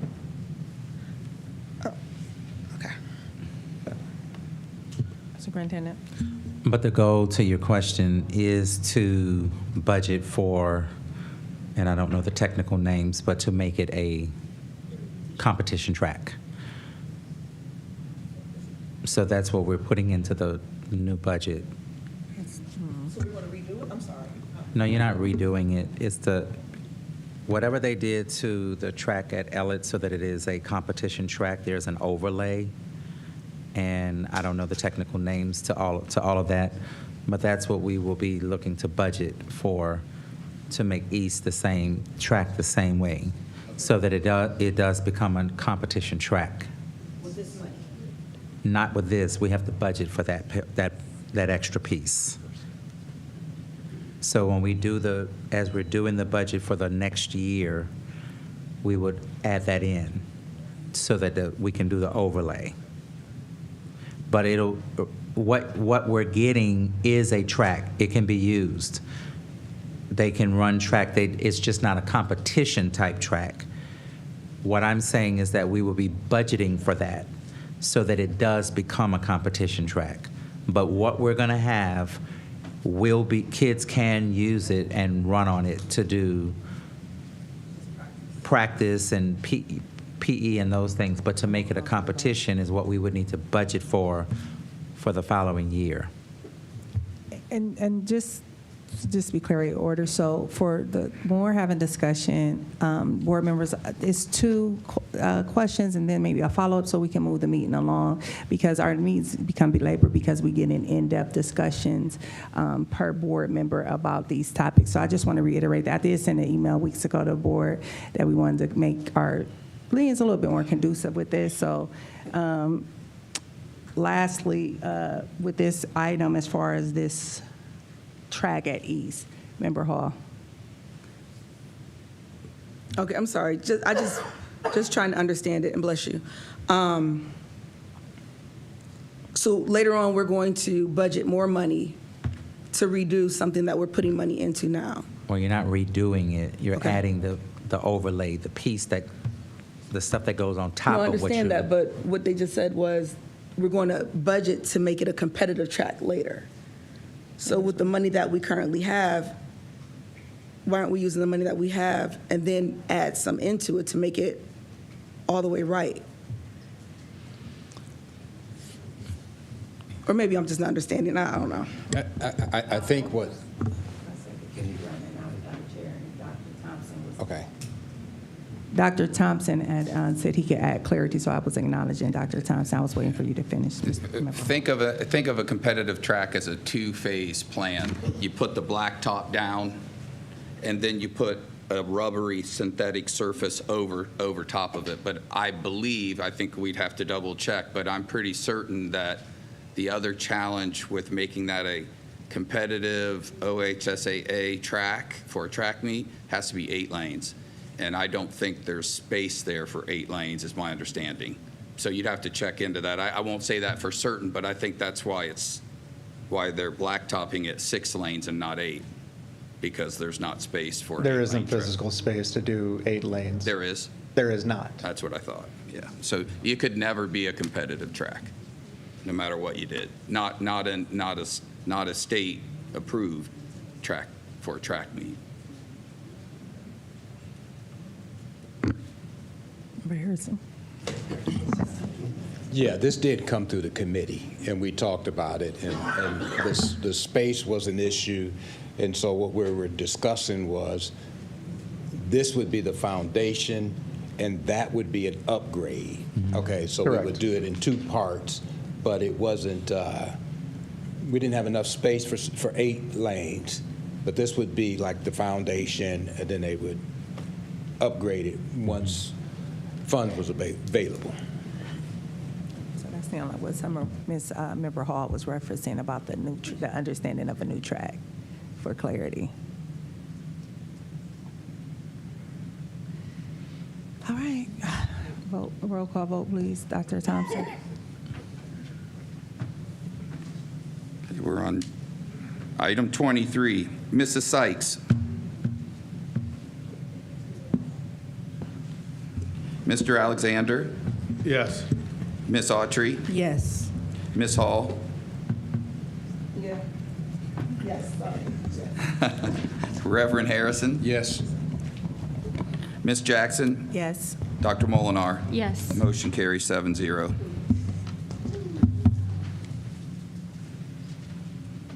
Thank you. Next, we'll have a committee reports. Legal contracts and board policy. Yes, thank you, Madam President. Legal Board Policy Committee will be meeting Monday, the 21st of April at 5:30 in this room. We'll be discussing our nepotism policy, the vendor relation, electric equipment, independent contractor operations, parent bills and bills of rights, and the comprehensive operation and instructional oversight policies. Also, we'll be talking about Neola policies that we're purchasing and procurement and federal grants and funding. So we will be meeting here. All who wants to attend can be here in this room Monday, April 21st at 5:30. Thank you, Madam President. All right. Thank you, Mr. Alexander. Next, Finance and Capital Management. Thank you, Madam President. Finance and Capital Management will be meeting in this room on the 21st at 4:30, and we will discuss those items. Thank you. Member Sykes, Instructional Policy, Student Achievement. Thank you, Madam Chair.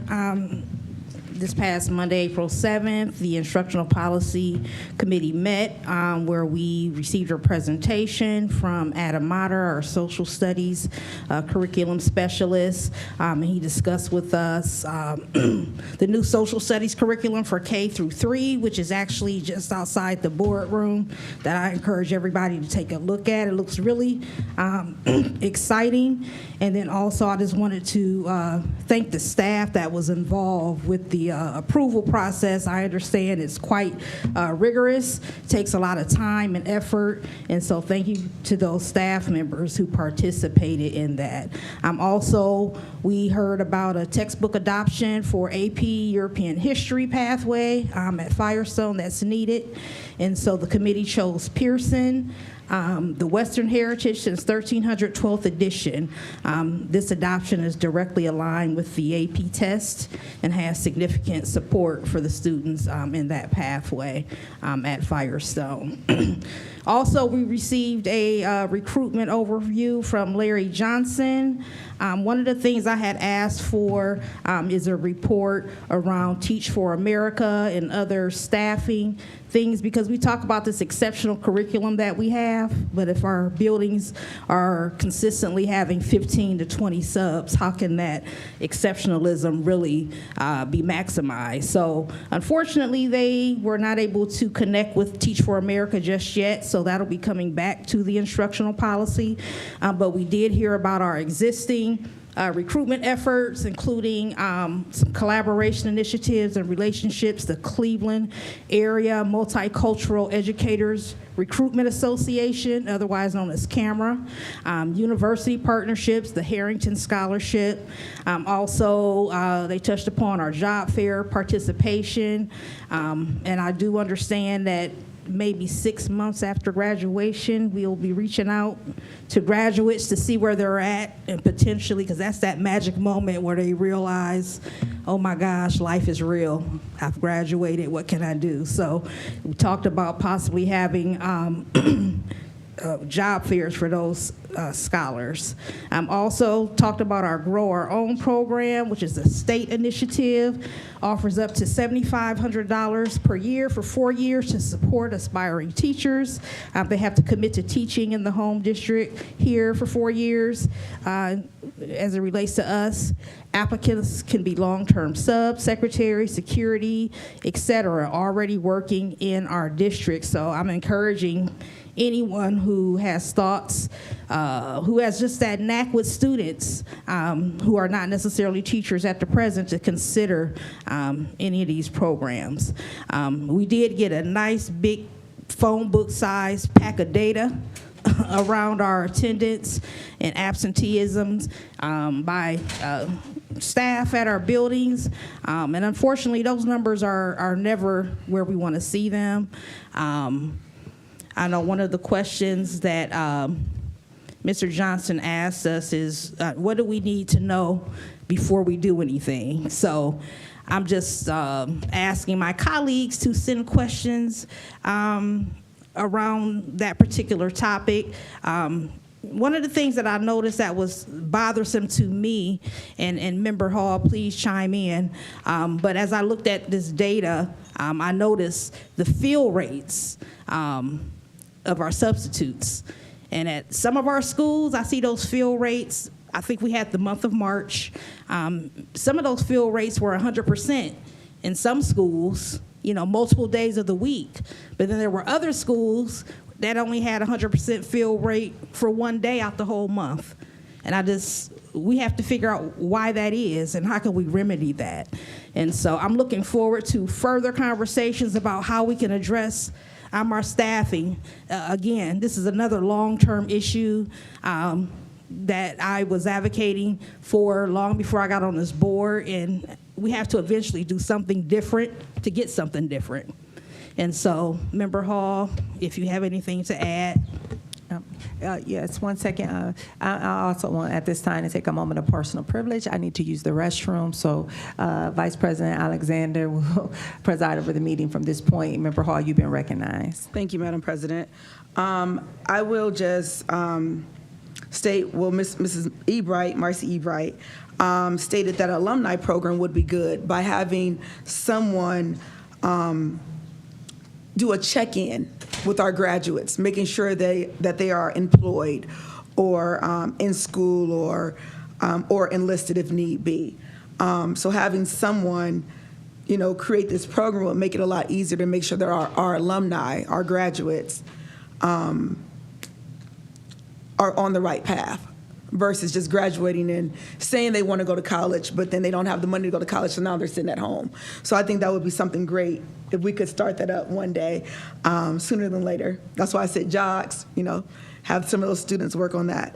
Also, after our meeting, a retired teacher came up to me and she stated, with the books that we're getting, and Mr. Motter, you can probably answer to this, are these books that we've had in the past? I'm sorry, he's not here. I'm sorry. Sorry. It's long.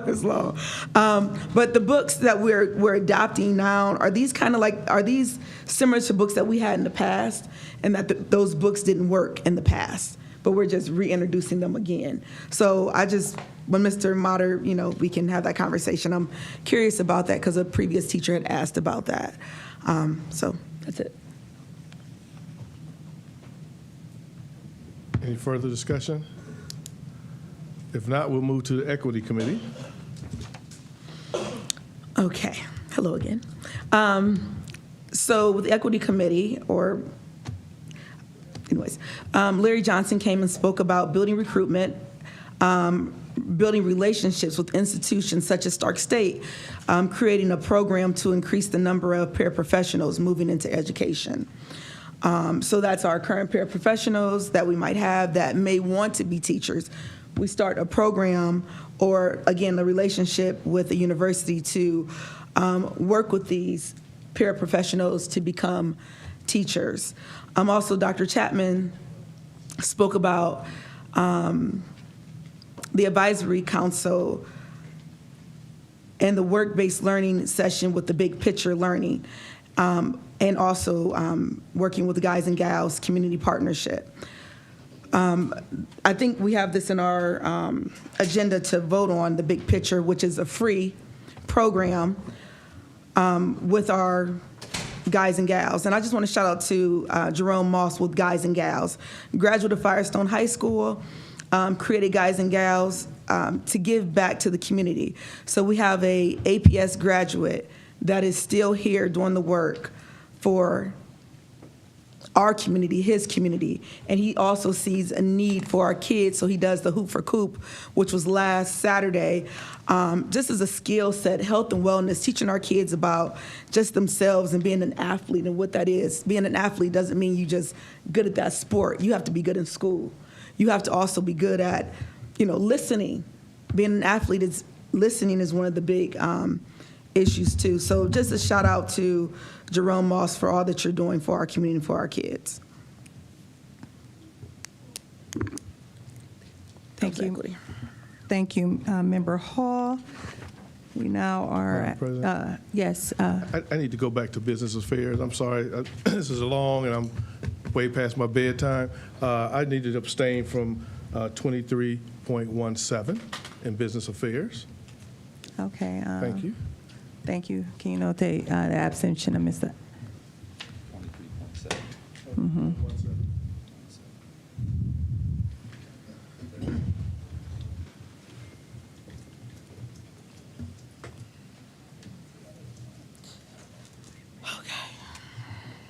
Okay, so the necessary has been added, your abstention in the roll.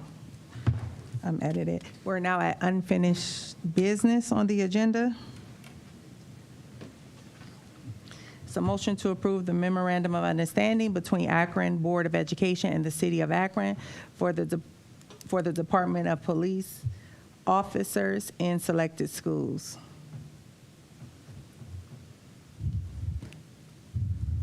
So move. It's been moved by Member Alexander. Is there a second? Second. It's been second by Member Autry. Any discussion? Member Sykes? Thank you, Madam President, and members of the board. I'm just wondering, I don't believe so, but the key language that we've discussed in this particular MOU has been omitted. That language saying that the Akron School Board, the Akron Schools will have the authority to remove an officer when needed. That language does not appear to be in this. Is that correct?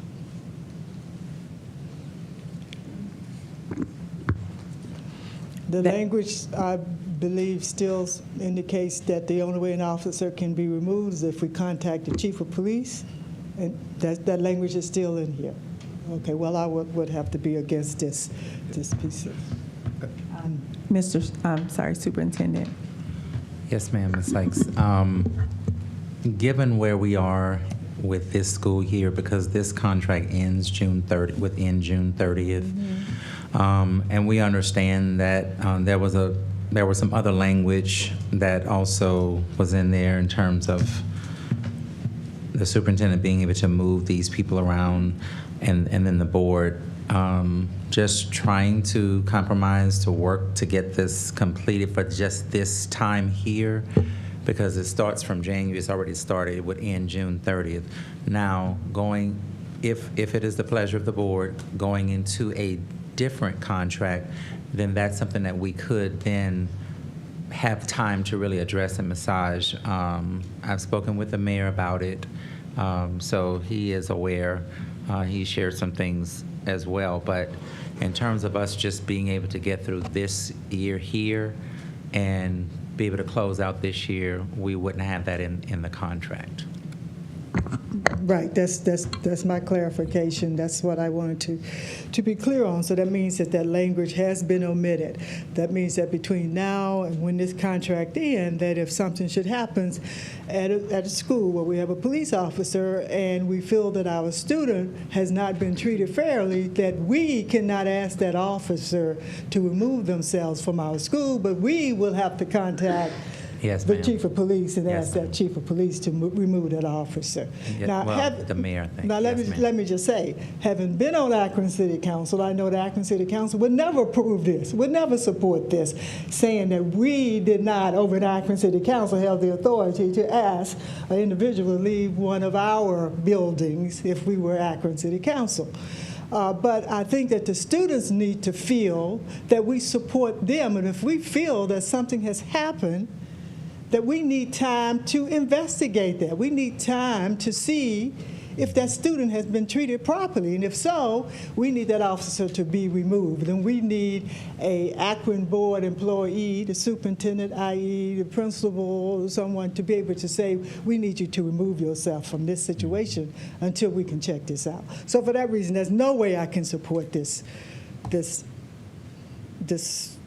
item. Thank you, Member Sykes. Is there any discussion, any further discussion? Member Alexander. No, I was going to say, if we don't approve this, we have time to talk about it again if we need to get the language in it that we may want to move forward with the city. I don't know what the time frame, do we have that or not? Superintendent? No, sir. This has been a very interesting process, and just kind of going back and forth, and then there are things in their contract with their unions that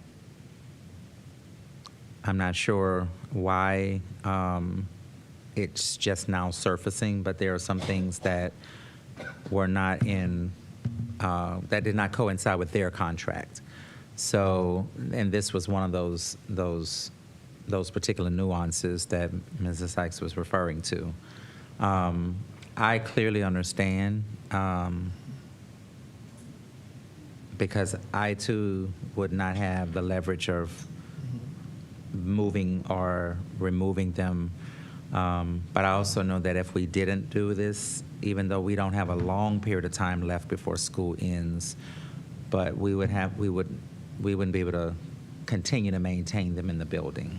We would or we would not? We would not.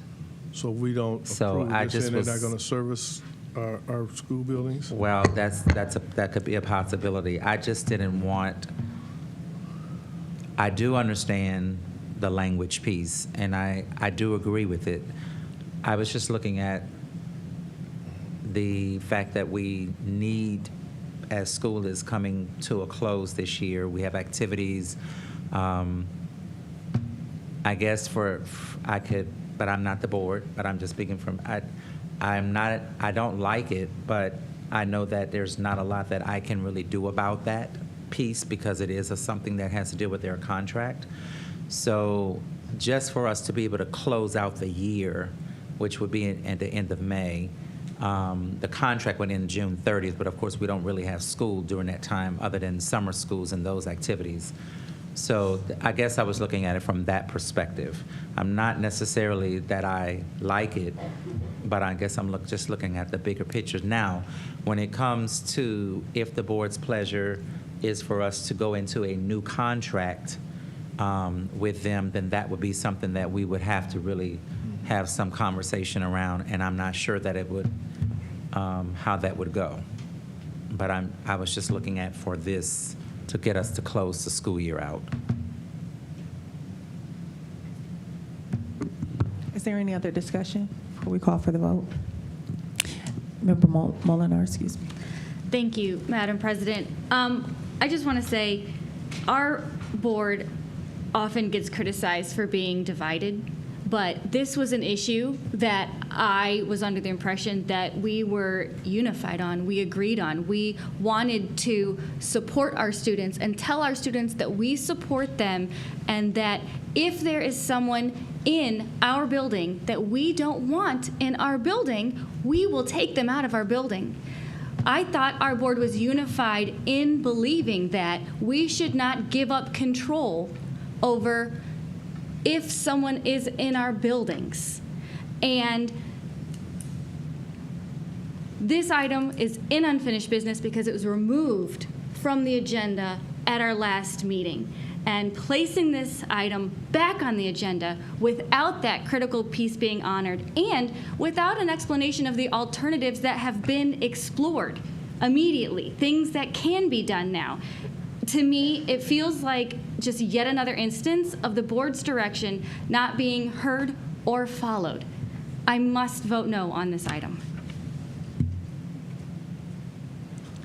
Thank you, Member Molinar. Member Autry. Thank you, Madam President. And so I know we're really not at full liberty to discuss contracts, right? And so I just wanted to say that for me personally, it's not a matter of belief. Because I will say, and I've said it to my colleagues, that I do not believe, and they say only a hit dog holler, right? So this is no disrespect meant to any officer, but given the current state of what I see in my city, I just don't feel it is compatible with our school system and our children. That's Diana Autry speaking. However, that being said,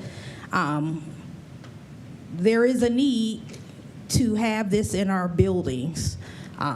This is not because the board doesn't believe that we have that right, because I think we all do, to remove someone that's not proper for our students. So, I just want to clarify how I feel. It's not about what I believe, and it's about what we need to do to move forward correctly with the MOU at this time. But yes, I believe this board reserves the right to decide who's appropriate in our building for our children. That's Diana Autry speaking. Madam President, may I just Thank you, make one Member Autry. Member Sykes. Thank you. By voting for this, then we do not reserve the right to determine who is in our building. It's just that simple. And I have not, and from the conversation that we've had, and I won't repeat it but we were all there in executive session. There was no proof that by us not omitting, by us not putting the language in, that we have the authority to determine who was in our building, that eliminates those officers from working in the building. Thank you, Member Sykes, both Member Sykes and Member Autry. Our legal counsel did send an email out yesterday about 8 in the morning, kind of unpacking this, which does not change the rationale given both by the members of the board regarding where we were at in agreement and where we position ourselves now when this comes for a vote. But there was a unpacking as to how this ended back up on the agenda. To your point, Member Molnar, an email was sent by legal counsel yesterday morning describing as to why it was put on the agenda, not necessarily that it was like a defiant thing done, but just for information. Although I don't know that that necessarily changes the board, the majority of the board's positioning, but it gives the information just for informational purposes. Mr. Alexander. Madam, excuse me, Madam. Thank you, Madam President. I move that we have this because we can't have any discussion if we don't, and we talk about being transparent. I know we can't talk about everything in this section, but we still need to talk about it a little bit so that people know what's going on. And so that's why we don't make a motion, there's no discussion. So I made the motion so we can have some discussion. Thank you. All right, thank you, Member Alexander. Dr. Thompson, roll call vote, please. Mr. Alexander. No. Ms. Autry. Yes. Ms. Hall. Abstain. Reverend Harrison. No. Ms. Jackson. No. Dr. Molinar. No. Mrs. Sykes. No. Motion fails 1-5 with 1 abstention.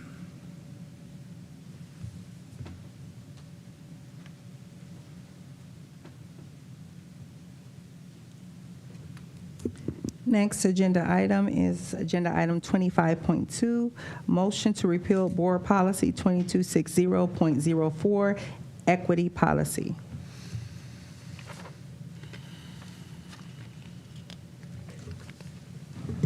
Is there a motion to repeal? So moved. It's been moved by Member Alexander. Is there a second? Second. It's been seconded by Member Hall. Any discussion? Hearing none. Hearing none. Dr. Thompson, roll call vote, please. Ms. Autry. Yes. Ms. Hall. Yes. Reverend Harrison. Abstain. Ms. Jackson. Yes. Dr. Molinar. No. Mrs. Sykes. No. Mr. Alexander. I think I need to abstain too. Abstain. Question. Motion carries 3-2 with 2 abstentions.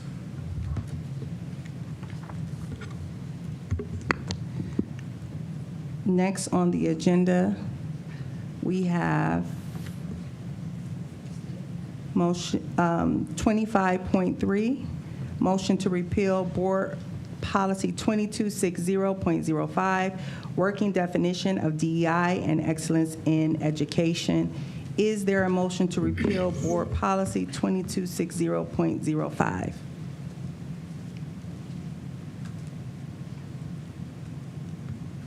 So moved. It's been moved by Member Alexander. Is there a second? Second. It's been seconded by Member Hall. Any discussion? Seeing and hearing none, roll call vote, please. Ms. Hall. Abstain. Reverend Harrison. Abstain. Ms. Jackson. Yes. Dr. Molinar. No. Mrs. Sykes. No. Mr. Alexander. Abstain. Ms. Autry. Yes. 2-2, motion fails. Next on the agenda is 25.4, motion to repeal Board Policy 2260.07, racial equity. Is there a motion to repeal Board Policy 2260.07?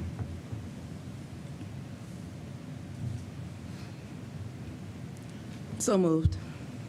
It's been moved by Member Hall. Is there a second? Second. It's been seconded by Member Alexander. Any discussion?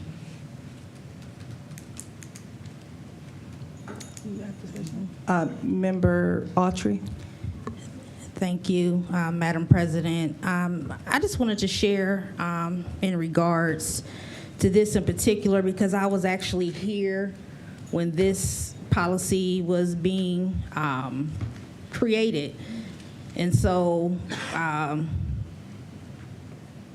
it'll be a hostile yes for me, because a philosophical no is not producing $85 million for us. And so it's in these times that you have to make these hard, tough decisions that I certainly wasn't thinking about in 2019, but here I am having to make it. And I resent that we are being placed in a position to have to choose between such an important issue, because if we didn't have inequities in the first place, it would have never been a need to have these committees, these definitions, these policies. However, that being said, I've been waiting patiently for a rich $85 million benefactor so that I would be able to say no and not worry that our breakfast and lunch program is being threatened, that our special education services are being threatened by our college access programming, and so much more is being threatened by this. So none of us around this table are enemies, because we aren't the ones who have put ourselves in this position. And so it is with a tough and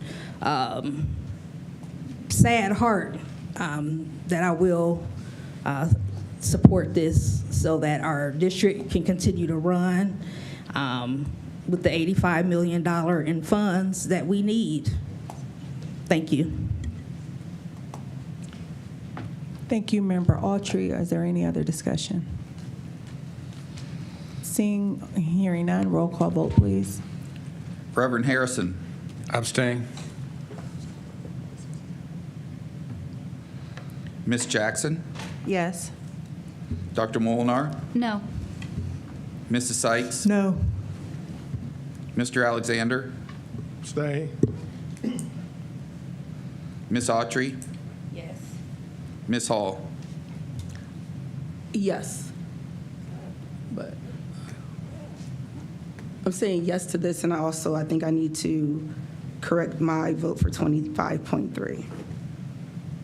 If it's not too late. But if it's too late, it's okay. It's the working definition. The working definition for DEI and excellence.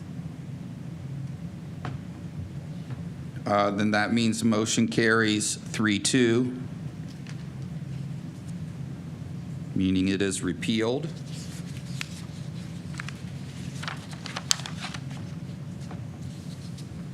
Do we want to revote 25.3? Well, yeah, because, just for clarity, Member Hall, the working definition for DEI and excellence in education, you want to change your vote on Yes, that? because it's just a policy, so yes. Okay. So, yeah, 23.5, or excuse me, 25.3. that's 25.3 is what Member Hall is saying. What did you abstain on that vote? I did. To a yes. So that means motion carries 3-2 on 25.3 as well.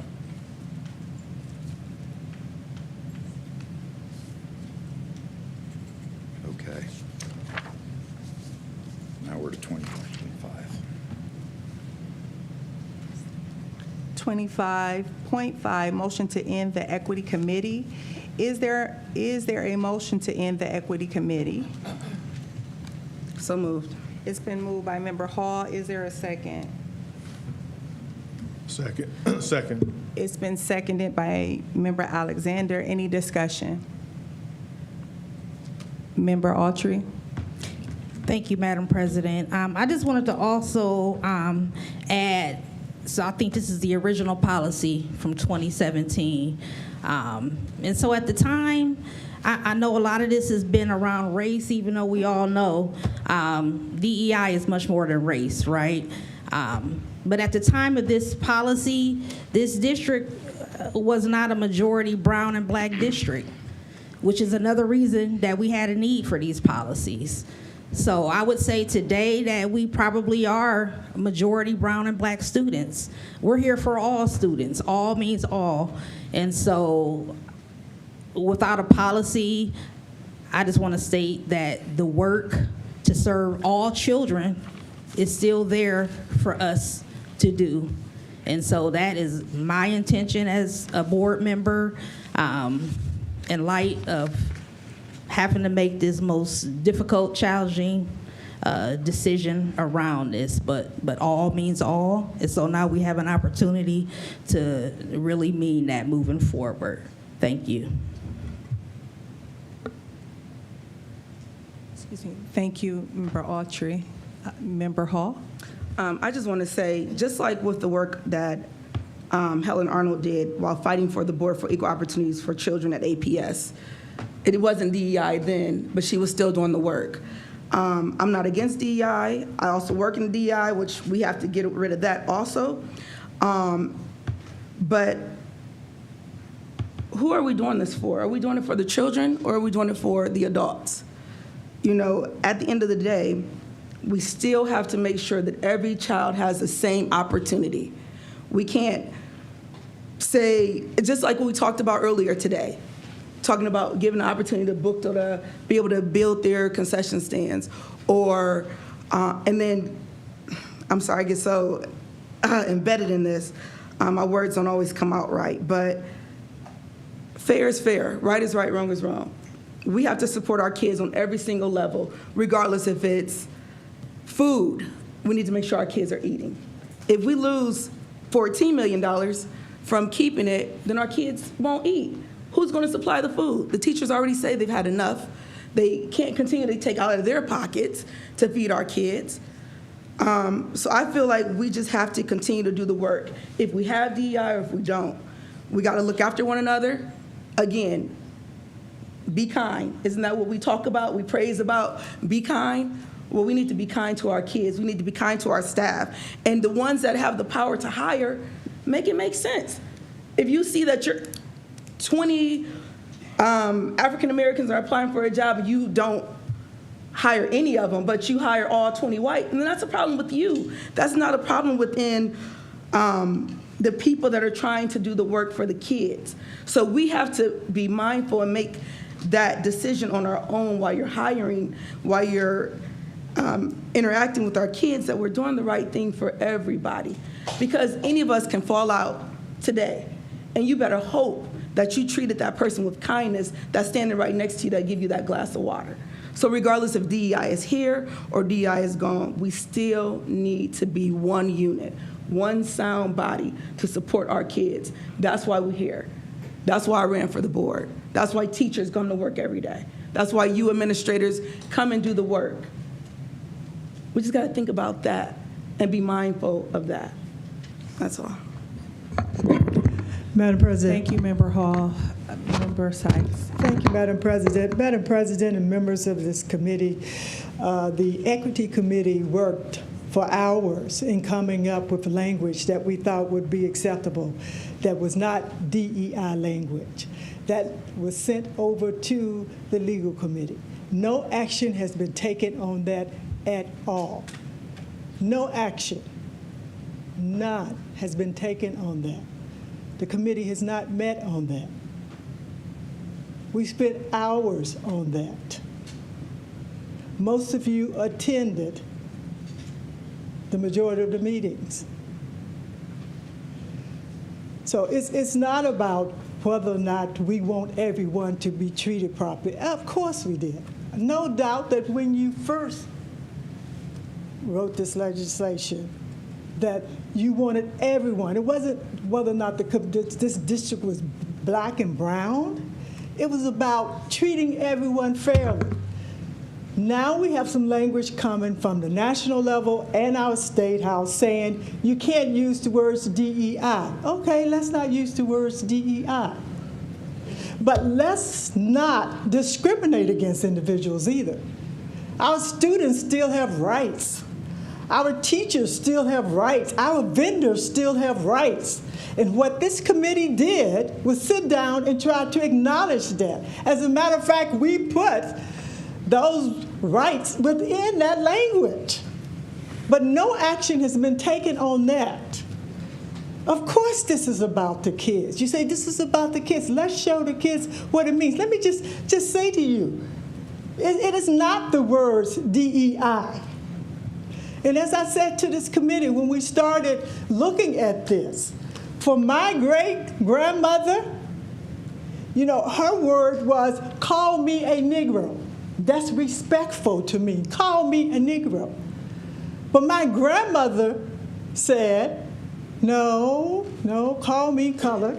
I want to be called colored, because that's respectful to me. And then when I came along, I said, I'm black and I'm proud, so call me black. And now my daughter says, I'm African American. So it's not what we call ourselves, but all of us, whether it's my great-grandmother, my grandmother, my mother, or my daughters, we were all saying, recognize us and accept us for who we are. Accept us and say, we belong here. We belong here. So we sit down and we came up with language that says, everyone here belongs here. And we ask you to look at that. And we ask you, if you have some problems with that language, to change it, to work with us. That's what we did. But we've heard nothing from you. Nothing from you. So all we're asking you to say is to still have policies within the school district that says we all belong here, that we all deserve to succeed, that we all deserve the very best that we can get, and not act like it is not happening. So you don't have to say DEI. We all can come up, we're wordsmiths in here. We can all come up with words and meanings without violating the law. There's no one around this table that appreciate the law more than I do. I've been on both sides. I've made laws, I've interpreted laws, I've supported laws, I've marched for laws, I respect laws, and I don't have no intentions of breaking a law, which is why I took the time to sit down with the committee to come up with language that we could use that would tell our children, that would tell that young man that said, when I walked into North High School, what it meant to me to see a banner that had my language on it. I came from another country. It said, welcome in my language. That's what it's all about. That wasn't DEI. That was saying to him, you belong here. We recognize that, and we're going to do everything that we can to make sure that you feel that way every day that you're in the school system. So to sit here and to eliminate this without having anything else in its place to say to our children, you belong here. Don't tell me you care about the children.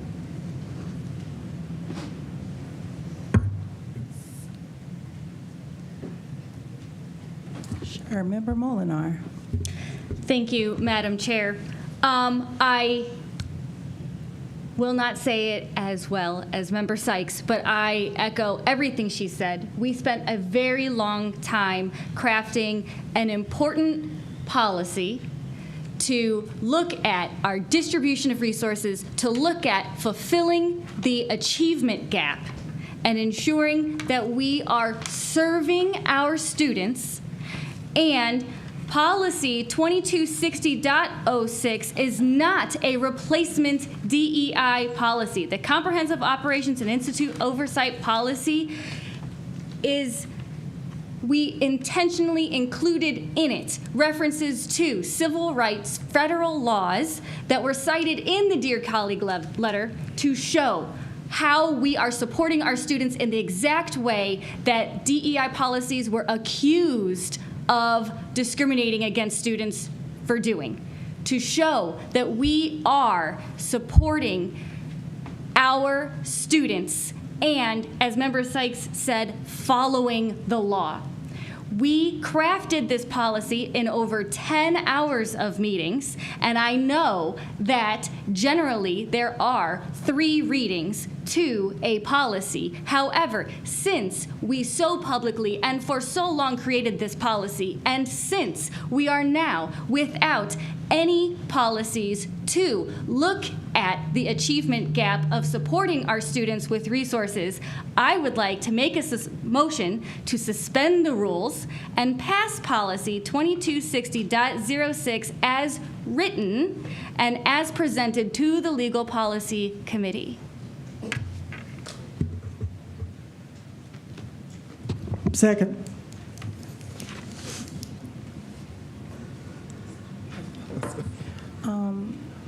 The motion is on the floor. It's been moved by Member Molnar, properly second by Member Sykes. Is there any discussion? Yeah, I want to hear what the motion is again.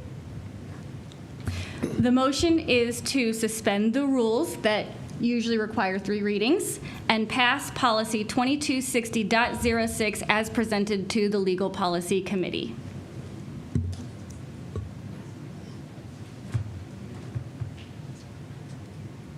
Okay, it's been moved by Member Molnar, seconded by Member Sykes. You have a question, Member Hall? I do have a question. So 2260, why do I have $2,200? 2260 was the policy that was created, correct? That's over at, yeah, oh. Member Molnar, your 2206 is what you're referencing? 2260.06 Comprehensive Operations and Institutional Oversight Policy. Is that on this agenda? No. No, that's the motion I just made. Yeah. Turn your mic on. That's what I'm trying to follow. Okay, so you made a motion that we suspend the rules to approve 2260 point, that we approve it. We can't approve something that's not on the agenda. So you would have to make a motion that it be added to the agenda. Madam Chair, you can't approve something that's not on the agenda.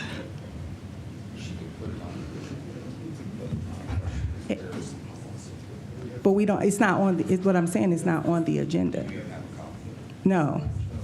Not here, it's not, that's what I'm saying. How can we approve an item that's not on the agenda or add it to the agenda and we don't have reference on it? I don't have a reference of that, Member Sykes. Yes, Madam Chair, you can. You can, as you actually accepted it when I seconded. So you actually can approve an item from a member of this board at any time, and it does not have to be on the agenda. And especially since we're under new business. Question.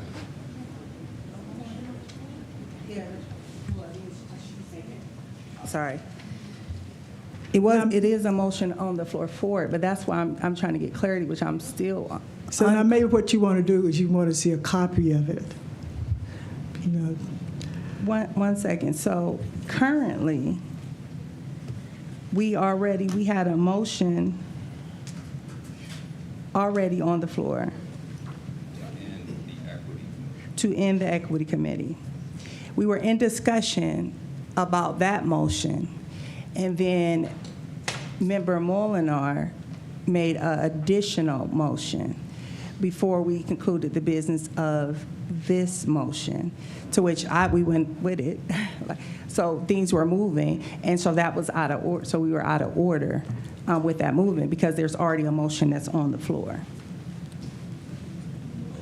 And so the motion that's on the floor has to be dealt with, and then Member Molinar, we can revisit the motion that was made by Member Molinar because we were already at the motion 25.5. And Member Molinar had a question, her question during that was to make another motion, but it was already a motion on the floor, and we approved, and we did that, so it was out of order. Member Molinar, yes, ma'am. As we do this, if anybody, I know a lot of us have our computers, if anyone would like to reference, the policy that I am referring to is the one that we publicly created over 10 hours in committee meetings, and it was emailed to the full board on March 15th, and before it was presented to the legal committee on March 17th. So if anyone would like to pull it up for review, March 15th is when you received it.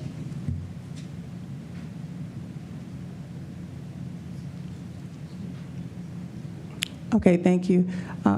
Roll call vote for 25.5. Ms. Jackson, Yes. Dr. Molinar, No. Mrs. Sykes, No. Mr. Alexander, Stay. Ms. Autry, Yes. Ms. Hall, Yes.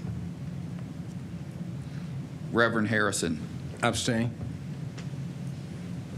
Motion carries 3-2.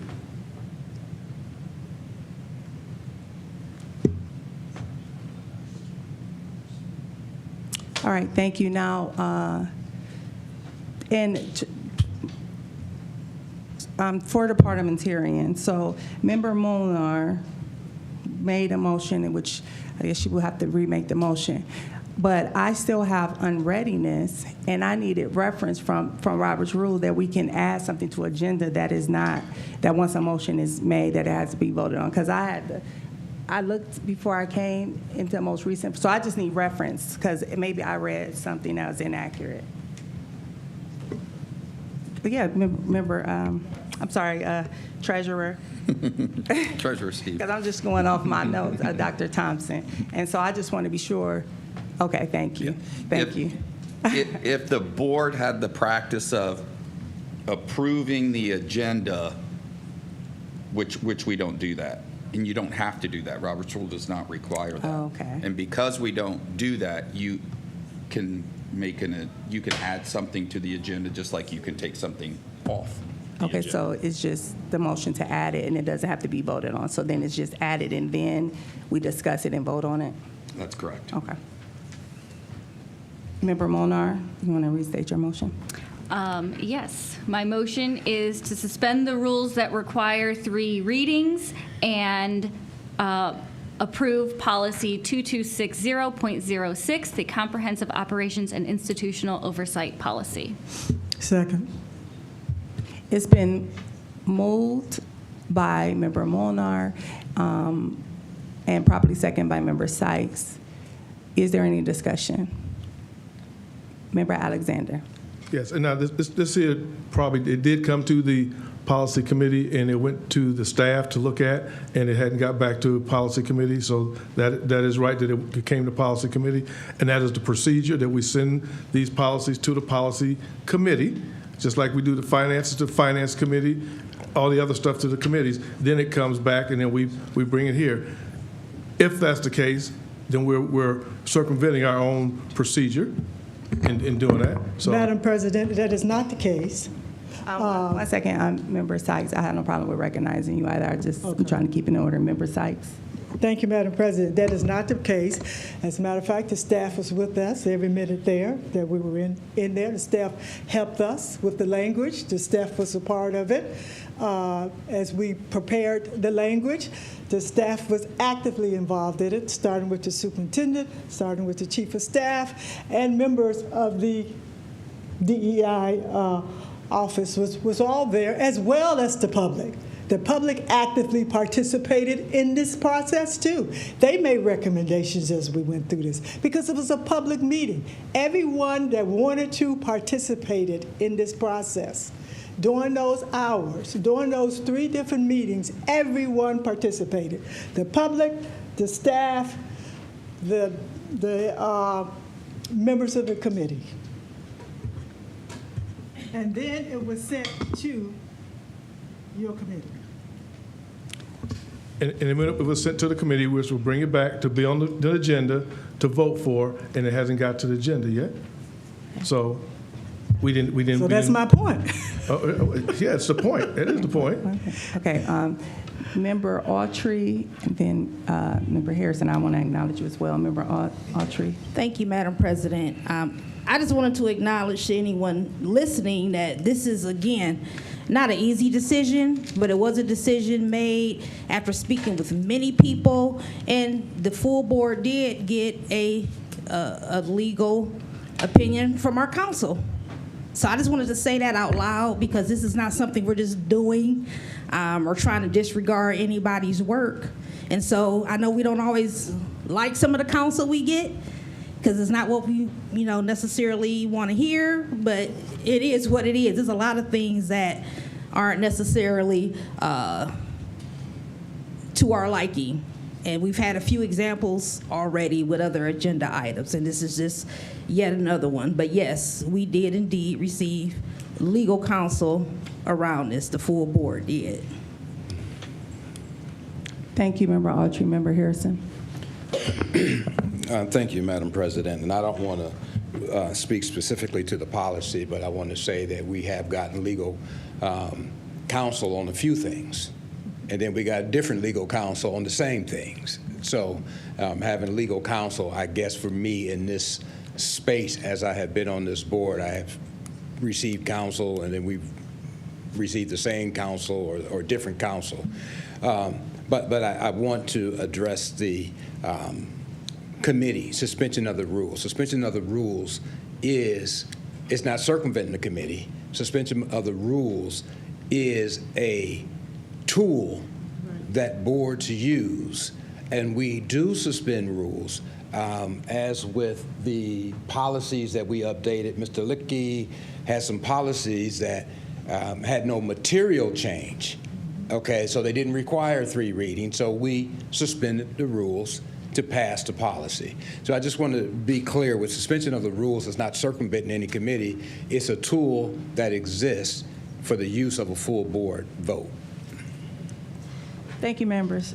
Harrison, Autry, Sykes, and Molinar. And Member Hall, I'm going to acknowledge you. I also want to bring up the fact that the board received, like Autry said, we received legal counsel, but also a letter that came through that the superintendent will be responsible, whoever is superintendent in that role, to sign a document stating that we completely dismantled our DEI, and with council, based off of what we did, because I was a part of that work, and we were excited because we saw how language could be transposed, and some information came up about Senate Bill 113 and also about not editing and then renaming and changing, and we did that in an open meeting. This is the conversations that was had, and legal counsel advised that the current superintendent could not be advised to sign the document that came from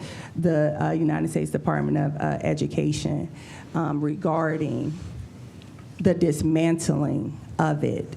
And Senate Bill 113, as I recall, it says that we can't, how we did in our open meeting, it appeared as it was playing. Other people have talked to me about this, that this space is so unclear. So I'm not saying this in any definitive manner, but that's exactly what we did as a board in an open meeting. And so this is some of the questioning that may have led to some decisions on some determinations. As individual, and all you have is people have their vote and to vote their conscience. But I just want to make mention of that document that as present would not be able to be signed to say, as we're advised, that we were in compliance. And so I thought I would add that also, that note, that letter that we received on April 3rd, just for additional information as we all are adding information. Member Hall? So right now we're talking about 2260.06, correct? Yes. Okay. So I know one issue that I have with the new policy is we shouldn't be putting someone's job title in our policies. We don't do it for any other policies. Why are we doing it for this one? So I think that should be the discretion of the superintendent to hire someone, or even not saying anyone's job is being taken away, or to keep that person to do the job, but it should not be in the policy as being made a director or a chief over that. So that's one of the issues that I have with this policy. Madam President, may I just yes, just make just a real quick note that anything that the committee does, anything that we come up with, will have to be in public. So to say that one of the concerns may be from legal counsel that what the committee did was done in public, yeah, that's right. And anything that we do shall be done in public unless we are in executive session. Yes, I'm not in disagreement with that. I'm saying the way we went about in dealing with the changing, editing of the policy and then renaming, it was the questioning, not the public, because we talk about being transparent. I get that. So that's not the questioning. Member Molnar? I read it, and that was one of the issues about it being in public. I did read it. Well, what I'm saying, I'm saying from what my stance is, and now I'm recognizing Member Molnar. Thank you, Member Sykes. Thank you. I wanted to say my intention to suspend the rules was not trying to disrespect the legal committee. As Member Harrison pointed out, we frequently suspend the rules in emergency situations, and as the other policies have been repealed because of concern of losing $85 million, we publicly created another policy, a different policy, a new policy, different numbers, different perspective, different things. The timing, coincidence, sure. But to say that the excuse for not supporting our students and the excuse of not passing this policy is because of the legal guidance that you got would only make sense if you followed all of the legal recommendations in that email, and there were other legal recommendations in that email that are not being followed. So we are picking and choosing what advice we are receiving and using from our attorney. And I am choosing to support our students and our schools. Thank you, Member Molnar. I really hope that a school district wouldn't cease to support children or did not support children before such policies existed, because that's a problem within itself. And so when we talk about things doing what you expect, you should inspect. We do have policies that talk about students being treated fairly already on the books. We do have legislation and laws that talk about the unfair treatment of people based off of their race. We have Civil Rights Act legislation that has passed, but what you expect, you inspect. I've said from this point, from this microphone, I've stated about policies that we have in place, and then we turn around and then create new policies because the old policies were not enforced. We have policies concerning discipline and what should happen to students, which are not enforced. So you have teachers leaving districts, you have paraprofessionals, like what is the outcome, what should happen to students. We have policies for days. What you expect, you inspect. So what I'm saying is, when we look at the various things, our suspension rate of our children, kindergartners being suspended, reading levels of our student, things of that, if we're not inspecting policies that we already have on the board, when we talk about supporting our children, supporting that they are getting a free, appropriate public education with all the things that they need that is already required from them outside of any when DEI became a thing or not, if we were never inspecting it and holding people accountable then that's on us. The accountability is always the accountability. There are structures and things in place. What you expect, you inspect. And what has happened in many of our schools and many of our communities, when we look at places where when we look at the demographic layout of our schools, the rules are there. The rules have not changed. The agitation and those fighting for those kids in those clusters or those communities, that's what shifted. It is not that we don't have policy on our side currently and previously before DEI that would have supported it, that would have made us lean at, well, why is it acceptable that people can make comments at certain buildings when things happen to certain children, like that's a standard operating procedure, and that it wouldn't be a problem if it was at this school? Why is it that we have to talk about things when it's a budget for school and it's supposed to be all schools until someone speaks out from this point of a board that's not focusing on one cluster? The rules are already in place. Enforce the rules that are in place. Hold people accountable at how they deal with our children in these schools, period, off of rules that already exist. So listen to when teachers are informing and talking about best practices and things that's happening in class and what's not happening in class, that they should be getting in class, that there's already standing policy and things for that there's already federal laws that support these actions. So my dear colleague, Member Molnar, when you talk about, or Member Sykes, when we say things about those who love or don't support Call children, the question. In any event. Call the question. No, we have to do that. We're going to call the question for the vote, and I'm more than fine with that. So let's call for the vote.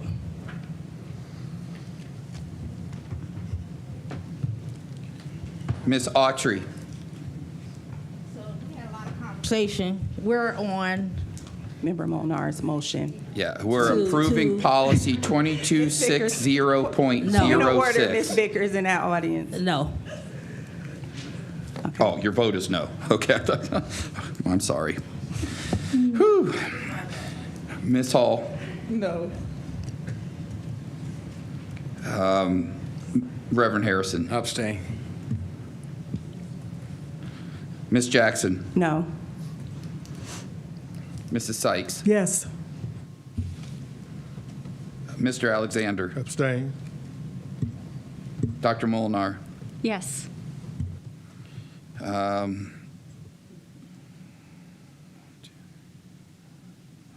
So we've got 2 abstentions. Motion carries 3-2. Is that right? No, wait. Jackson's no. Sykes is a yes. Molnar's a yes. That's it. Autry's a no. Yeah, it's 3-2. Hall, Autry, and Jackson are no's. Sykes and Molnar are yes. So yeah, the policy does not pass.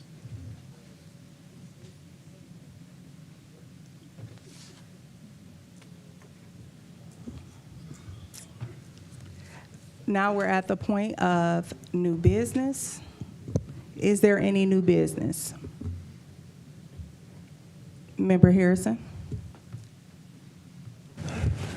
Thank you, Madam Chair. Madam Chair, I would like to offer 1, possibly 2 resolutions. The second resolution will be dependent upon the first resolution if it pass or fail. I would like to offer this resolution, and this resolution is to put Dr. Robinson, our superintendent, on administrative leave, and I would like to make 4 points to this. Point 1, proximity to the problem. Point 2, duty of care. Point 3, the fiduciary responsibility. And point 4 would be supervision. My point 1, proximity to the problem, is there has been a lot of conversation and a lot of opinions as to what is going on in the Akron City School District. And either you've read about it, you've heard about it, but what my concern would be if you have experienced it or not. So everybody has opinion, but how close are you to the problem? I think there's some things that this board has information on. There's some things that when we originally had discussions that we were not privy to, the whole entire board. And as this investigation, this fact-finding has progressed, we continue to find out more. And it just comes down to at what point has that threshold been met? And for me, it has been met. Duty of care. When we hear about this investigation, when we hear about anonymous sources, we keep hearing the same thing over and over again. Now, do we hear them from the administration building? Yes. Do we hear them from the school buildings? Yes. Do we hear them from the police officers? Yes. And so at a certain point, we have to say, well, maybe there's something to this, because I simply don't believe that 24 people got together and made up stuff. The fiduciary responsibility of the board. How much liability are we willing to accept? How much liability are we willing to accept if these things are true? Because if these things are true, we have a whole lot of liability. We talk about the kids, and we can't take care of the kids unless we're taking care of the people who take care of the kids. That's the only way we can take care of the kids. We talk about taking care of the kids. We did a lot of stuff about finances here. If these things are to be believed or not, the district is at a financial liability here. Supervision. The superintendent has some directors that, a couple of them, that believe that they can just threaten board members. They can just send us emails whenever they want to. And that's unacceptable. We have 2 employees. We don't interact with the superintendent's staff. We don't direct his staff. We don't correct his staff. They don't direct us, and they don't correct us. They should be talking to the superintendent or through the superintendent, as we should. I offer this resolution because I believe that we have to really think about what has happened and what is occurring, and we need to make some decisions. We no longer have plausible deniability. In any other situation, in any other circumstance, an employee would be put on administrative leave. In this situation, I offer this as a resolution. I offer this as a motion in the form of the resolutions that you have. So I make a motion to put Superintendent Michael Robinson on administrative leave. So the first resolution is just to place it on the agenda. All right, so Mr. Harrison has made a motion to place the resolution on the agenda. So it's been moved by Mr. Harrison. Is there a second? It's been second. Second. Thank you. It's been second by Member Sykes. And Madam President, I'm seconded so we can have the discussion. So this is on administrative leave, but this does not say with or without pay.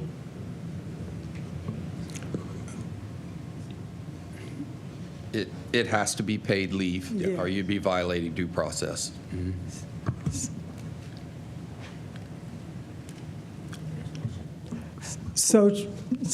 So would we need to make that amendment? That amendment, yeah. Madam President, I would amend the motion to include it to state he would be on paid administrative. All right. The motion has been properly amended. It's been moved by Member Harrison. It was seconded by Member Sykes. Is there any discussion? Member Hall. Thank you, Madam President. Now, when we agreed to do the fact finding, right? Because I'm not gonna throw that out there. We also agreed to wait for the results of the fact finding. As a board member, I am, kind of disappointed that I had to find out through the media that this is what we're doing. Was this, well, you can point order. No. It's germane to the topic, so I'm talking about what I'm talking about. So for us to say we're going to do a fact finding, and then for us to say we're going to wait for the results of the fact finding, and then for this to come out to be a resolution to put them on leave, I think that's unfair and not right of what we're saying. We're always saying stick to the policy. We're saying do what we're supposed to do. We're going to do it this way. We're going to do it that way. But then this comes about to ask for the superintendent on leave when we'll be getting the results very soon. So I will be voting no to this. May I Thank you. respond? Thank you, Member Hall. Yes, Member Harrison? Madam Chair, I want to really be clear with this, okay? At the time, there was no agreement. There was no agreement. At the time, if we want to talk about it, let's talk about it. At the time, I originally had strong feelings about the superintendent staying in the building during the investigation. Some things were put in place, but I told everyone on this board, if something else came up, that I was going to call for the superintendent to be put on administrative leave. Something did come up, and something did come up, and something did come up, okay? So this is not a surprise, and if someone found out about it in the media, well, okay, because I don't owe anyone an explanation. I say what I say. I said then, December 18th, if something else comes up, since I said that, we've had 4 or 5 different things that have come up. So things change. The situation has changed. The situation has escalated. Unfortunately, when this first was brought to our attention, everybody in this board didn't have the same information. Because if I had the information when it first came out that I had now, the motion would have been made then.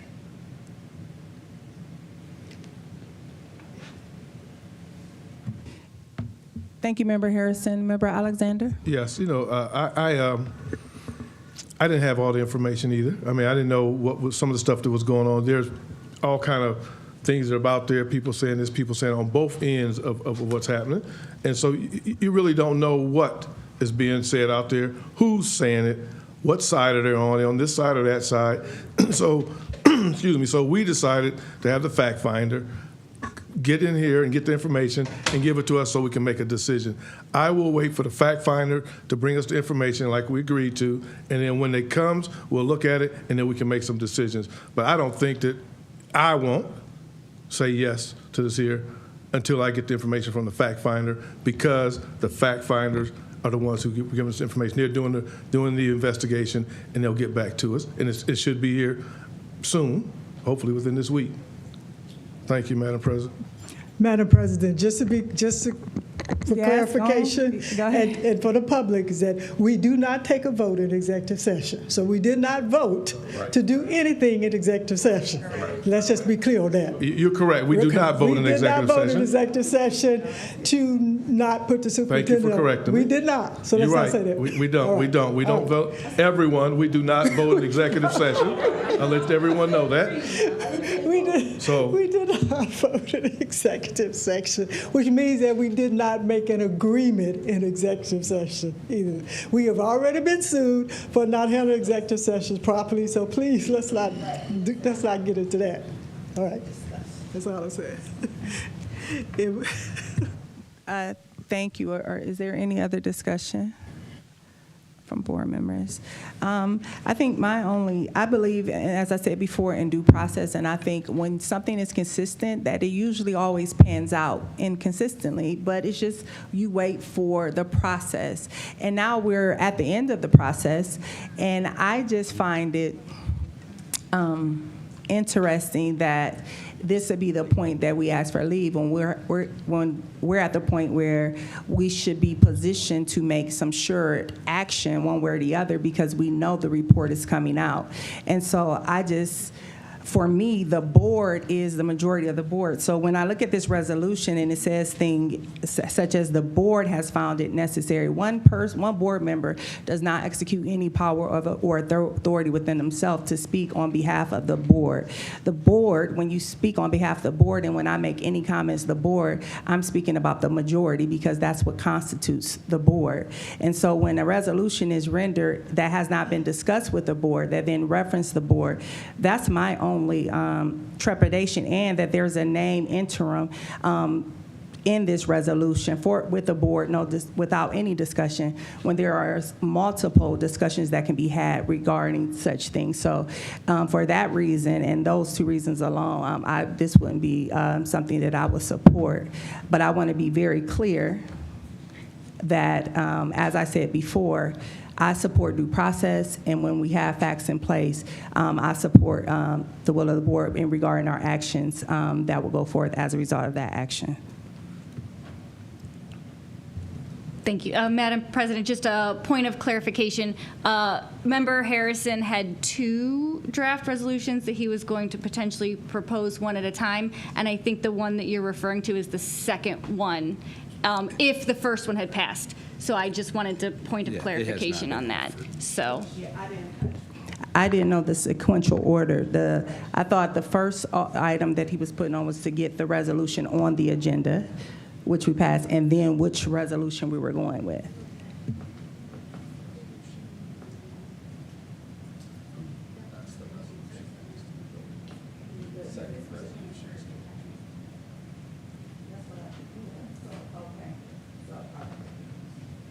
Same. So, yeah, my comments remain the same.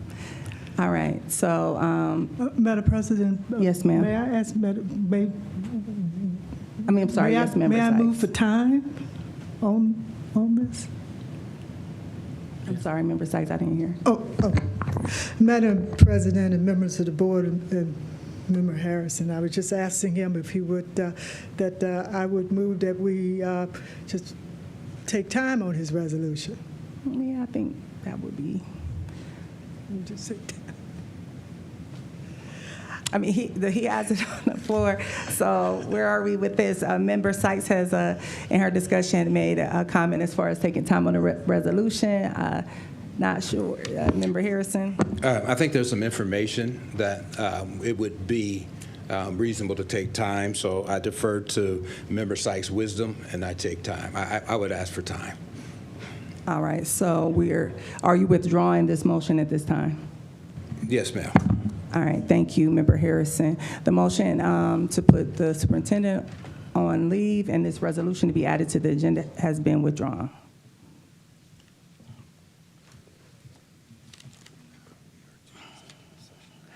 Oh, I need my part to read. Yes, we are.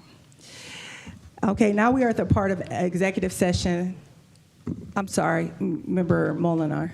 Thank you, Madam President. During my community reflection today, I mentioned that I was proposing a resolution to be added in new business, something that we as a full board can unify and rally around in supporting the Fair School Funding Plan. This is the draft language, so this is the same that Columbus passed, Westerville passed, Medina City passed. All I did to this was change the name to Akron Public Schools. So I would like to make a motion to pass this resolution in support of the Fair School Funding Plan.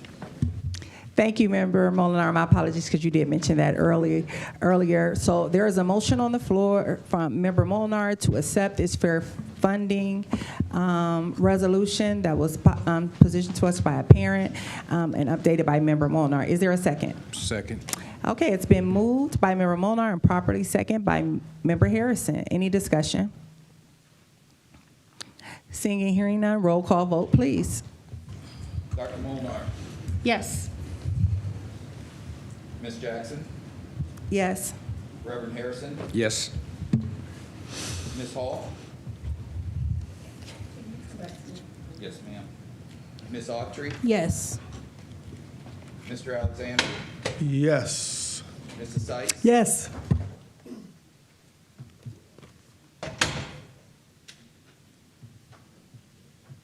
Mrs. Hall. Yes. Sorry, I just married you. Mm-hmm. Sorry.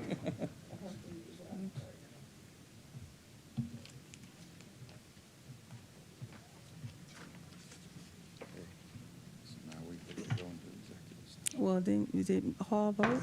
Are we? She did? Okay. All right. Thank you. Next, there is a need for us to go into executive session. There is a need for us to go into executive session. The hour is late. I think we should go in it tonight. There is a need to go into executive session pursuant Ohio Revised Code 121.22G1 to consider the employment or discipline of a public employee and/or official. Is there a motion to go into executive session? So move. Second. Thank you. It's been properly moved by Member Sykes and seconded by Member Autry. Is there any discussion? Seeing and hearing none, we stand in recess in executive. Oh, we have to vote. Sorry, roll call vote. Dr. Molnar, Yes. Mrs. Sykes, Yes. Mr. Alexander, Yes. Ms. Autry, Yes. Paul, Reverend Harrison, Yes. Ms. Jackson. Yes. Motion carries 7-0. We stand in recess at 11:06 into executive session.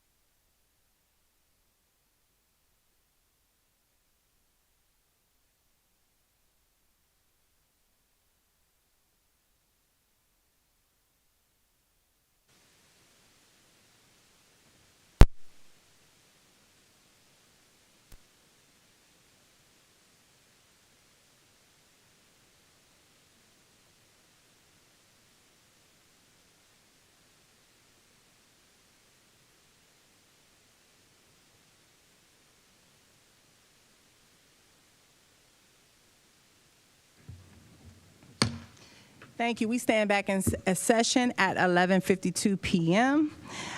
There is no action at this time. However, the APS board is meeting again tomorrow in special session to consider the findings of the fact-finding investigation. No final decision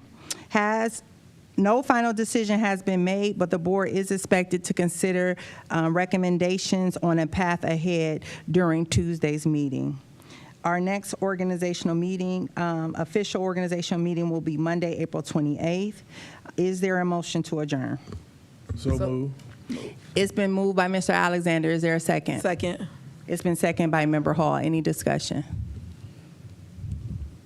Oh, please. No Not even funny. No discussion. Dr. Thompson, roll call, please. Mr. Alexander. Yes. Miss Autry. Yes. Miss Hall. Yes. Reverend Harrison. Yes. Miss Jackson. Yes. Dr. Molinar. Yes. Mrs. Sykes. Yes. Motion carries 7-0. We stand adjourned at 11:53 p.m. Okay. Time